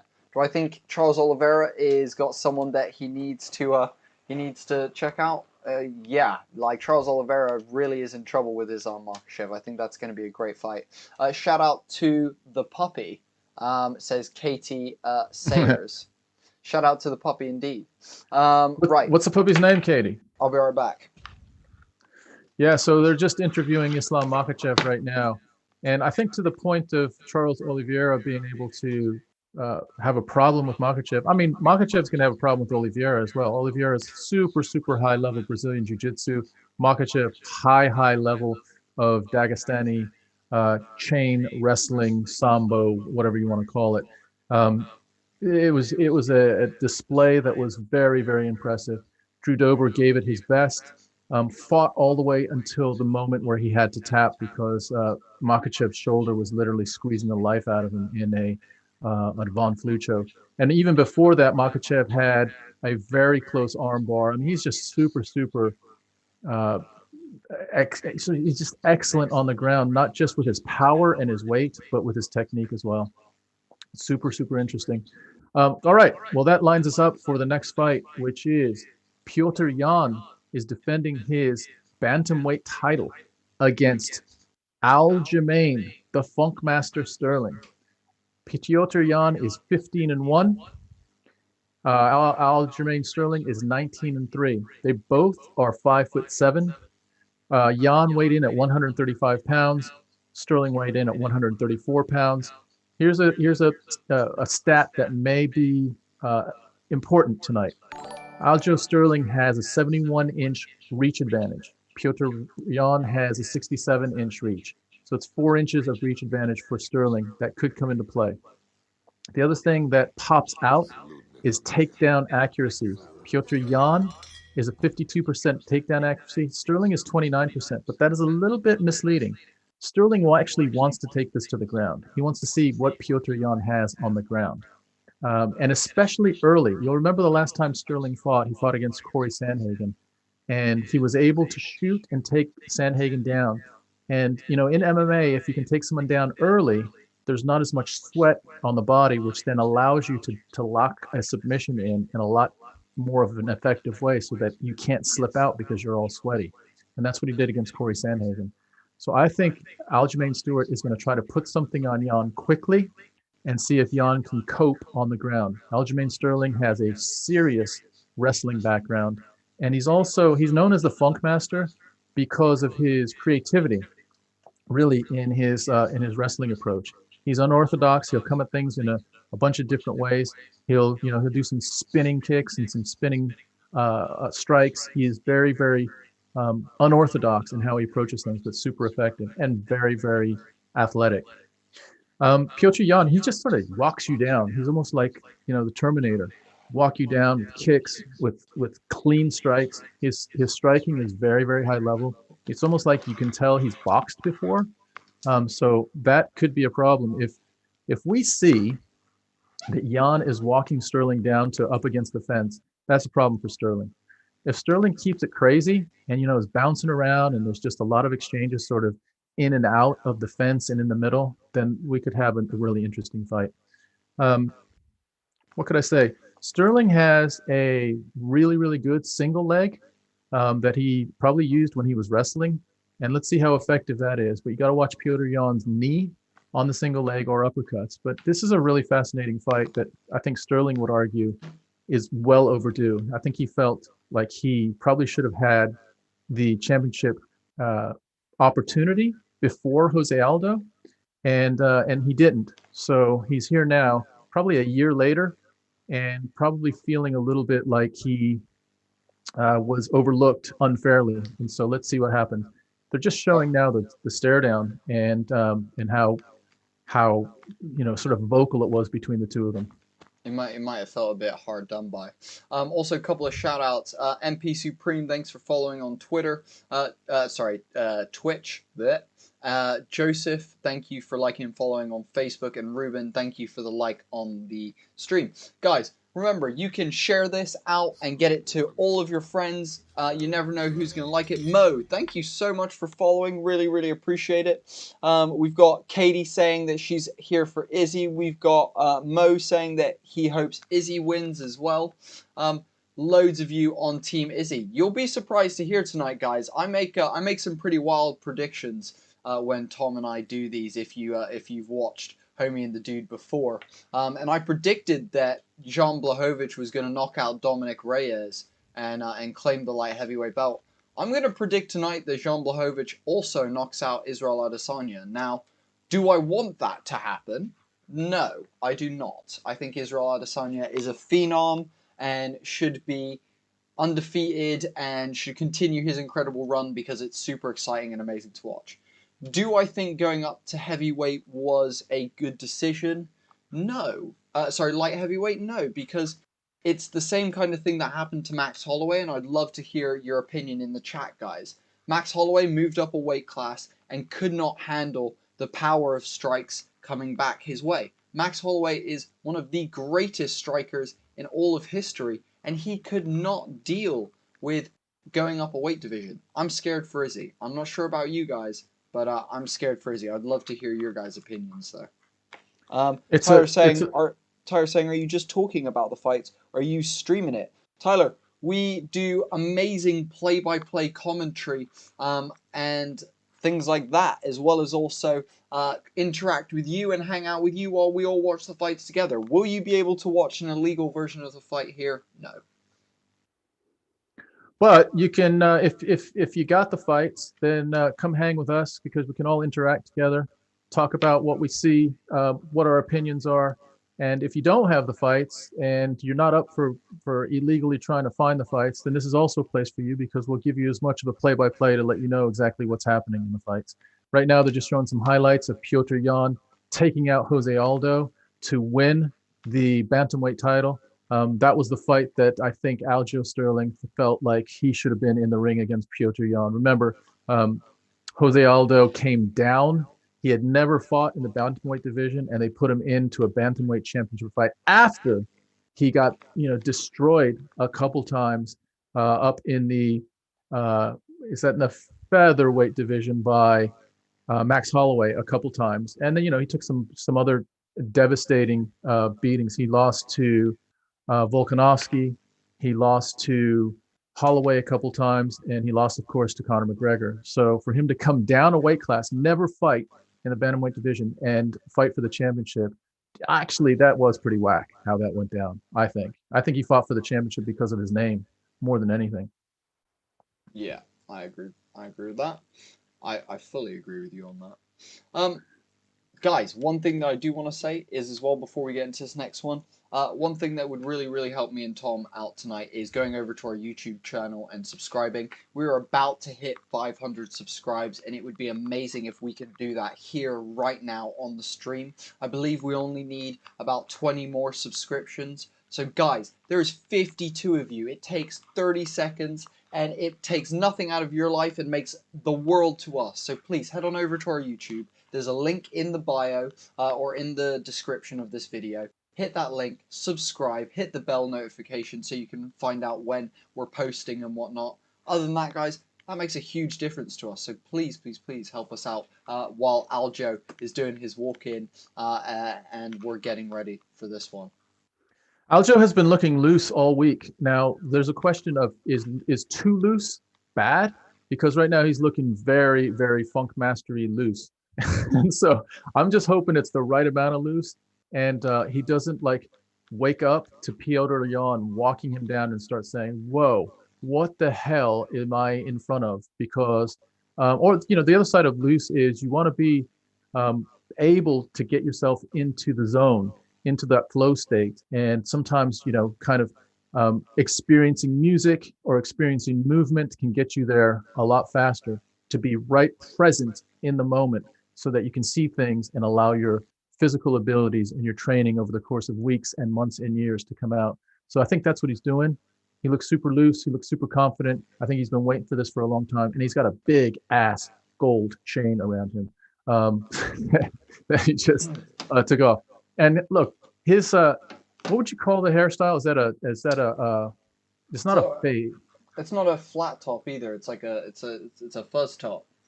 It's a fuzz top. Is just super strong. I've seen it stronger, but it is it's there in all of its glory again. Where his head looks like it's about I don't know, 2 feet long. From top to from chin to wisp of hair. Yeah, because he's got a beard and he's got literally about 5 to 6 inches of top hair. So, but he's a badass. And he is a funk master, and there he goes, crawling into the ring, a la John Jones, saying some last words, crossing himself, looking up, and going in, kind of yelling a little bit in a bit of motivational sort of banshee yell. And there he goes, doing a lap around the ring. Warrior cry.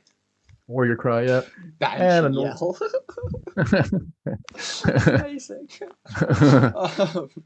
Yeah, guys. Literally right now, there is 60 of you in the chat. I want to see every single one of you type either Aljo or PETR. I want to know whether you're Peter or Aljo. Let us know, guys. Yeah. And I'll tell you what, Aljo he looks really confident. He's been looking confident all week, but he's got a dude in front of him Again, another Russian.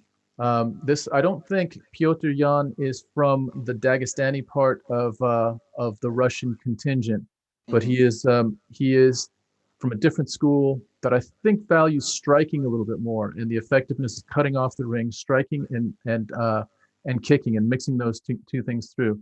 The other thing you're going to see with Petr Yan that Thiago Santos tried is this sort of step through, switching from southpaw to orthodox, stepping through, and pretty soon he's jabbing with his strong hand, stepping through again, and jabbing with his other hand, and you'll see him close distance that way. That's something he does really well. He also kicks really well. Remember what he did to Uriah Faber? Knocked him down twice, once through strikes and another through one of the most beautiful outside leg kicks that put Faber basically into retirement for good. So that's what Petr Yan brings. He's coming in with the Russian flag around his neck, and he too looks very confident. Looks like he can't wait to get into the octagon. Sean, spelt differently. Sean, I love that because it's Sean, or is it Sean? I don't know. Saying Sterling all the way. Love it, Sean. Do you know what? I'm actually Petr Yan all the way for this one, but man, do I appreciate fucking Sterling's style. This is going to be a great fight. Remy saying, I would like Sterling to win, but I don't know if he can pull it off. You and me are adversed in this one, my dude, but I'm also thinking the same thing about Yan. I wonder if Aljo is a big threat to him tonight. So we're about to find out, though, guys. So buckle those seatbelts and get ready for this. Thomas Redmond is saying Yan, Amanda, and John B. Yeah, well, that's a. Those are good predictions. Those are strong predictions, Tom. Straight champions all the way across, Tom. I get you. Yeah, dude, if these guys fought 10 times, I reckon Yan wins 6 or 7 times, but Sterling wins just through crazy creativity and chokes Yan out, or hits him with a spinning back kick or some shit. So Sterling has a legit chance of winning this fight, but if it just goes through basic who can dominate through their skills, Petr Yan I think is going to be a problem tonight for Aljamain Sterling. But hey, Sterling can do something, pull some shit off, and I don't think Jan's going to ever tap, but he might not be able to tap. He might just get submitted into unconsciousness by Sterling. That's what he did to Corey Sandhagen. Sandhagen was literally out for about a minute. Into unconscious subconscious? Yeah, into his subconscious unconsciousness. Makes sense. Gimpel, thank you for the like and follow, my fucking dude. Thank you so much. Welcome to La Familia, Gimpel. Dude, I'm getting a little bit. I'm now starting to get excited with these last 3 fights. This is a big one, man. These 2 boys are at the height of their powers, right? They're both in their mid-20s. They're both, exceptionally skilled at their game. They've both spent probably half their lives or more dedicating their lives to this moment right here. And it's an incredible, honor to witness these 2 dudes wanting to take what they feel is theirs right now and to claim destiny as theirs. One of them is going to walk out with a championship, and one of them isn't. And let's just see how this plays out. John Jin is saying that he is Sterling all the way. Yo, John Jin, let's get it. We got loads of Sterling fans in the house tonight. Is there any people voting for Yan tonight, or am I on a Yan only island? Am I by myself on the Yan island? Yan people, hit us up in the chat. We got Thomas, who's a Yan guy with me. Anyone else supporting Yan? Has anyone that's watching right now seen Aljamain Sterling's life story? They did a UFC sort of focus, a little special on him, and he's got a very inspiring life story. For me personally, I would love to see Aljo win this fight. I think it would be amazing, sort of rags to riches, nothing to success story that I think would be a super, super inspiring for a lot of people, including kids and everything. So Aljo, if you can do this, man, man, I'm right behind you, but you got a fucking beast in front of you. You got a savage in front of you tonight. So let's see how much you want it, Aljo, how much you've trained for it, because it's about ready to kick off. We got Mark Smith as the third party in the ring. They both tap hands. They do touch gloves. They do touch gloves after all the intensity in the stare down. Very interesting. I got a feeling Aljo's just going to come out with something crazy. Do you? We got Kip Reyes saying Yan looks like a killer, literally. You're damn right he does. Looks like he's about to stab Aljo in a dark alley somewhere. You're damn right he does. It's crazy. Here we go. Aljo with a nice body kick from Aljo to start the round off. Look how fast Aljo is. Buying Twitch reactions. Lots of fakes from Aljo. Nice teep from Aljo straight to the body of Yan. My heart's beating right now. Aljo with some John Jones oblique kicks. Aljo looks a little bit bigger, doesn't he? Loads of feints coming in from Aljo. Yan very much just trying to read the timing. He knows that this is a 5-round fight. He's just waiting. He's just reading this timing, getting used to it, and feeling him out a little bit. Aljo's a bit frantic, almost like he's looking for that first round kind of something or other. He wants that takedown, dude. He wants that quick, dry submission attempt. You know, he wants to get it before the sweat starts. And I'll tell you what. Sterling also is looking very good with all of his fakes. Loads of fakes being thrown by Sterling. He's throwing like 5 or 6 feints and ending with like a punch. Big knee to the side of Jan's head. That was nice. That was a big knee front kick. Sterling is really active with the combination of legs and arms. He's got Yan moving backwards, which isn't like Yan doesn't like to move backwards. So this is nice leg kick from Sterling. Sterling lands a nice straight right. Yan is backing up big time. It seems like Yan is struggling to deal with this weird funky movement coming back his way. Oh, nice body kick there from Yan. He's just starting to get frustrated and throwing back now. Sterling is taking a dominant position. I did not expect this to happen standing up. Sterling is walking Yan down. This is Jan's game, basically, but Sterling is beating him through creativity. Yan grabs a single leg. He grabs and he trips him with a single leg. He trips him beautifully. You know Aljo's going to be looking for the up kick here.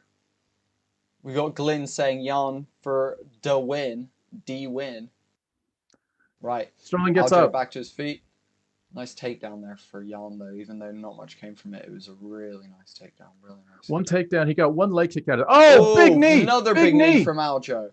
Big knee by Aljo. That landed, and that did shake up Petr Yan. That shook him up. The knees are very effective right now.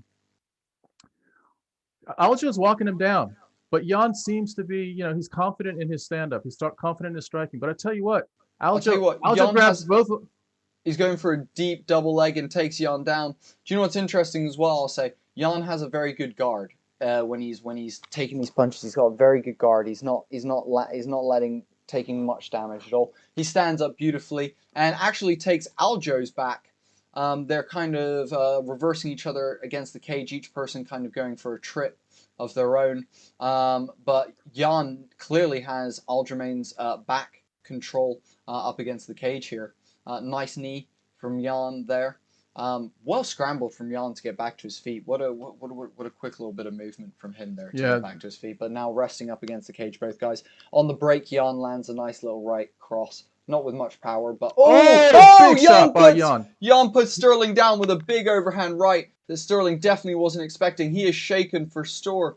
Sterling landing a spinning elbow, but it doesn't really clip much on Yan. Yan clearly with the power advantage now, as we can see. Sterling eating that overhand right flush. And another one to the neck there. Sterling was Yan with a beautiful leg kick that knocks Aljo completely down. Aljo trying to scissor trip Yan, but Yan's still on his feet waiting for Aljo to get back up. Aljo now retreating for the first time in the fight. Yan holding the center of the octagon, making Aljo respect him with his power and his combinations and his strength. Aljo trying to trip him. Beautiful scissor trip from Aljamain Sterling, looking for a leg submission with 1 minute left. He's actually going for an inverted triangle, is Aljamain Sterling. He's either got a leg submission. No, Petr Yan transitions into side control and then steps back to his feet, letting Aljo back to his feet, and they retake it to striking position. Petr Yan wants it on he wants it on the feet, doesn't he, Petr Yan? Looks like Aljo is a little bit more winded than Yan is right now. Yan takes his back. That wasn't a great. Sterling did a bit of a weird sort of spinning, very not committed. Oh wow, it just gets dropped on his head. Oh, literally, Yan picking him up and ragdolling him on his head. Yan now almost in full back control, looking to sink hooks in, but actually almost looking to transition to a Oh, Aljo reversing it, but Yan doing a great job of stuffing it by holding his head down. Yan looking to get that leg out to avoid the single leg from Sterling, and he manages to. Really nicely guarded there from Yan. Yan looking phenomenal in that first round. Wow. Wow, what a first round. That was an action-packed first round. Holy moly, my heart is beating hard right now. That was a crazy first round. Whew, I got to tell you, I think Sterling is tired. He is tired already. And that strike by Petr Yan hurt him badly. That was what changed the fight around right there. Sterling was walking him down. Yeah, was walking him down throughout most of the fight. Sterling hit him with a couple flying knees. One flying knee really hurt Petr Yan. But then Petr Yan had a really, really big right that changed the fight. Hurt Sterling for about 45 seconds and never really got him. There's the right there. Boom, right on the chin. And that just dropped him. And that really changed the whole aspect of the fight. And then Petr was like, you know what? I'm going to start taking you to the ground. Dropped him on his head. Boom. That was almost like a Rose Namajunas and Andrade fight, slam on the ground. He could have knocked out Sterling. At this point, I'm favoring Petr Yan after that first round. It doesn't look like Sterling has the firepower to hurt Yan in striking, and Yan definitely does have the firepower to hurt Sterling in striking. But Sterling has those knees. Aljo, less movement, but loads of feints. Shoots for the double leg and stuffed by Yan. Nice little tag there from Sterling on the break. Yan stuffs the high leg kick. Sterling is walking Yan down again. Yan looks like he wants to shoot again. They both are looking for different shots. Sterling trips and falls down. Petr Yan takes top position. He's got a controlling top position right now. He might drop a knee on him. He's still got top position. He lets him up. He lets him up again. This is about the fourth time. Oh, he tries to do a fucking axe kick right off the top. Sterling's just sitting there on the ground, but Petr Yan, I think, is going to let him up again. Oh, takes a big outside leg kick. So that's the first outside leg kick while Sterling is on the ground in the crab position. Petr Yan is standing above him and not letting Sterling get up quite yet. Hits him on the other side with an outside leg kick.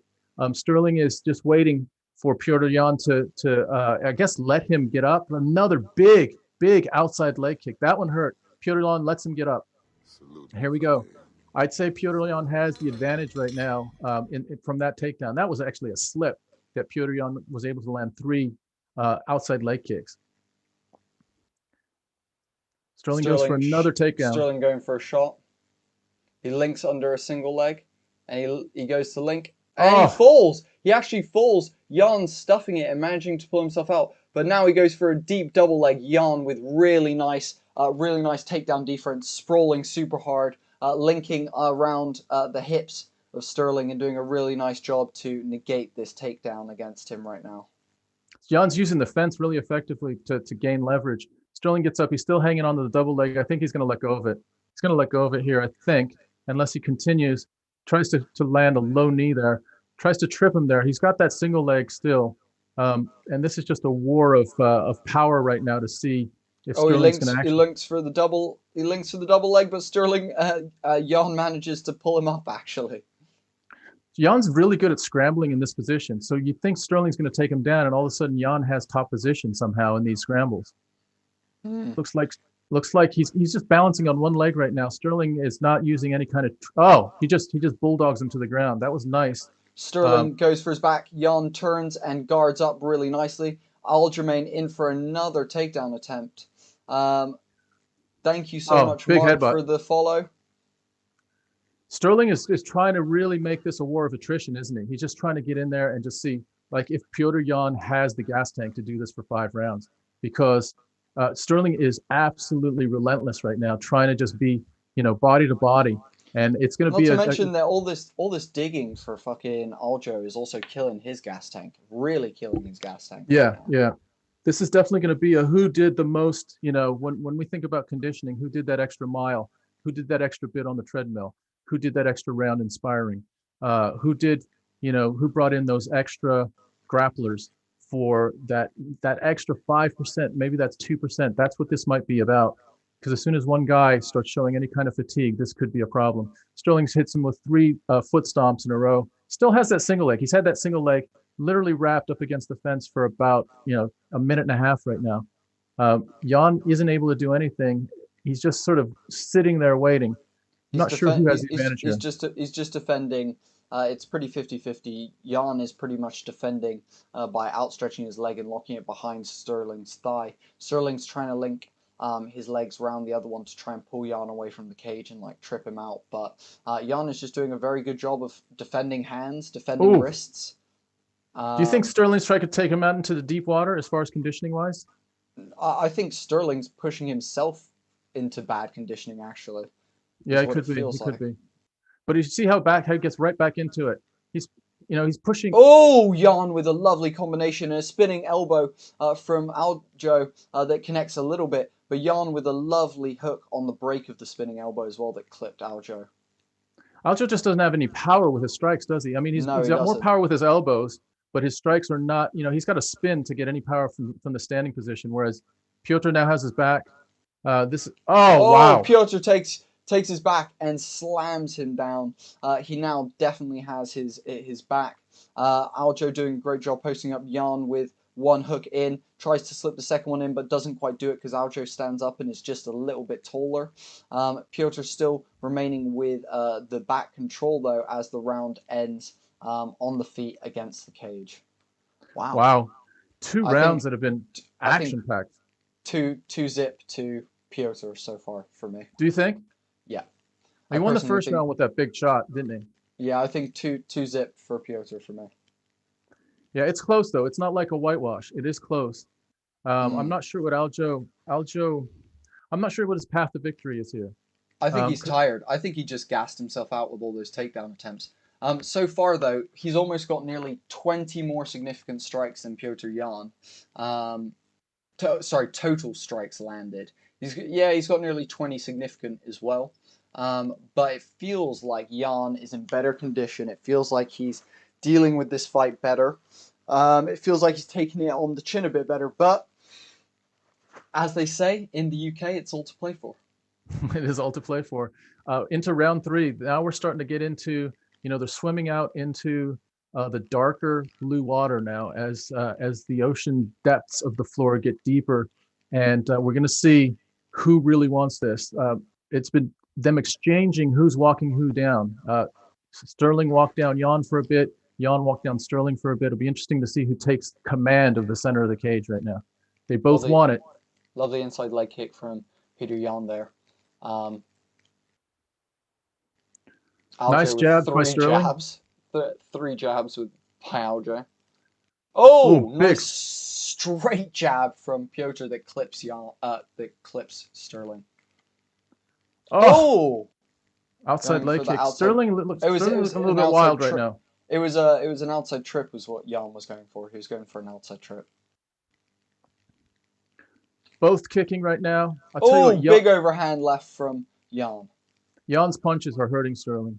Not devastatingly, but they're causing damage to him, a progressive amount of damage, cumulative damage. Sterling is still in there though, still very, very game. Yan is taking control right now. He's starting to walk him down a little bit.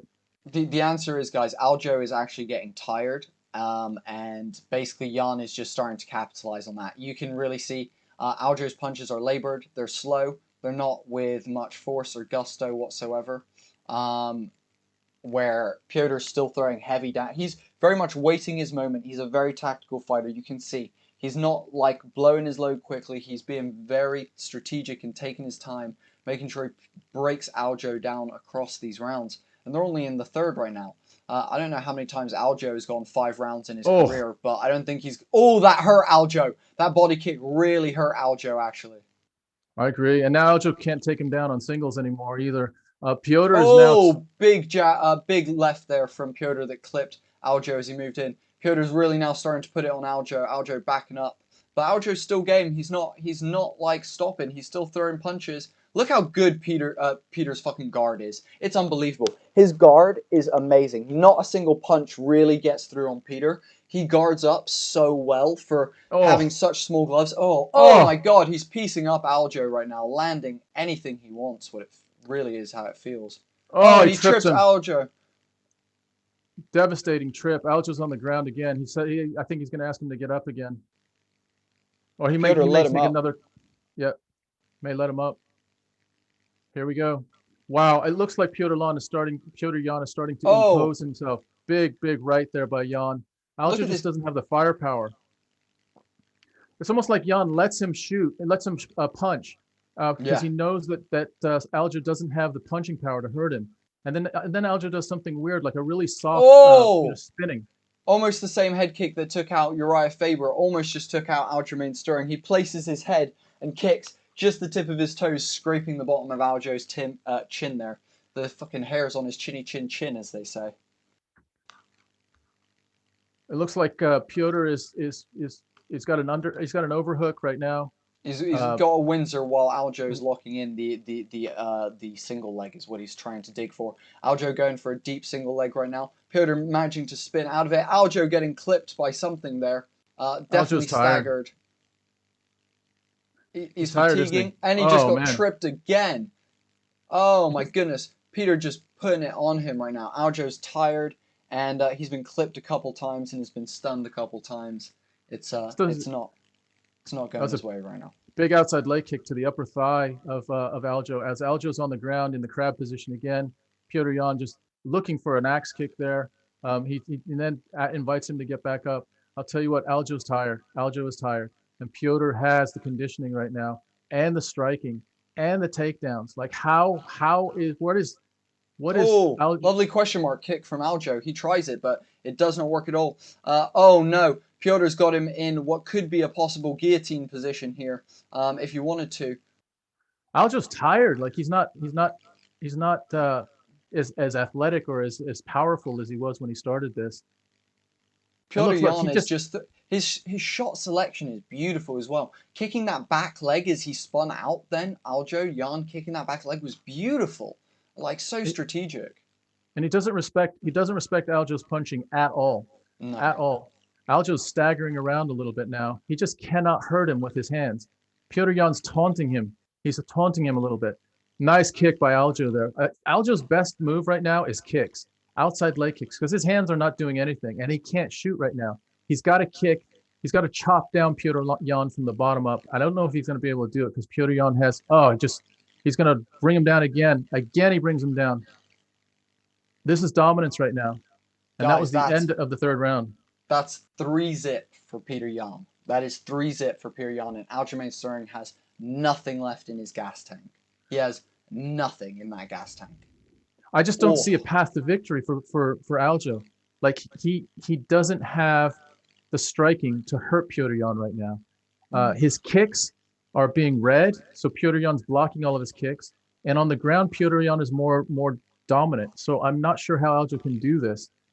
And as we keep going, Petr Yan's striking continues to be more effective. He's had Aljo on the ground probably 4 or 5 times when he's standing above him, and he's hit him with really powerful leg kicks, probably about 6 or 7 times in the back of Aljo's thighs, and that's probably taken its toll as well. Aljo's in trouble. Aljo's in trouble right now.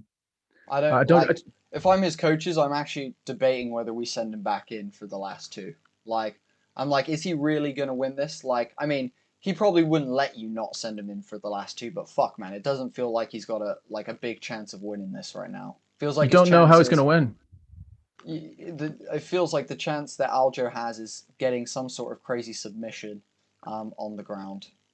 And can you see that? I literally can't see that happening. No, he's not strong enough. Like his gas tank has gone down a little bit. I think his chance of win. That's what I think it is. I think it's the head kick. He needs to chop his legs at the bottom. He needs to do a John Jones on Daniel Cormier. He needs to do bottom kicks, obliques, outside leg kicks to the calves, and then fake an outside leg kick and go up to the top. That's his only chance right now. He's again in the crab position on the ground, and Petr Yan is sending outside leg kicks to Aljo's legs, inviting Aljo to get up. Big knee to the body there by Petr Yan as Aljo got up. He usually lets him up. Also, Petr Yan prepared for the capoeira one-hand plant kick as Aljo kind of advanced off the ground there. He brought his guard up and was ready for it. It's unbelievable. Petr Yan's fight intellect, his what do you even call it? Like Yeah, his IQ. His IQ. His fighter's IQ is just unbelievable. That check. Did you see him check that kick? Oh my god. He just checked a cross-body kick with his other leg. That was wild. He's looking the thing that's great right now.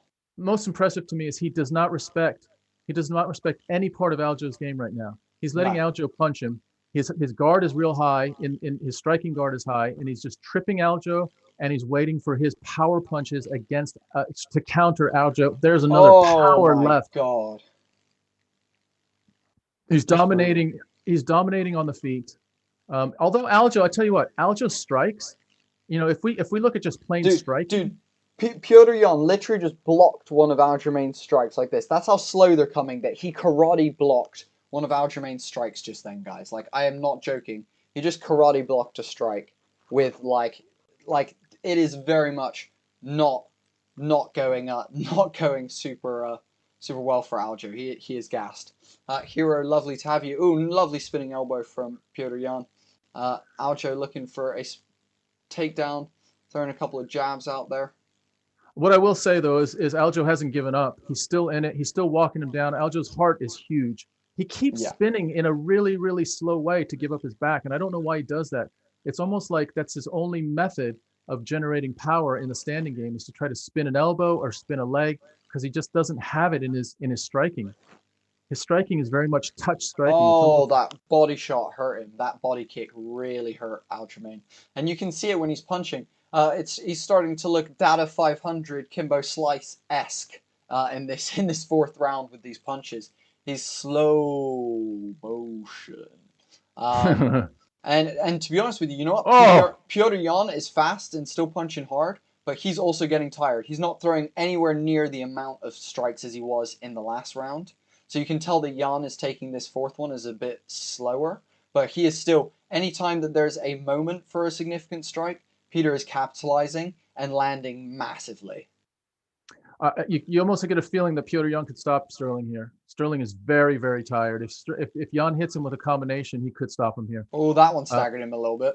Yeah, Sterling is just running out of gas and running out of answers. He doesn't have anything, and now Yan is now walking him down. He's walking him down. Sterling is trying, but he has nothing left in the tank. You know, that single leg was really, really weak. Another single leg, just really weak. I mean, Yan is just shucking him off with ease. He doesn't have anything left. He can't hurt Yan with anything, and now he's eating. Oh my God! Punches and knees right now, and this is not good for him. There's no real answer that Sterling has, and Yan is now starting to walk him down. There's 50 seconds left in this fourth round. You know what though? Sterling has the heart of a warrior. He's not giving up. He's not letting himself be tired. As tired as he is. Throwing a head kick at Yan. Yan stuffing the takedown. Yan has him pinned on the ground again, and it's just pushing it. Oh, that's illegal. Oh, that's it. No, it wasn't. That's illegal. No, his hands are down. His hands weren't down. His hands were not down. His hands were not down. I think they were. That was an illegal kick. I think. Well, Mark Smith is talking about. I mean, he stopped it. That's an illegal kick. That's an illegal knee. They're claiming it's an illegal knee, but I didn't think Aljo's hands were down. It's an illegal knee. He's got to have one. He can have one hand down. He can have 3 points on the ground. Yeah. Let's see if he does. No, he doesn't. No, he doesn't. He brought both hands up. Rogan's saying it's illegal. It's illegal? It can't be illegal. He's got both hands up. What's illegal about that? Aljo's buzzed. Aljo's so buzzed. This fight is going to end in controversy, but it shouldn't. It shouldn't end in controversy. That knee was as Aljo's hands were coming up, and it almost was like Petr Yan set up Aljo to raise his hands, and he was waiting to deliver that knee. He delivered the knee. Even if he loses a point, he still wins this. Well, what happens if Aljo can't continue? If Aljo can't continue, he's going to be Petr Yan may be disqualified. And it was a severe knee to his head. I mean, Aljamain Sterling can just sit on the ground here. Look at him. He's falling. He's being so dramatic. This is all drama from Aljamain right now because he knows he's going to win via disqualification. He's milking this one, guys. He doesn't have a clear path to victory, and this is the only way. This is the only way that he survives this. He's gonna probably say that he can't continue, and now it's gonna go to the judges. But here's the thing: that was not an illegal knee, and Aljamain Sterling will be knocked out. This will be a knockout in the 4th round. Both of his hands were up, so how could that be an illegal knee? Unless I need to Google this. I need to Google this. Guys, we are in the 4th what round. What There's classifies a downed opponent, UFC? Just to let you guys know, we're in the 4th round. Aljamain Sterling is rolling around in the middle of the mat. He is contending that he cannot continue. Remember we said Mark Smith is never in controversy? Well, here we go. Mark Smith is right in the middle of it right now. He stopped the fight before the end of the round. And so that to me indicates that he wants to see the instant replay to see if it was an illegal knee or not. Aljamain Sterling is indicating that he cannot continue right now. So the answer is he is allowed to have any hands down. If he has one knee down, he's classed as a downed opponent. One knee down. One knee down, he's classed as a downed opponent. Well, that was an illegal knee then. It was, yeah. So what's going to happen is Aljamain Sterling. Actually, I would contest that you watch it again. He just called it. And the winner of this fight is going to be Aljamain Sterling on a disqualification. Petr Yan is going to lose his championship. Oh my God, Petr Yan uses his championship because of that. Ridiculous. Absolutely ridiculous. Aljo Sterling cannot continue because of an illegal knee. And I got to tell you guys, the way Aljo was sort of rolling around on the canvas. That's such bullshit, dude. He let's just say this. It looked like he was milking it a little bit. I'm not contending that he didn't get fucking buzzed by that knee. He may even have a concussion. But look, Aljo Sterling lost that fight up until that moment. Up until that moment, he was losing the fight. And so at that point, he's doing the only thing he can do to potentially win the fight, whether it's legal or not. I guess it is legal, but this sets up a rematch, I guess. I don't know. I mean, it's a really, really terrible way to end this fight. Petr Yan destroyed him for 4 rounds, and he's so dramatic. A knee like that doesn't stagger you like this for like 8 minutes. This is ridiculous. Aljo is really playing up to this so that he can win this belt. Yep. And I don't know if they've announced exactly what the Let official... me see if he's got. Yeah, he's got one knee down. He's got one knee down. One knee down. Yeah. Yep. And Mark, I'll tell you what, Mark Smith was on it. Mark Smith is looking right now. There it is. There it is. Mark Smith can see it, and he just said one knee down. You see his right hand. Mark Smith said time. Petr Yan is going to lose his championship belt by an illegal knee because Aljamain Sterling had one knee down. Aljamain Sterling cannot continue. It's a 4th round, and Aljamain Sterling will be the new champion in the bantamweight division. And it's going to set up a rematch, probably an immediate rematch. That's probably going to happen in the next few months to see these guys do it again. But I got to tell you guys, that rematch, I just don't know how Sterling can win. I don't know how he can win. Like, Aljo, he's got some great creativity. He's got some great acting skills, guys. Aljo's got some phenomenal acting skills right now. He is being so dramatic about this knee. No one has ever been staggered from a shot that didn't even put them out. Aljo was not out cold. He's on his back. And right now, Mark Smith is holding Aljo up. He's holding the other hand of Petr Yan. Petr Yan's holding his hand up knowing that he got disqualified, almost in protest. It's almost like the protest that the Olympians in the 1960 Olympics held their hands up in protest against this decision. Aljamain Sterling is going to be granted the bantamweight championship through disqualification by an illegal knee. It was an illegal knee, no doubt. It was definitely an illegal knee. And Sterling could have continued. If he would have continued, they would have taken a point away from Petr Yan. Definitely would have taken a point away from it. But Sterling milked it. Said he couldn't continue. I was gonna say if Sterling hadn't have just like milked it, if he just so now that they've announced it, Sterling's not wobbly at all, guys. Just so you know, now that they've announced it, he's not wobbling. He's walking perfectly fine by himself. before he was needing to be assisted by people. He's now walking out of the cage perfectly fine. He's being very dramatic. This is a sad day for UFC. Sad day that a legal strike like that was done, and even sadder day that Aljamain Sterling is milking this to the extent that he currently is.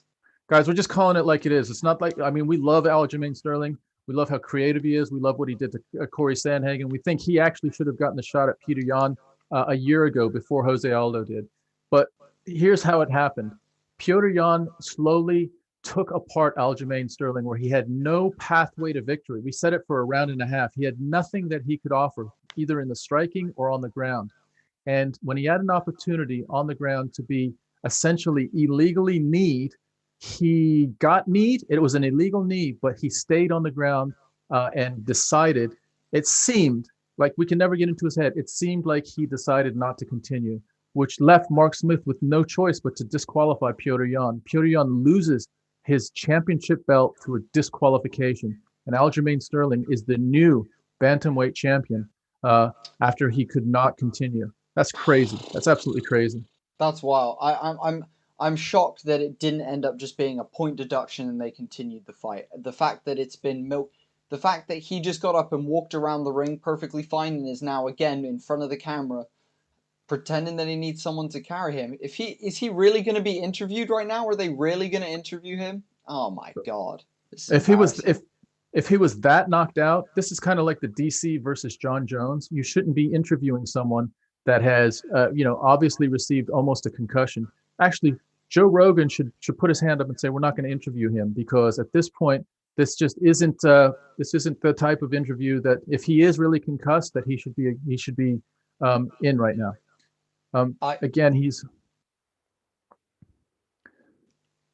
Let's see if Joe Rogan asks him the hard questions. That one point. Just listening to what Joe Rogan says right now, guys. Jordan, thanks for the subscribe. Thanks a lot, dude. We try to do our best for you, bro, and I'm glad that you're enjoying it. Yes, it is currently live right now. So we're watching Aljamain Sterling. He is the UFC bantamweight champion through disqualification of Petr Yan. Petr Yan was clearly winning the fight. I wouldn't be surprised if he was winning 4 rounds to nothing when the stoppage happened. And to be quite honest with you, I thought Sterling was going to get stopped either at the end of this round or the beginning of the 5th round. He had nothing left. Literally no pathway to victory. I mean, I guess there's always a Hail Mary. He could have landed something, but Petr Yan was at the point where he was dominating Aljamain Sterling. And I got to say this. Apparently Khabib informed Petr Yan, asked his corner if it was okay if I can kick him at this point, and the corner said yes, kick him. And apparently he then kneed him. Oh wow. He got bad advice from the corner. Did you say Khabib? Yeah, Khabib was in the ring or like in the arena and heard him speak Russian to the corner, and the corner spoke back. Sean Scarlett saying, shut up, you sound like a hater. Hating on who, dude? Yan was winning that fight. Sterling just got illegal struck and is now the champion via bitch way. And Sterling really dragged that out and milked it. Now, don't get me wrong, he did just get hit with an illegal knee, but it did not even put him out in the center of the ring. He just rolled around and he's wasted 20 minutes of all of our nights at this point now. Like, Yan has left the arena and accepted that he's lost his title. Like, this is getting out of hand. But, it's a very sad way that a championship ended this way tonight. And just to belabor that point, we don't hate Aljamain Sterling. We like him. We love him. Like, what he did to Corey Sandhagen was insane. He is, and we were 50-50 on this fight. We thought that he might have a really good chance of submitting Petr Yan. Dude, here's the facts. He was dominated. He was dominated in that fight. As the fight went on, he had less gas in the tank, and he had less options to hurt Petr Yan. He couldn't hurt him with his striking. Petr Yan actually was inviting him to strike him so that he could set up his own power punches. He couldn't hurt him on the ground. Petr Yan had the dominance on the ground. Sterling, I'll tell you what he did have, tremendous heart. He never gave up while he was fighting. And then when he did get the knee to the head, here's what I think happened, dude. And you can call this hating or not. He found a way that he could potentially win this fight and maybe get a rematch. Now, could he have continued? I mean, it looked like perhaps he could have, but the way that extended on for minutes and minutes and minutes looked, from my eye, like it was unusual. So that's how I'm going to call it, bro. And also, again, we say, like, yeah, obviously, if he was buzzed, like, he shouldn't have continued. If that was bad enough, he shouldn't have continued. But the honest answer is, dude, we have watched enough UFC events to know that 95% of UFC guys who don't get put out in a KO are walking around afterwards. You saw the interview with DC after the John Jones fight. He's walking around, like, guys, come on now.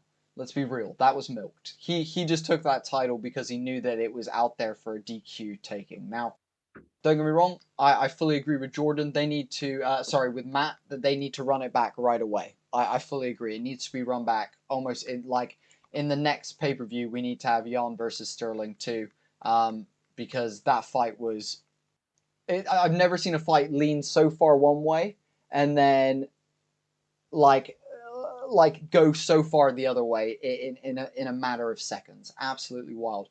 Charles Caesar Brown, acknowledge me. Charles, I acknowledge you. Now, because I've acknowledged you, go subscribe to our YouTube channel. What's up, Charles? The other thing I just want to say is, for those of you that have been watching, you'll know that I was saying how Aljo Sterling has this really inspiring story leading into this fight. Like he's come from a really challenging childhood into what he's made himself. So we admire the fuck out of Aljo Sterling. We admire the fact that he's a fighter, that he's a successful fighter. What happened in that ring just now was just unfortunate, really, really sad. And the fact that Petr Yan lost his belt because of that is super sad. The fact that Sterling won the belt because of that, he feels like shit. He left the belt in the ring, dude. So, who's hating who? He actually doesn't even want the belt under those conditions, apparently. So this is going to be redone, but I'll tell you this. Petr Yan is going to be a heavy favorite the next time they fight because there's very few ways that Sterling can beat him. We've just seen that. He might be able to beat him in the first minute or first round with something crazy, but after that, Petr Yan's momentum sort of overtakes everything that Sterling has. Yeah, guys, so brutal. But now we're coming to our second champion fight of the night. We've got Amanda Nunes versus Megan Anderson. This is one I am most nervous for because I am a huge fan of Amanda Nunes, absolutely massive. So I'd very much like her to win. I'd love to hear what you guys would like to see as well. Also, guys, please head on over to our YouTube channel, subscribe, go to Facebook, like and follow. And guys, that really helps us. So you don't understand, it takes like 2 seconds of your life, but it means that me and Tom can continue to grow this channel, do new things, add new content, get better sponsors, and make this channel even better for you guys. So if you can take a second to go share this, like and follow on Facebook and subscribe, you don't even know how much of a difference that makes to me and Tom's life. And it takes 30 seconds on your end, guys. So if you could head over and do that, that would make a massive difference to us. Low Life. The links are in the... Where can I watch the actual fight for free? Is anyone going to stream? The answer is, dude, you can find it not here. Yeah, if you guys want to hit us with a like, a follow, or subscribe, there's the links in our description. They're right in the first 3 or 4 lines of the description, so that would be cool. Wow. I'm bummed that ended that way, but we're moving on now, and we have Amanda, the Lioness Nunes, who's 20-4 and is the champ. She's been the champ for a while. She is known as the GOAT of the women's MMA world, and she's fighting Megan Anderson, who is from Australia. She's 11-4, and she is probably clearly the most deserving featherweight in the division right now. She has some very, very distinct attributes. She's super tall, and she's got super long legs. So at a distance, she might prove to be a little bit of a challenge for Nunes, especially if she is throwing that little sort of rangefinder jab, and she's got a nice straight right that is powerful. She's knocked people out with that straight right. The problem is, from what I've seen of tape, Megan Anderson looks like she might be overwhelmed on the ground by Amanda Nunes. Just remember, Amanda Nunes is a Brazilian Jiu-Jitsu black belt, straight up. Amanda Nunes is also a judo brown belt. She's a judoka brown belt. She's formidable on the ground, and she's going to take the best path to victory. And I reckon that she's going to get Megan Anderson on the ground at some point and just manhandle her. I'll be right back. And also, guys, quickly before I dip off to go for my kidney stones pee, just want to say, guys, we are currently 3 subscribers away from our 500 subscriber mark that me and Tom have been pushing for. Guys, there is nearly 90 of you in this call right now. Please, guys, head on over to our YouTube, subscribe for us. It makes a massive difference. It means we can keep doing this, guys. Get us to that 500 mark. Make a difference in me and Tom's life. Charles, Caesar Brown, my dude, thank you for liking and following on Facebook. You're a legend. I'll be right back. Hey guys, if you didn't know, Bodie and I are father. I'm father, and he's the son. Yeah, he's just gone through his a kidney stone situation, so he's having to go to the bathroom a little bit more than usual. Megan Anderson steps into the ring. She's wearing green, and she has these beautiful tattoos on her arms and one of her legs. She is from Australia, and she's a deserving featherweight. I guess she's the #1 contender. She's 11-4. She has had some really impressive wins with her punching power. And so what I saw that I thought was really interesting is her straight right is very clean. She sets it up with almost like a pawing jab, like a rangefinder jab, and she's so long. She's incredibly long. And then she'll bring a very clear straight right. Amanda Nunes, we know, is super talented in the stand-up against a certain type of fighter. So probably someone that has similar reach to her and sort of more orthodox fighting. I think Amanda Nunes is going to be tentative on the feet and is going to try to take this to the ground because Amanda Nunes has a superior ground game to Megan Anderson. Similar to when we saw Nunes fight Germaine Durandame. Germaine Durandame, you'll remember, had this incredible, I think it was a kickboxing resume where she is exceptional with her striking. And Nunes knew that and sort of found her place in that fight until she got to the ground and then took it to the ground and dominated Germaine Durandame. I think it's going to be the same thing with Megan Anderson. Megan Anderson has an opportunity to land a straight right. Other than that, I think the low leg kick might be something that would be interesting for Megan Anderson to explore. But other than that, it's a there's a reason why Amanda Nunes is a heavy favorite in this fight. She just has a lot more ways that she can win the fight. Megan Anderson has, the ways that she can win are quite narrow. So we'll see how this plays out. Tail of the tape. Go ahead. Also, quick shout out to Danny Boss and Matt Dalton for joining La Familia by liking and following on Facebook. My dudes, thank you so much, guys. Tell the tape. Amanda Nunes 5'8". Megan Anderson 6 foot tall. If you saw them in the stare down, it's crazy how much taller Megan Anderson is. They both weighed in at about 145, 144 pounds. Megan Anderson only has a 2-inch reach advantage, but if you look at how that plays out with her stance and everything, it's a lot more. Significant strikes landed per round. Amanda Nunes landed 4.44 strikes per round in her, in the cumulative number of her fights. Megan Anderson a lot less, 1.82. Nothing else really stands out. Well, what can we say? Amanda Nunes is the lioness. She is the clear GOAT. She has had some changes in her life, though. She has a new young daughter that she has with her partner. I'm wondering if that changes her mentality a little bit. You go from being a killer to being a mother, and at some point, does that start affecting you and how you view the world and how you view humanity, let's say?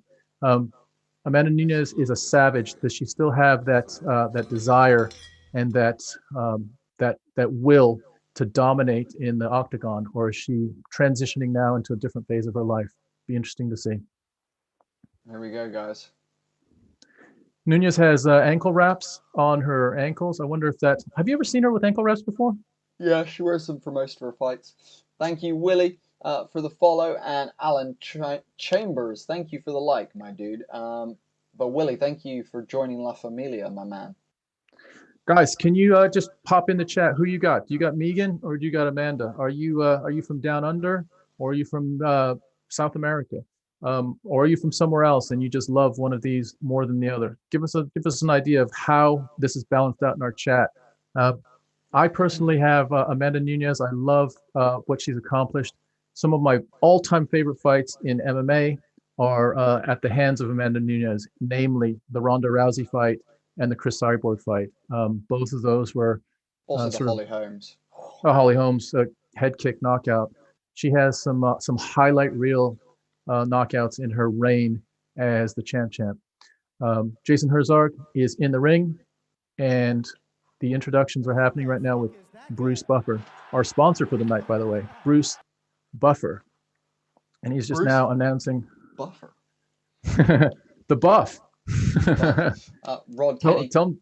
Thank you for the like, and John Suntory, thank you for sharing, my dude. You get a "who the fuck is that guy" gif. Is that what you get when you get a share? When you share, you get a "who the fuck is that guy"? Indeed. Megan Anderson is being introduced right now. Look at the lighting. So theatrical. Great. She has some glorious tattoos up and down her arms and up and down one leg. Amanda Nunes traditionally looks away from her opponent. She's just sort of looking at her coach, her hands linked into the fence, as she's probably thinking about her game plan and what she wants to do. We've seen her in this position many times. Oftentimes she'll sort of lean down and stretch out her shoulders as well. But this is the champ, the best ever to have ever sort of stepped into the octagon as a female MMA fighter, and straight up as any MMA fighter. What she's accomplished, the dominance that she's reigned in 2 divisions has been super, super impressive. Amanda Nunes, the Lioness. All right, here we go. We're getting ready, guys. Bruce Buffer's still in the ring. He announces Amanda Nunes, and it looks like the seconds are going to clear out in a moment. And they're standing face to face. They touch gloves, and here we go. Here we go. This is the second championship fight. Amanda Nunes and Megan Anderson. Everyone is cleared out of the ring. And waiting for the bell to ring and Jason Herzog to allow them to come in. Here we go. Here we go. We're going to touching gloves. And we're off. We're just going to see exactly what happens on the feet. The feet is more. It's going to be more interesting to me to see how much Amanda Nunes wants to engage in a striking match with Megan Anderson. Megan Anderson is tentative. It looks like Nunes wants to get in the pocket immediately. Outside leg kick. That could be a problem for Megan. Megan has tremendous. She's almost like Go-Go Gadget. She's got just these long levers. She switches stance. She goes now to southpaw stance. So she's got a strategy of, she does an outside leg kick, and immediately Amanda shoots for a single and doesn't get it. Nunes catches it. Big overhand right there from Nunes, landing on Megan as well. Oh, I'm nervous. You can hear the nerves in my voice, dear God. Yeah, I am as well. Nunes has got that look in her face, doesn't she? Again, yeah, we've seen that look before, where she wants to just go bang bang, doesn't she? Yeah. Let's see if she goes with that outside leg kick again. It's there for the taking, isn't it? Mm-hmm. Oh, she goes for a big overhand right. She wants to swing. She wants to swing. She clipped her that time. Megan just got clipped and spins around again. Oh, she is wobbled though. She is really wobbled. Man, Amanda Nunes has power in that right hand. It is terrifying. Oh, outside leg kick. Oh, Megan Anderson is done, guys. Megan Anderson is done. Megan Anderson is done, guys. Round 1. It's good. If Jason Herzog doesn't end this, they've got to end this. They've got to end this. They've got to end this. She's somehow surviving. Now Nunes has her in a Nunes gets her back. Amanda Nunes gets her back. This is 3 minutes and 18 seconds. She's going for an armbar. She's going for an armbar. She's digging an armbar. Megan Anderson's hanging on for dear life. Nunes has 3 minutes. She has both hooks in. She's going for a triangle. She's got the armbar. She's got a triangle and an armbar. She's got a triangle. She's got a top-mounted triangle and an armbar. Later, Megan. Later. Yep. That's it. That's it. Wow, Amanda Nunes. 3 minutes, everyone. That's what's up. That's what's up. Wow, guys. She is the lioness. No one is better. No one is better. Rod Kenny, that was fast indeed. Wow. That is it. She is such a fucking beast. It's unbelievable. Megan Anderson didn't know what fucking hit her. Those punches, dun, dun, dun, dun, fucking rattled that brain. Oh, she's That's a true crazy. feather. She's a true bantamweight. They said she's a true bantamweight. Oh yeah, she's a true Or bantamweight. Anyone else? featherweight. Oh, Yeah, featherweight. yeah, She's a yeah. true featherweight. Nah, she ain't no true featherweight. I'll tell you what. And Nunez bombed her in the only way that she could have risked losing, which was standing. She just said, you know what? I'm going to go into the firing line. I'm going to bomb you with these overhand smashing rights. Boom! Boom. And that started it. That right there. Megan's like, oh shit, where am I? And another one on the top of the head Boom. there. Megan is already, she's just not able to cope with any of it. Not with any of it. She has nothing. Pascal, thank you for the follow. We really, really appreciate it. Welcome to La Familia. Guys. That was crazy. Who was it? It was Jason earlier in the chat from Australia. Sorry, dude. Yeah, dude, that's Amanda that was- Nunes, though, dude. Top mounted triangle with an armbar. That's crazy. She had two different ways she could have submitted that. That's crazy. It's totally true. Like, it was a merciful ending. She could have been banged out. She could have been choked out. That was a merciful ending that she got to tap out of that, basically. Yeah, yeah. Crazy. In 2 minutes, she defends her featherweight. There's no one that will ever beat Amanda Nunes, guys. And for anyone who is a woman or has a young woman in their household growing up, Amanda Nunes is the greatest example of a strong female role model ever. Like, she is lesbian, she is mixed race, she is Brazilian, she is a woman, and she is a double champ. She is the only double champ in the women's, and she has defended both belts numerous times. Yeah, unbelievable, unbelievable. She in real time, guys. You know, we saw it when Michael Jordan played basketball. Those of us that saw him play live were fortunate enough to see that, and those of us that didn't have to watch YouTube videos. We are able to see Amanda, the Lioness Nunes, do this live, and she will go down in the record books, if not as the greatest ever, certainly as the greatest in our era. She is a legend, and she's unstoppable. She has so many different skills that it's going to be really, really tough for anyone to do anything against her. So much respect between her and Megan at the end there as well, introducing her to little baby Reagan. Oh, so cute. Guys, we thought Amanda Nunes was going to get soft, but the baby fired her up more. Who could have seen that coming? Who could have seen? Guys, Amanda Nunes, can we be real, guys? Can we just, like, all this GOAT, George St. Pierre, all this, like, John Jones, blah, blah. Guys, Amanda Nunes is pound for pound greatest of all time. She's defended her belt, both belts, more times than anyone has defended two belts ever. She's unbelievable, guys. Like, she hasn't had a close defense. Has there anyone taken her? Jermaine Durandame was her closest one.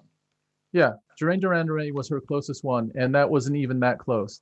The best chance of anyone giving Amanda Nunes problems is Valentina Shevchenko coming up one more time to the 135 division and giving it another chance.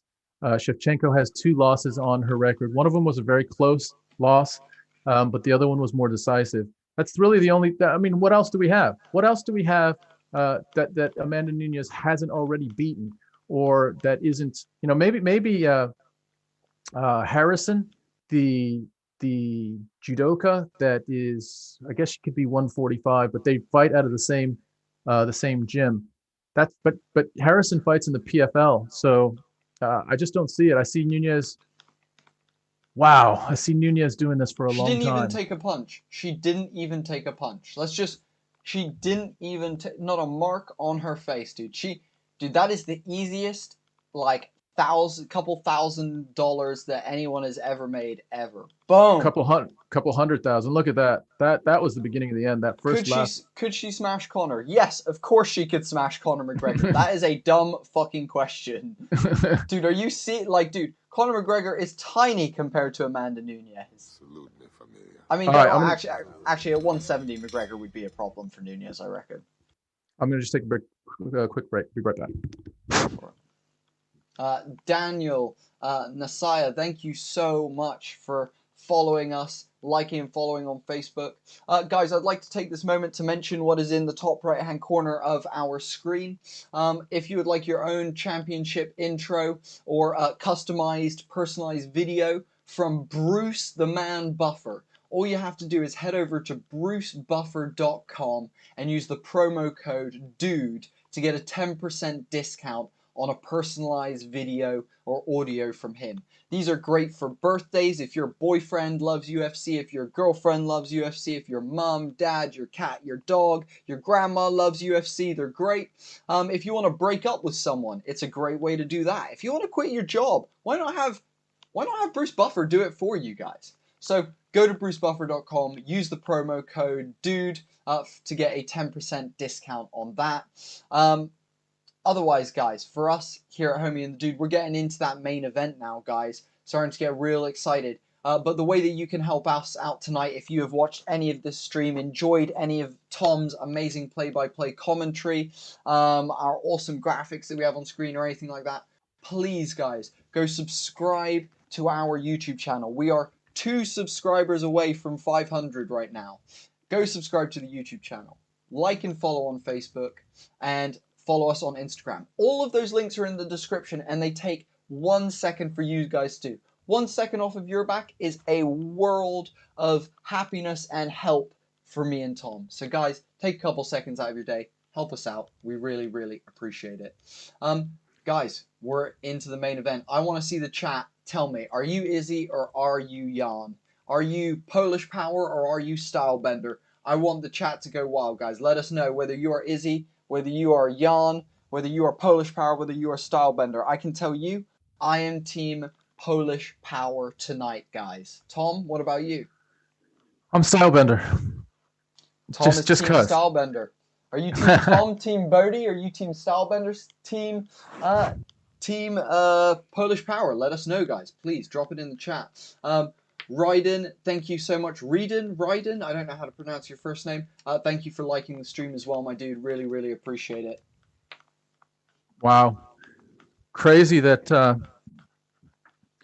that those 2 championship fights were contested in that way. Both of them complete surprises. We didn't think Anderson would get wiped in 2 minutes, and we did not think Petr Yan would lose his belt through disqualification. That is crazy. Crazy. So wild.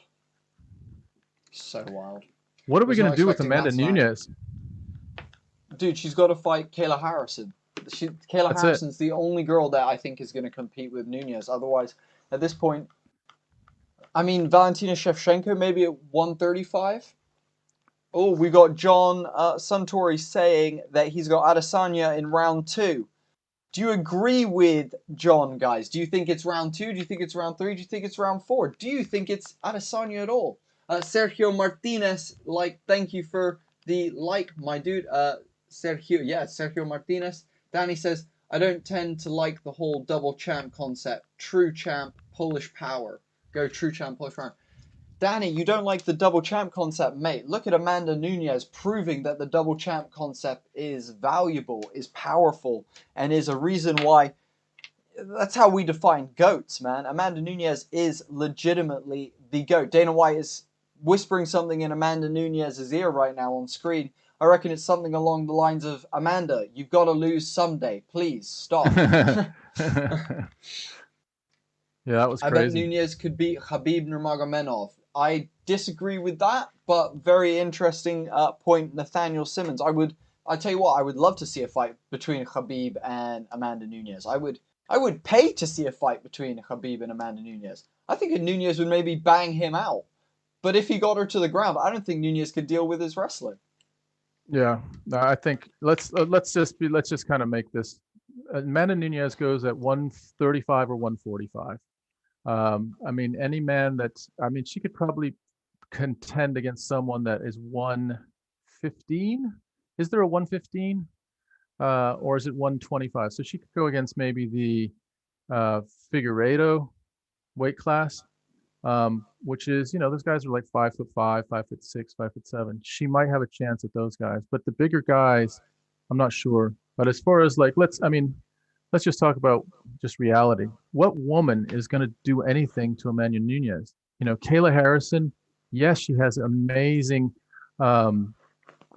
Judo. judo, but how long has she been striking? You know, like that's I just don't know who can beat Amanda Nunes. It's Valentina really. Valentina has to come up to 35. Nunes goes back down to 35, and they do it again. They're the two clearly best women's fighters in the world, and that's where we are. That's where we are right now. Crazy. Wild.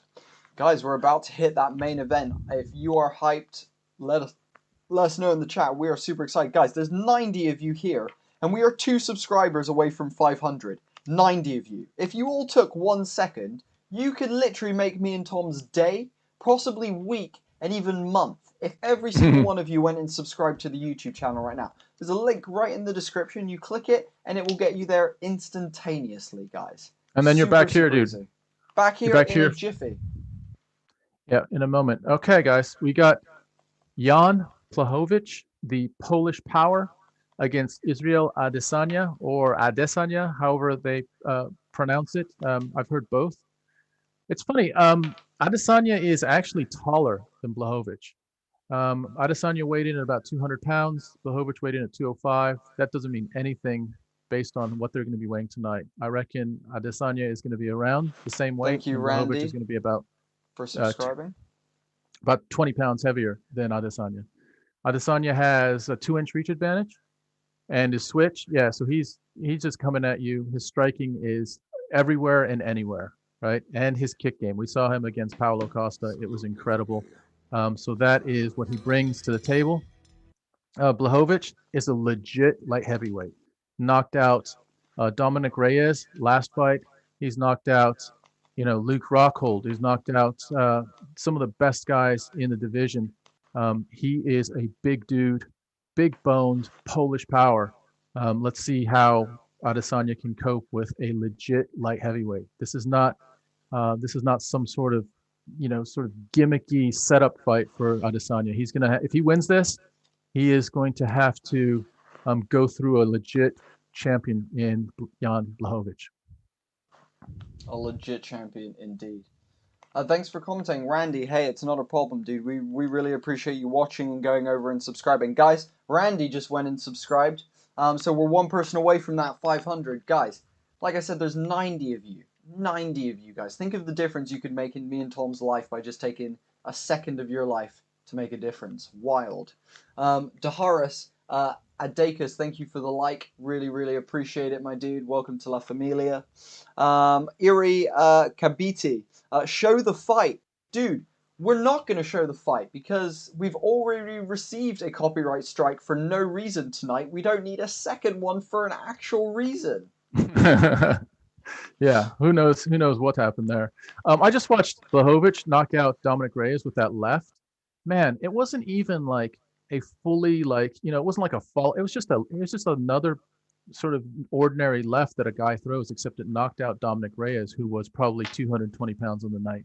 If he hits Adesanya with that, if he hits Adesanya with the same one he hit Luke Rockhold with, or the one that he hit Corey Anderson with, how does this play out? How exactly is Adesanya going to cope with that? And can he stay away from that left for 5 rounds? Or, I guess we were saying the same thing with Paulo Costa, and it only lasted 2 and a bit rounds. But can Adesanya actually knock out Jan Blachowicz like he knocked out Paulo Costa? Or is it going to be the Max Holloway death by 1,000 punches? He's going to just piece you up 700 times in one fight. And you're going to just have to hope that your liver and your face can deal with that. Yeah, crazy. Well, just here we go. Coming into we're getting close to the. There goes Adesanya is walking in.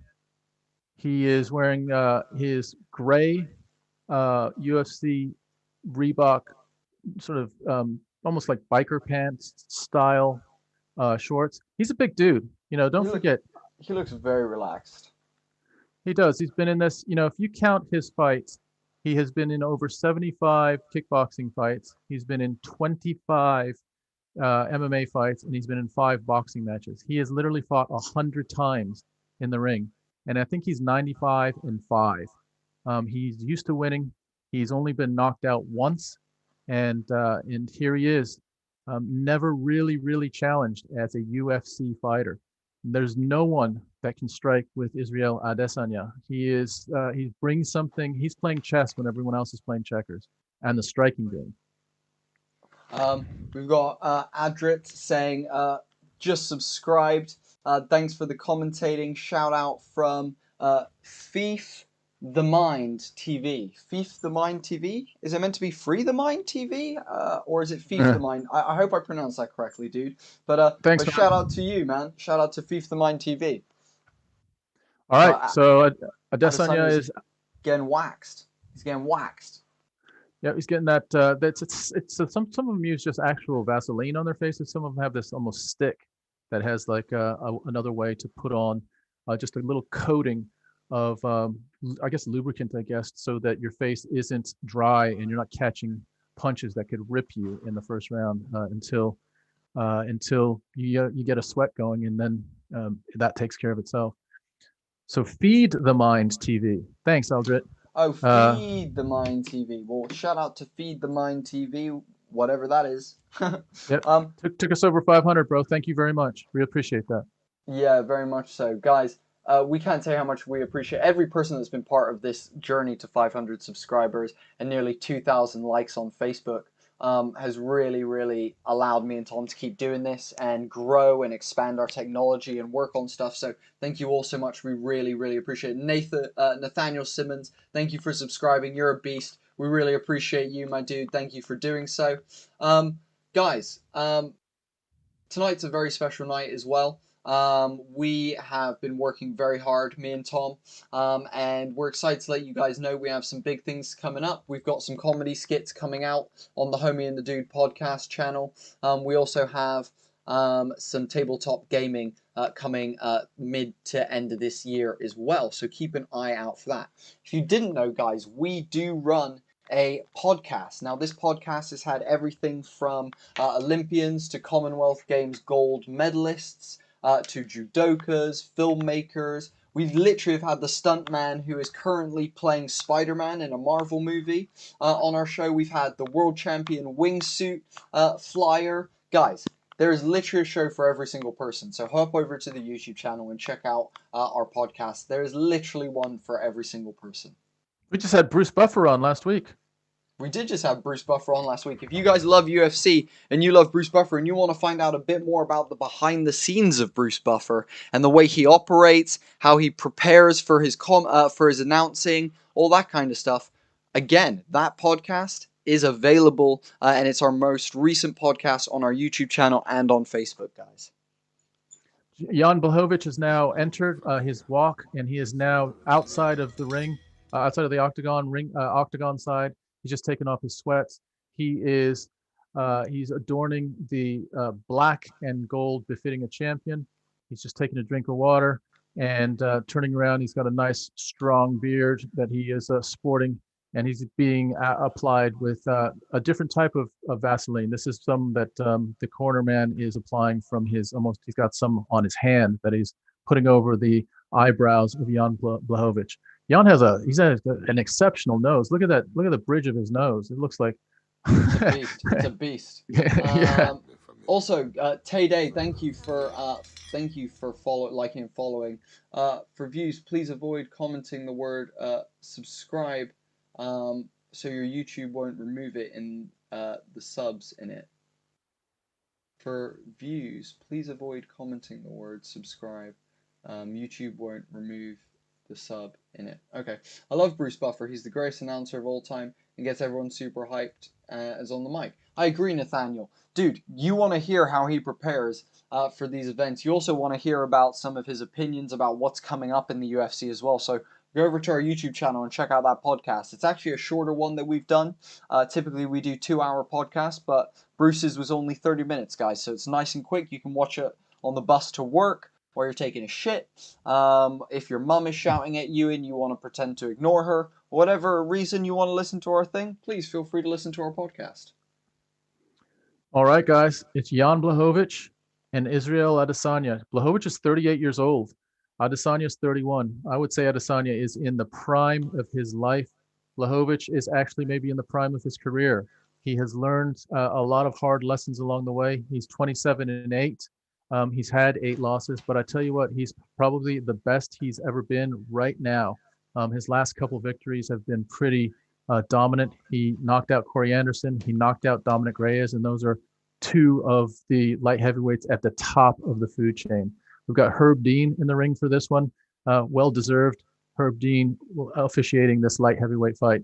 Israel Adesanya, as most of you know, is 20-0. He's never lost in the octagon or in any other MMA fights.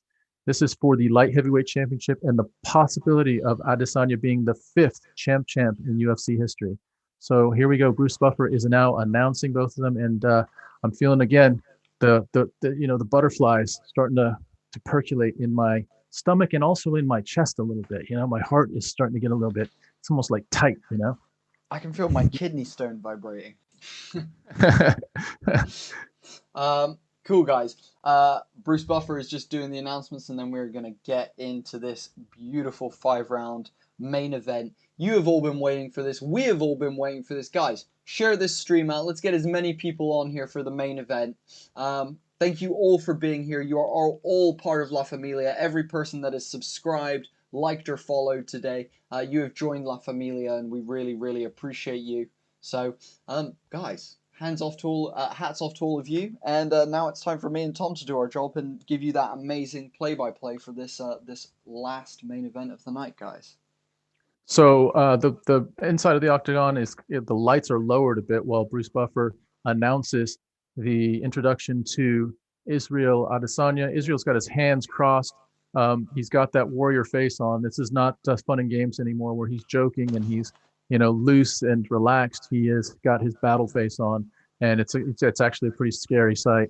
Blachowicz is on the other side. He looks like he's also ready. They both know what they're in for right now. They both know that they're champions. They both know that they're in for, you almost got to get your mindset right that I'm gonna probably experience some pain tonight. My leg might be, disabled. I might receive an injury. I might get concussed to the place where I can't continue. I might go to places that no one wants to go with my conditioning. That's what they're both prepared for right now. Literally putting their very being on the line to see who is the dominant fighter at the light heavyweight division in the UFC. Holy shit! Here we go. Herb Dean bringing them both into the center of the ring. They both are standing at angles at each other. They both touch gloves. And here we go. This is the last fight of UFC 259. Adesanya, as usual, sort of crouched down on the fence with his arms extended, hands in the fence. He's almost looking a little bit too relaxed right now, is he, for my liking? Yeah. Well, just remember that left hook that put out Luke Rockhold, that put out Dominic Reyes, and that put out Corey Anderson. Let's see what happens. Adesanya, again, using his feints, switches immediately to southpaw and starts his inside leg kicks. This feels, a similar start to what he did with Dominic Reyes, but this is not with Paulo Costa. Adesanya is an expert at controlling distance and being in range to take out your front leg and also to touch you when you can't touch him. Let's see how that unfolds with a whole different level of weight class.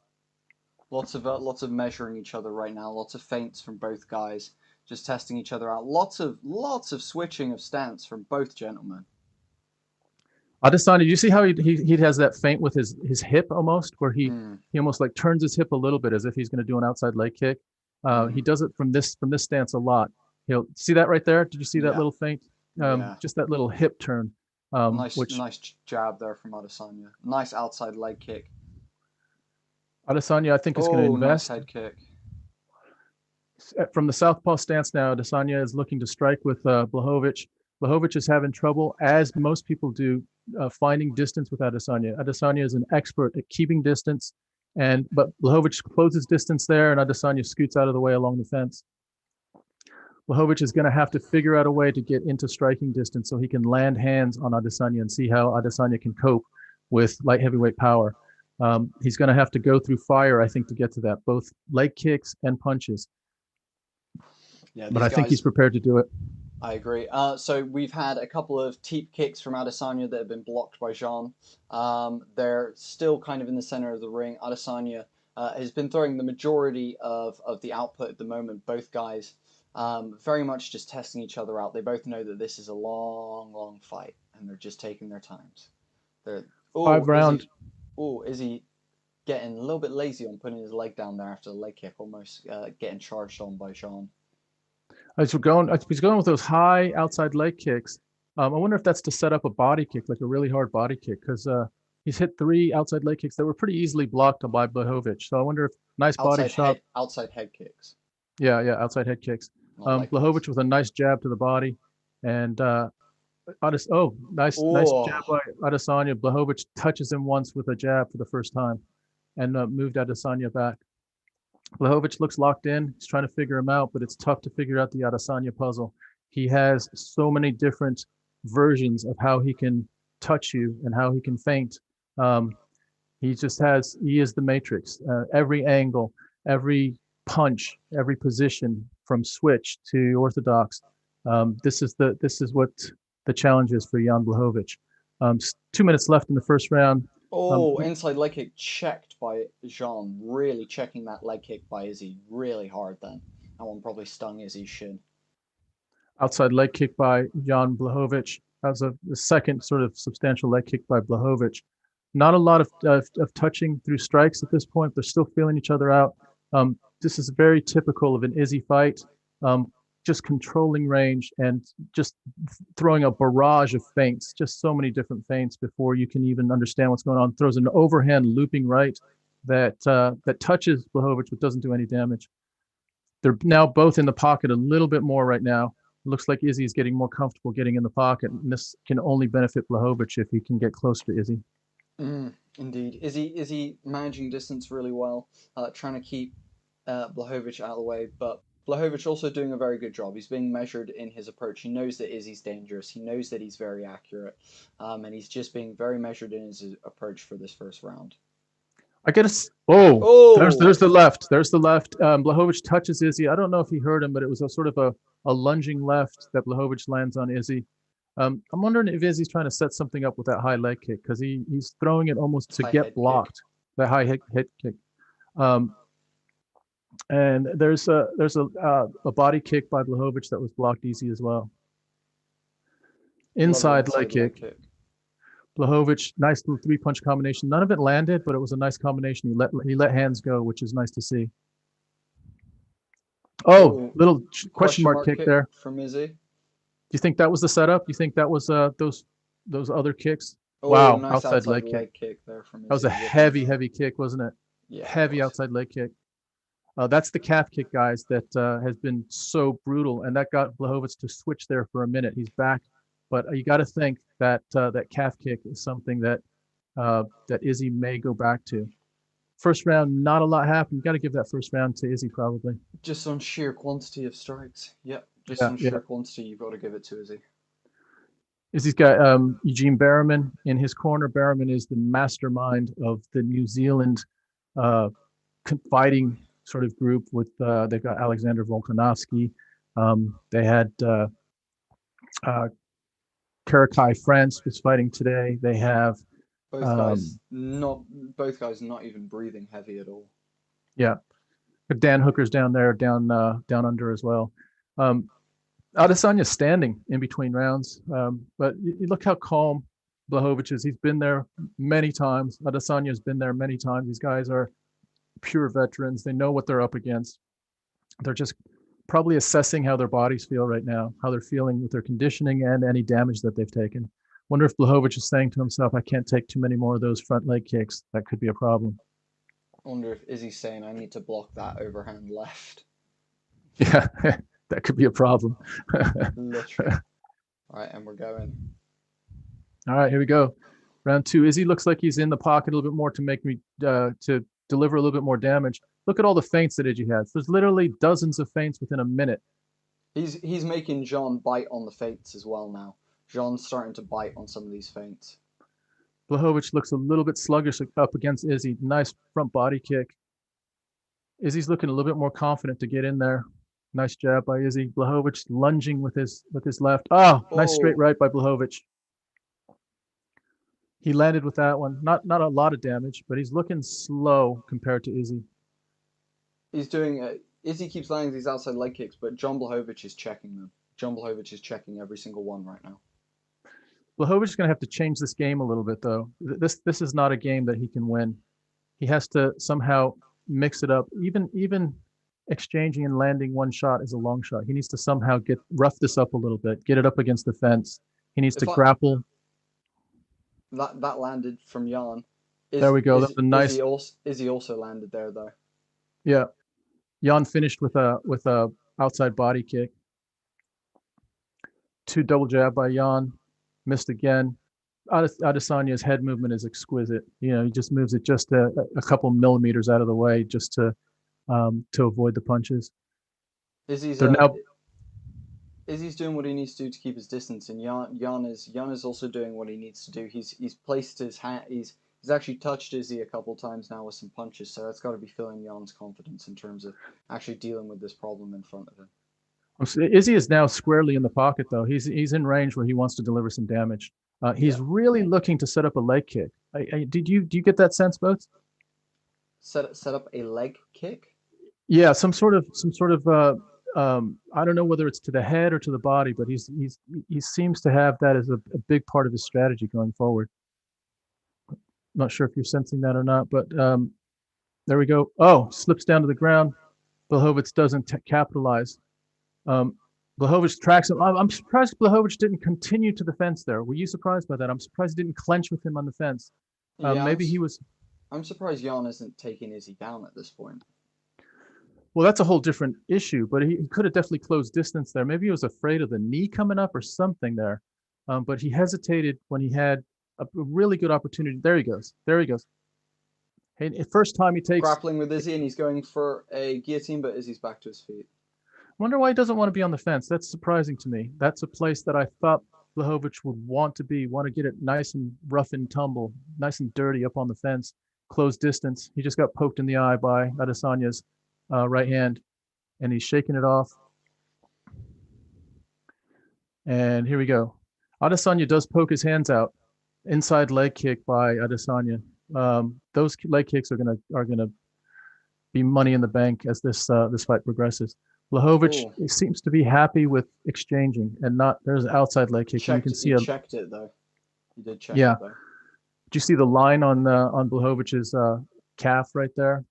Yeah. Ellie asking what round is it? It's round 2 currently. Round 2, another attempt by Adesanya for a body kick there.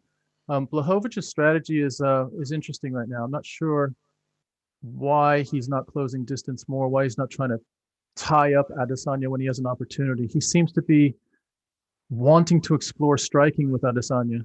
And there's a kick to the cup from Izzy, even though it was it tried for an inside leg kick, but Jan just stepping out of the way, clipping the cup there. Yeah, it was unintentional. Definitely unintentional.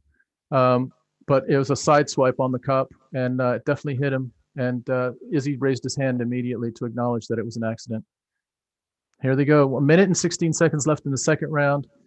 Not a lot in this round as far as dominance by one guy or another. Izzy is still looking to get in the pocket, in and out.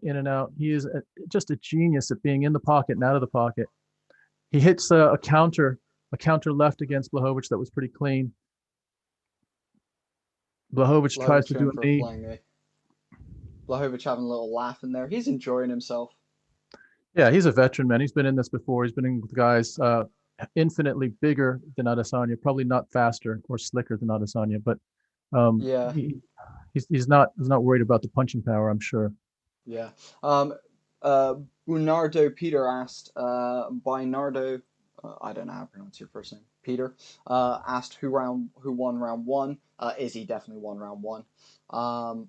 Definitely won round 1. And yeah, the one thing that I'm noticing as well is that Jan is biting on almost every feint that Izzy throws. He is very, very aware that Izzy throws lots of feints, and it is very aware of those feints as well, and is biting on a lot of these feints. Nice head movement there from Jan, dodging that jab. I mean, at this point, if this fight continued on like this, Izzy would win every round. 99 out of 100 rounds. This is just not a way for Yan to win this fight. Izzy's slowly just chopping up his legs. He needs to take it to Izzy this round. He needs to take it to Izzy this round. He's got a close distance, and he has to rough up this fight. He needs to get out of this sort of middle range where he's just out of. He landed that right. That was nice. But he needs to rough it up a little bit. I'm surprised he hasn't taken it to the fence, and I'm surprised he hasn't tried to take Izzy down a little bit more.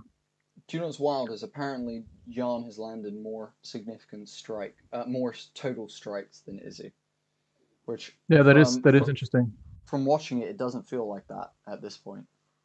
No, it doesn't. It just looks like Izzy is in control. Like visually, you get a feeling like Izzy is the master in the ring. Not that he's dominating Yan with overwhelming amount of strikes, but he just looks like he is controlling. Controlling the pace, controlling the distance, controlling the interactions. This is round 3, guys. I probably have to say that was probably 2 rounds to nothing for Izzy, and he's starting to compromise Jan's front leg. That left leg is starting to probably feel the impact, and I wouldn't doubt if Izzy delivers another one here. Oh, Yan clipped Izzy there with a nice one too. But Izzy's just look at how big outside leg kick. That nice. Yan checked it, and that left actually got through and clipped Izzy there as well. It did clip him, but he's leaning backwards. Big right. Izzy just got clipped. Izzy just got clipped twice by Yan and gets taken down. Not quite yet. Yan gets Izzy's back. Oh no, Izzy's got to defend his neck. Yes, nicely spun out by Izzy. Yan going for that same knockout that he did, that standing. But Izzy not afraid to stand in the pocket with Yan, it feels like. Exactly. Izzy is definitely stunned, it felt like. Yeah, he was stunned there, and he just came right back in. Look at him. He's wanting to mix it up with Blachowicz, Blachowicz might be saying, wait a minute, who is the dominant striker here? And Izzy's taking it to him. That just shows Izzy's mentality. When he gets rocked, he steps right back into the fire. Now he's switching southpaw, hits him with a left, switches back to orthodox, and he's right in the pocket now. He's walking Yan down. He did not think you'd see this. Blachowicz is I think measuring that left. He feels like he can touch him with the left. And he tries to hit him with the right again. Hits him with a left jab. That was nice. This is round 3. Nice. That was a nice body kick. Yan has his hands wrapped around Izzy now, but Izzy's a big guy. He's got double underhooks. Izzy's going for like double Windsor, and he's now looking to get. He's almost like posting off of Yan in hopes to slip his arm under. Dennis, thank you for the follow, and John Ramos, thank you for the follow. Mike, yes, we do believe Izzy won the first round, and we do think that Aljo was a lot more down than being just down on one of the judges' cards. He was only down on one of the judges' cards? That's crazy. He was down. I believe he was actually down on 2 of them, but yeah.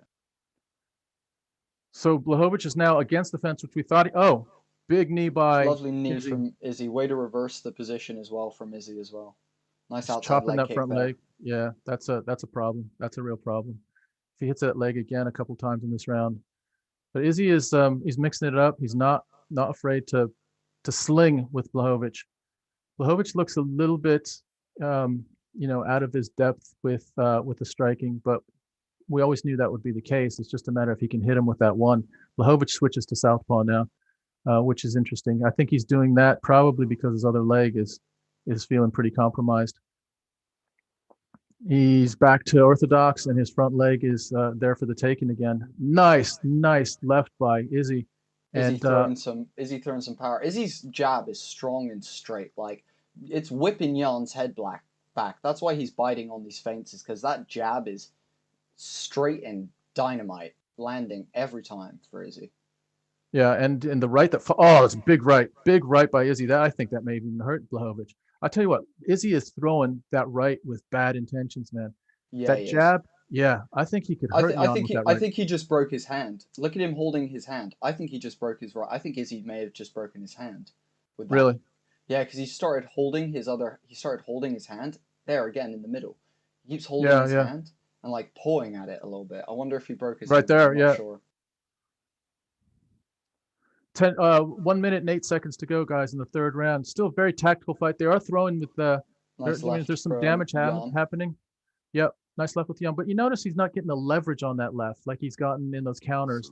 It's almost like he's getting right on the end of Izzy's on his punch, and it's not really delivering the leverage, the snap or the power that he has in the past. Just because Izzy's just a little bit out of range. Let's see if Yan can actually drop him here. This is where people are surprised how. Go on, Tom. How strong Izzy is in this position. I mean, he is a middleweight, and he's got a light heavyweight that's got arms wrapped around him. Most middleweights would just get ragdolled here, and he is not. That's not happening. Also, Megan Allman, thank you for following us. Really, really appreciate it. 20 seconds left in this third round, guys. Very close fight, an exceedingly close fight. Way closer than I thought it was going to be. And this is awesome, guys. That right from Izzy landed flush on Blachowicz head, like fully flush on Blachowicz head. Yeah, we're going now. We've had 3 rounds going to the championship rounds. Who do you like right now, Boats? Who do you like in these last 2 rounds of what you've seen? I think Izzy is, I mean, don't get me wrong, stats-wise, it says Yan is winning more, but it feels like Izzy is dominating the striking more. It feels like he's winning the striking contest a bit more. Now, I don't know if those punches are getting through to Izzy. I'm not sure if he's feeling those, but God, there's some big punches from Yan. But he's also railing that right hand in. I'll tell you what, yeah, Izzy is delivering the right hand as a power punch as well. So see how that's just right at the end of the Yan is he might be touching, but he's not connecting in any significance there. And this is the bit right here where look at Izzy sort of battle here to get himself back up. That was on the end there. That was a nice left there on the sort of the ear of Yan. Yan with a sort of a slapping hook. Yan has not been able to kind of here we go. Put his Round weight 4. into a right or a left. Oh, nice inside leg kick from Izzy. Yeah, round 4. I agree that Izzy is probably. Izzy landed behind the head there. What would happen if Izzy knocked Yan out from strikes? Because I could almost see that happening. That would be wild. Yan dropping down for the double leg. Izzy now switching to a single. And then giving it up. Posting off the head. Yep, posts off the head. Izzy doing very well defending this right now. Exceedingly well. Breaks, takes a little right hand from Jan on the break, but doesn't seem too phased by it. That might have hurt. Izzy just got buzzed. Izzy just got buzzed by a huge right hand from Jan, but Izzy refines his footing, refines his composure, stood back in, and he just popped him with another jab. You can tell Izzy's not as focused and as clear right now because Yan just landed an easy jab. Izzy didn't even move his head for that one. Yan is landing that jab. I think Jan's rhythm is a little bit weird as well for Izzy. If you notice, there's the left hook right there. That was the one that could hurt. But Yan has got a rhythm as well that is unique, and I think that's why he's touched some people in the past and maybe touching Izzy a little bit here. Yan switches to southpaw again. Oh, that outside leg kick was a big one. That was a really big one against Yan. That really hurt that outside leg of Yan. Huge one from Izzy that crumpled Jan's leg for a second there. Oh, Izzy gets staggered again there, it felt on the break. But Izzy's still pushing forward. I can't believe it. It feels like Izzy's getting tagged on these, but he's still pressing forward like a madman. And he's really starting to swing out on Jan. Jan takes Izzy down for the first time right into the middle of the cage. Izzy working on his shrimping. Oh, he passes him straight into half guard. Beautiful work from Jan Blachowicz right now. Jan can end this with some good ground and pound right now. We have 3 minutes, and we have 3 minutes right now with Jan Blachowicz on top, and they are nowhere near the cage for Izzy to get up. This is the first time in a long time that we've seen Izzy in a compromised position on the ground. He just doesn't allow himself to get here, and here he is right now with someone that's about 25 pounds heavier than him. This is what we thought might be a problem. Izzy doing a very good job at shrimping and moving. Trying to get out of there. But this is where Jan's weight could be exhausting for Izzy. And once they get up here, it'll be interesting to see how Izzy copes with this, because this is exhausting. Every time he tries to shrimp out here. Jan's going to try and drop a big elbow. Yeah. This is going to swing this round now. So this is the fourth round. At this point, if Yan can continue to dominate on the ground here, he's going to win this round. Not sure if he's won the second or third round. I don't think he won the first round, but at this point, this is a significant round for him. He's looking like he wants side control. Yeah. Yan is doing really good. He's taking his time. He's looking for a mistake in Izzy's grappling to try and capitalize on it. And he's doing, be careful of that Von Flue choke, Izzy. You don't want to be Von Flued as well. Yan knows what he's doing here on the ground. You can tell. And Izzy is a little bit panicky, if you know what I mean. He's really shrimping in a way that's almost like recklessly shrimping. Yeah. He doesn't have a huge strategy here on how to get out. He's just sort of surviving and trying to scooch himself out. But I'll tell you what, Blachowicz's ground game is strong. He's just heavy, and he's sealing up all the exits that Adesanya wants to explore. Looks like Izzy tried to get out there. He gets side control now. Jean in side control. This is real bad for Izzy. This is real bad for Izzy. He's got 1 minute though to try and survive this side control. Let's see what happens. What's Jan's game plan here? Oh, it's looking like he's going for is that some sort of sub that he's trying to get there? No, he's not at the moment. He's just he's trying to just get some ground and pound. Trying to get some ground and pound. And this is the most that Izzy has been on the ground in probably 5 Years. or 6 fights. Yeah, this is, he's just never been down here, and this is what we wanted to see. Can he cope down here against someone that's clearly bigger than him and has skills down here? He's doing okay. Like, he's not taking a huge amount of damage. It'd be interesting to see where his gas tank is when he gets out of here, though. Blachowicz is now delivering some pretty substantial body blows, a little short elbow. Blachowicz's head is just right into Izzy's face and neck, trying to land a sweeping elbow. He's just throwing hammers, basically, but none really doing a whole lot of damage. Izzy's good at, believe it or not, at dodging those punches on the ground. I wonder how much that took out of Yan laying on top of Izzy. I agree. Miles says Kevin exposed Izzy and how he doesn't take shots well and fades late as he eats a few. Wow. Miles, it's Mike even. Mike Styles, my apologies. Mike Styles. Sounds like you don't like ISRAEL Adesanya. I get the feeling that you're not an Izzy fan. Is that a good guess? Yeah. Look, Izzy is mostly dominating on the feet. That was almost like a knock. That was almost like a knockdown there. That was a glancing body blow, but decent. I mean, what happens in this last round that if we can say that it's 3-1 Izzy right now, which I don't think is unfair to you. I think it's 2-2. I think it's 2-2. Yeah. I'm okay. 2-2. So 2-2. Last round, both guys know what's on the line. Izzy's been on the ground. He's been touched, but so has Jan Blachowicz. He's been touched. Let's see what happens are they going to touch gloves? No. Final round. Outside leg kick again. Jan checks it though. Yeah. Oh, lovely inside leg kick from Jan that almost swept Izzy out the way, and he followed with a lovely straight right that actually clipped Izzy as well.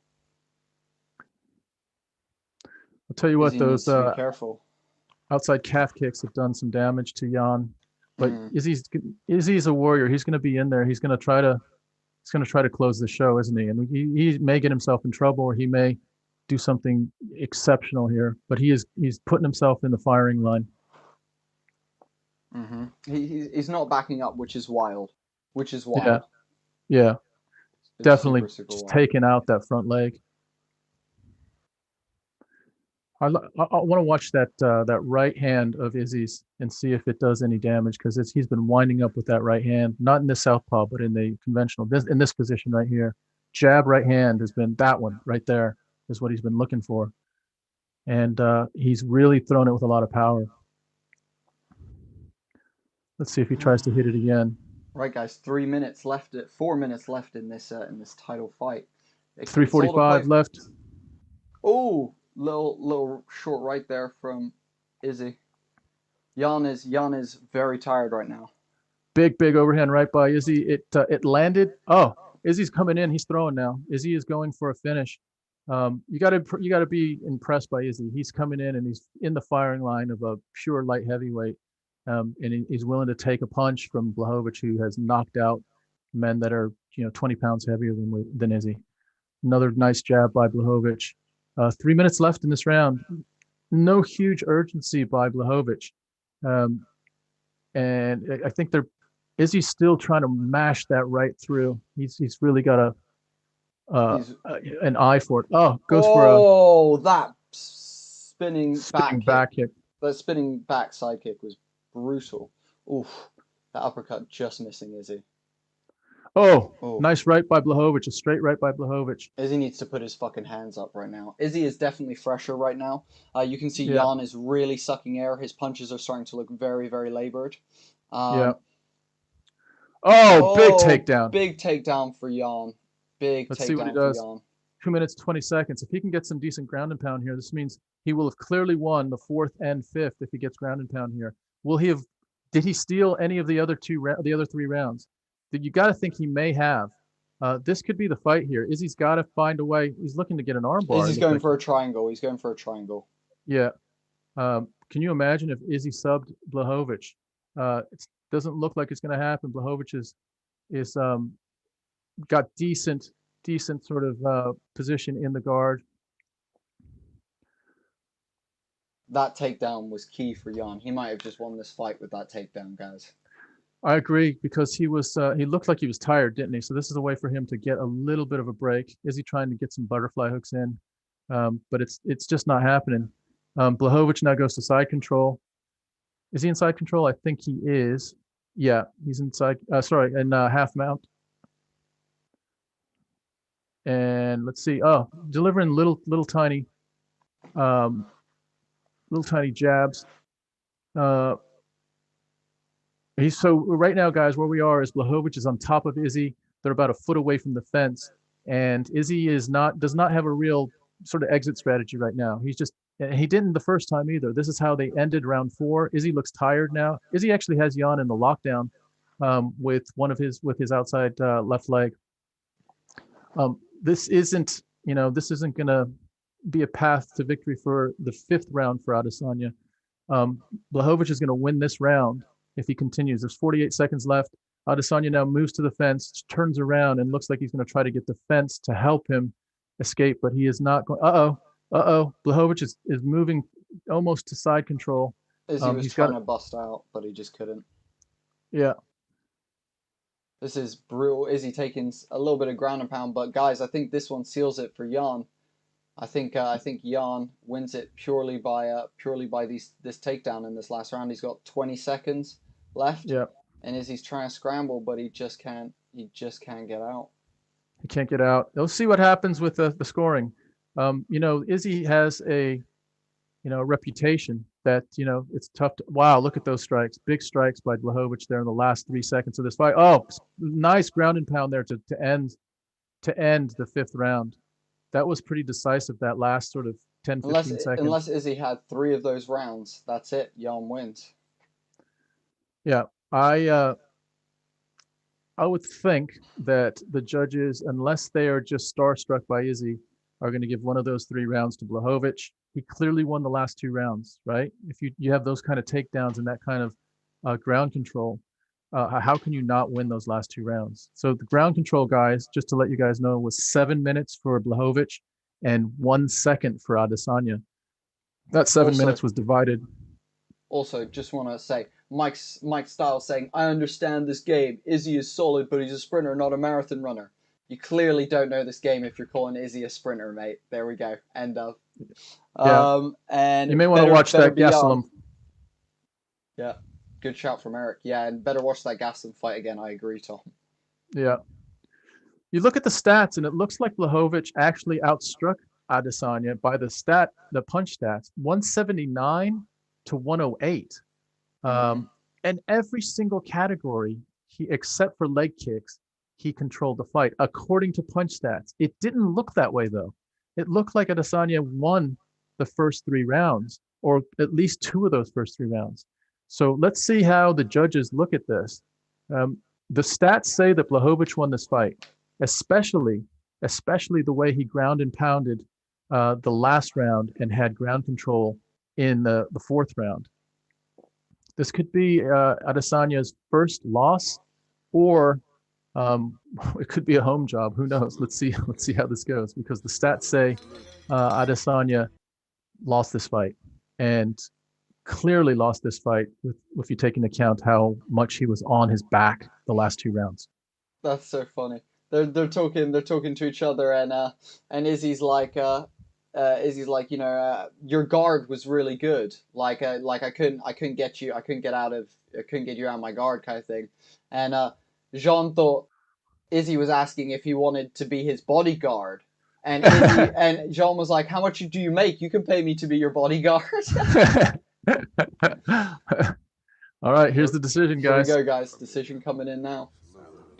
I'll tell you what, no matter how this turns out, Izzy does not come out of this looking good. If he wins this fight, there's going to be a lot of questions. If he loses the fight, it's his first loss. Let's see what the judges say. It's unanimous decision. And Yep, still Jan Blachowicz delivers the first defeat to Israel Adesanya, is now 20-1. That's big news. That's big news. Big news, guys. Israel Adesanya does not succeed in beating Jan Blachowicz. But I'll tell you what, if ever a middleweight was to go up and make it look good, that was what it looks like, guys. Izzy put up a hell of a fight, and man, you have to take your hat off to him. He really, really did absolutely incredible. But yes, Polish Power coming in with the win. Guys, thank you all so much, guys. Make sure you watch a movie called Born a Champion. Bye. Danny, thank you so much. Guys, before you leave, please, it takes 2 seconds to go into the description and subscribe to us on YouTube. It literally takes 2 seconds, and that makes a massive difference to me and Tom. There's 200 of you here. If every single one of you goes and does that, you'll change our entire day and our entire week. So please, guys, take 2 seconds to go over to our YouTube channel, link in the description, and subscribe, please. Can we just do a quick recap of the highlights of the night? I'm just looking at the prelims. That Askarov-Benavidez fight was a dominant win by Askarov to put himself in real contention for that division. There's a Morales and Figueiredo fight. Askarov will be the winner of that fight.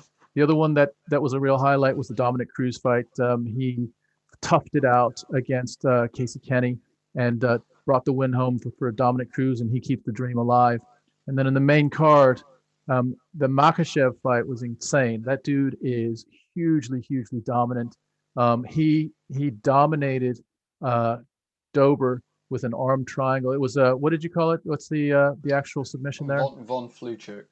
The Von Flue choke. And nothing against Dober. Dober had a lot of heart, but just not enough skill. The shame of the night, the bummer of the night, was the Petr Yan and Aljamain Sterling fight that ended in controversy, with Yan losing his title on a disqualification, as Aljamain Sterling could not continue after an illegal knee. And that was a real shame, and that will probably be teed up again with another a rematch immediately. Super wild. Yeah, and then the did you mention the main ones? The main fight? Just moving on to Amanda Nunes again shows the whole world how dominant she is. Megan Anderson, a lot of people said would be her toughest fight. She's a real, a legitimate featherweight in that division, and Nunes finished her in 2 minutes and 3 seconds with a triangle choke, arm bar. Like, she had 3 different submissions going at the same time. It was pure dominance. And the last fight, Jan Blachowicz, look, guys, it was unanimous decision. There is no disputing. He was a bigger guy, dominant on the ground, and held his own on the feet. And so we have, let's see, 2 champions that held their belts and 1 that lost his belt on a technicality, on a disqualification. What do you think of that? Yeah, wild. Guys, one final thing from us before we head out. Guys, just remember, This week we were sponsored by BruceBuffer.com. Head over to BruceBuffer.com to get your customized audio and video. You can do them for birthdays, you can do them for anniversaries, you can do it to quit your job, dump your boyfriend. It's a great way to get Bruce Buffer to say something special or important without you having to do so yourself. Folks, can you take us out? Can you take us out with that commercial? That would be kind of cool. Of course, yeah, of course I can. And not to mention, guys, use the promo code DUDE to get 10% off of that. Again, guys, every person that subscribes right now is making a huge difference to us. There's still 68 of you here. If you could go and subscribe, every single one of you gets us closer to these monetization goals that me and Tom are aiming for, that mean that we can continue doing this for years and years to come, guys. So please, please, please hit us with that subscribe. And guys, that will be it from me and Tom. We're just going to run a couple of ads and then we'll see you guys later. Thank you all so much for coming to UFC 259 with Homie and the Dude. Much love. Later, guys. Hi, everybody. Guess what? It's time for championship introduction, audio and video. A special offer. I've been paid ridiculous money for these things, but you know what? UFC fans, my fans, are the greatest fans in the world, and I thank you, and I stand and I'm humbled by you all the time. So now, special offer. Go to the special championship intro form, $99 an audio intro, a video, $2.99. Such a deal, but it's a deal for me. Check it out at BruceBuffer.com, because I'm there for you. And my pleasure. Just write our offices and we will answer you with the exact fee involved and how it'll get done. So here we are, and now it's time, and it's your choice. Cheers!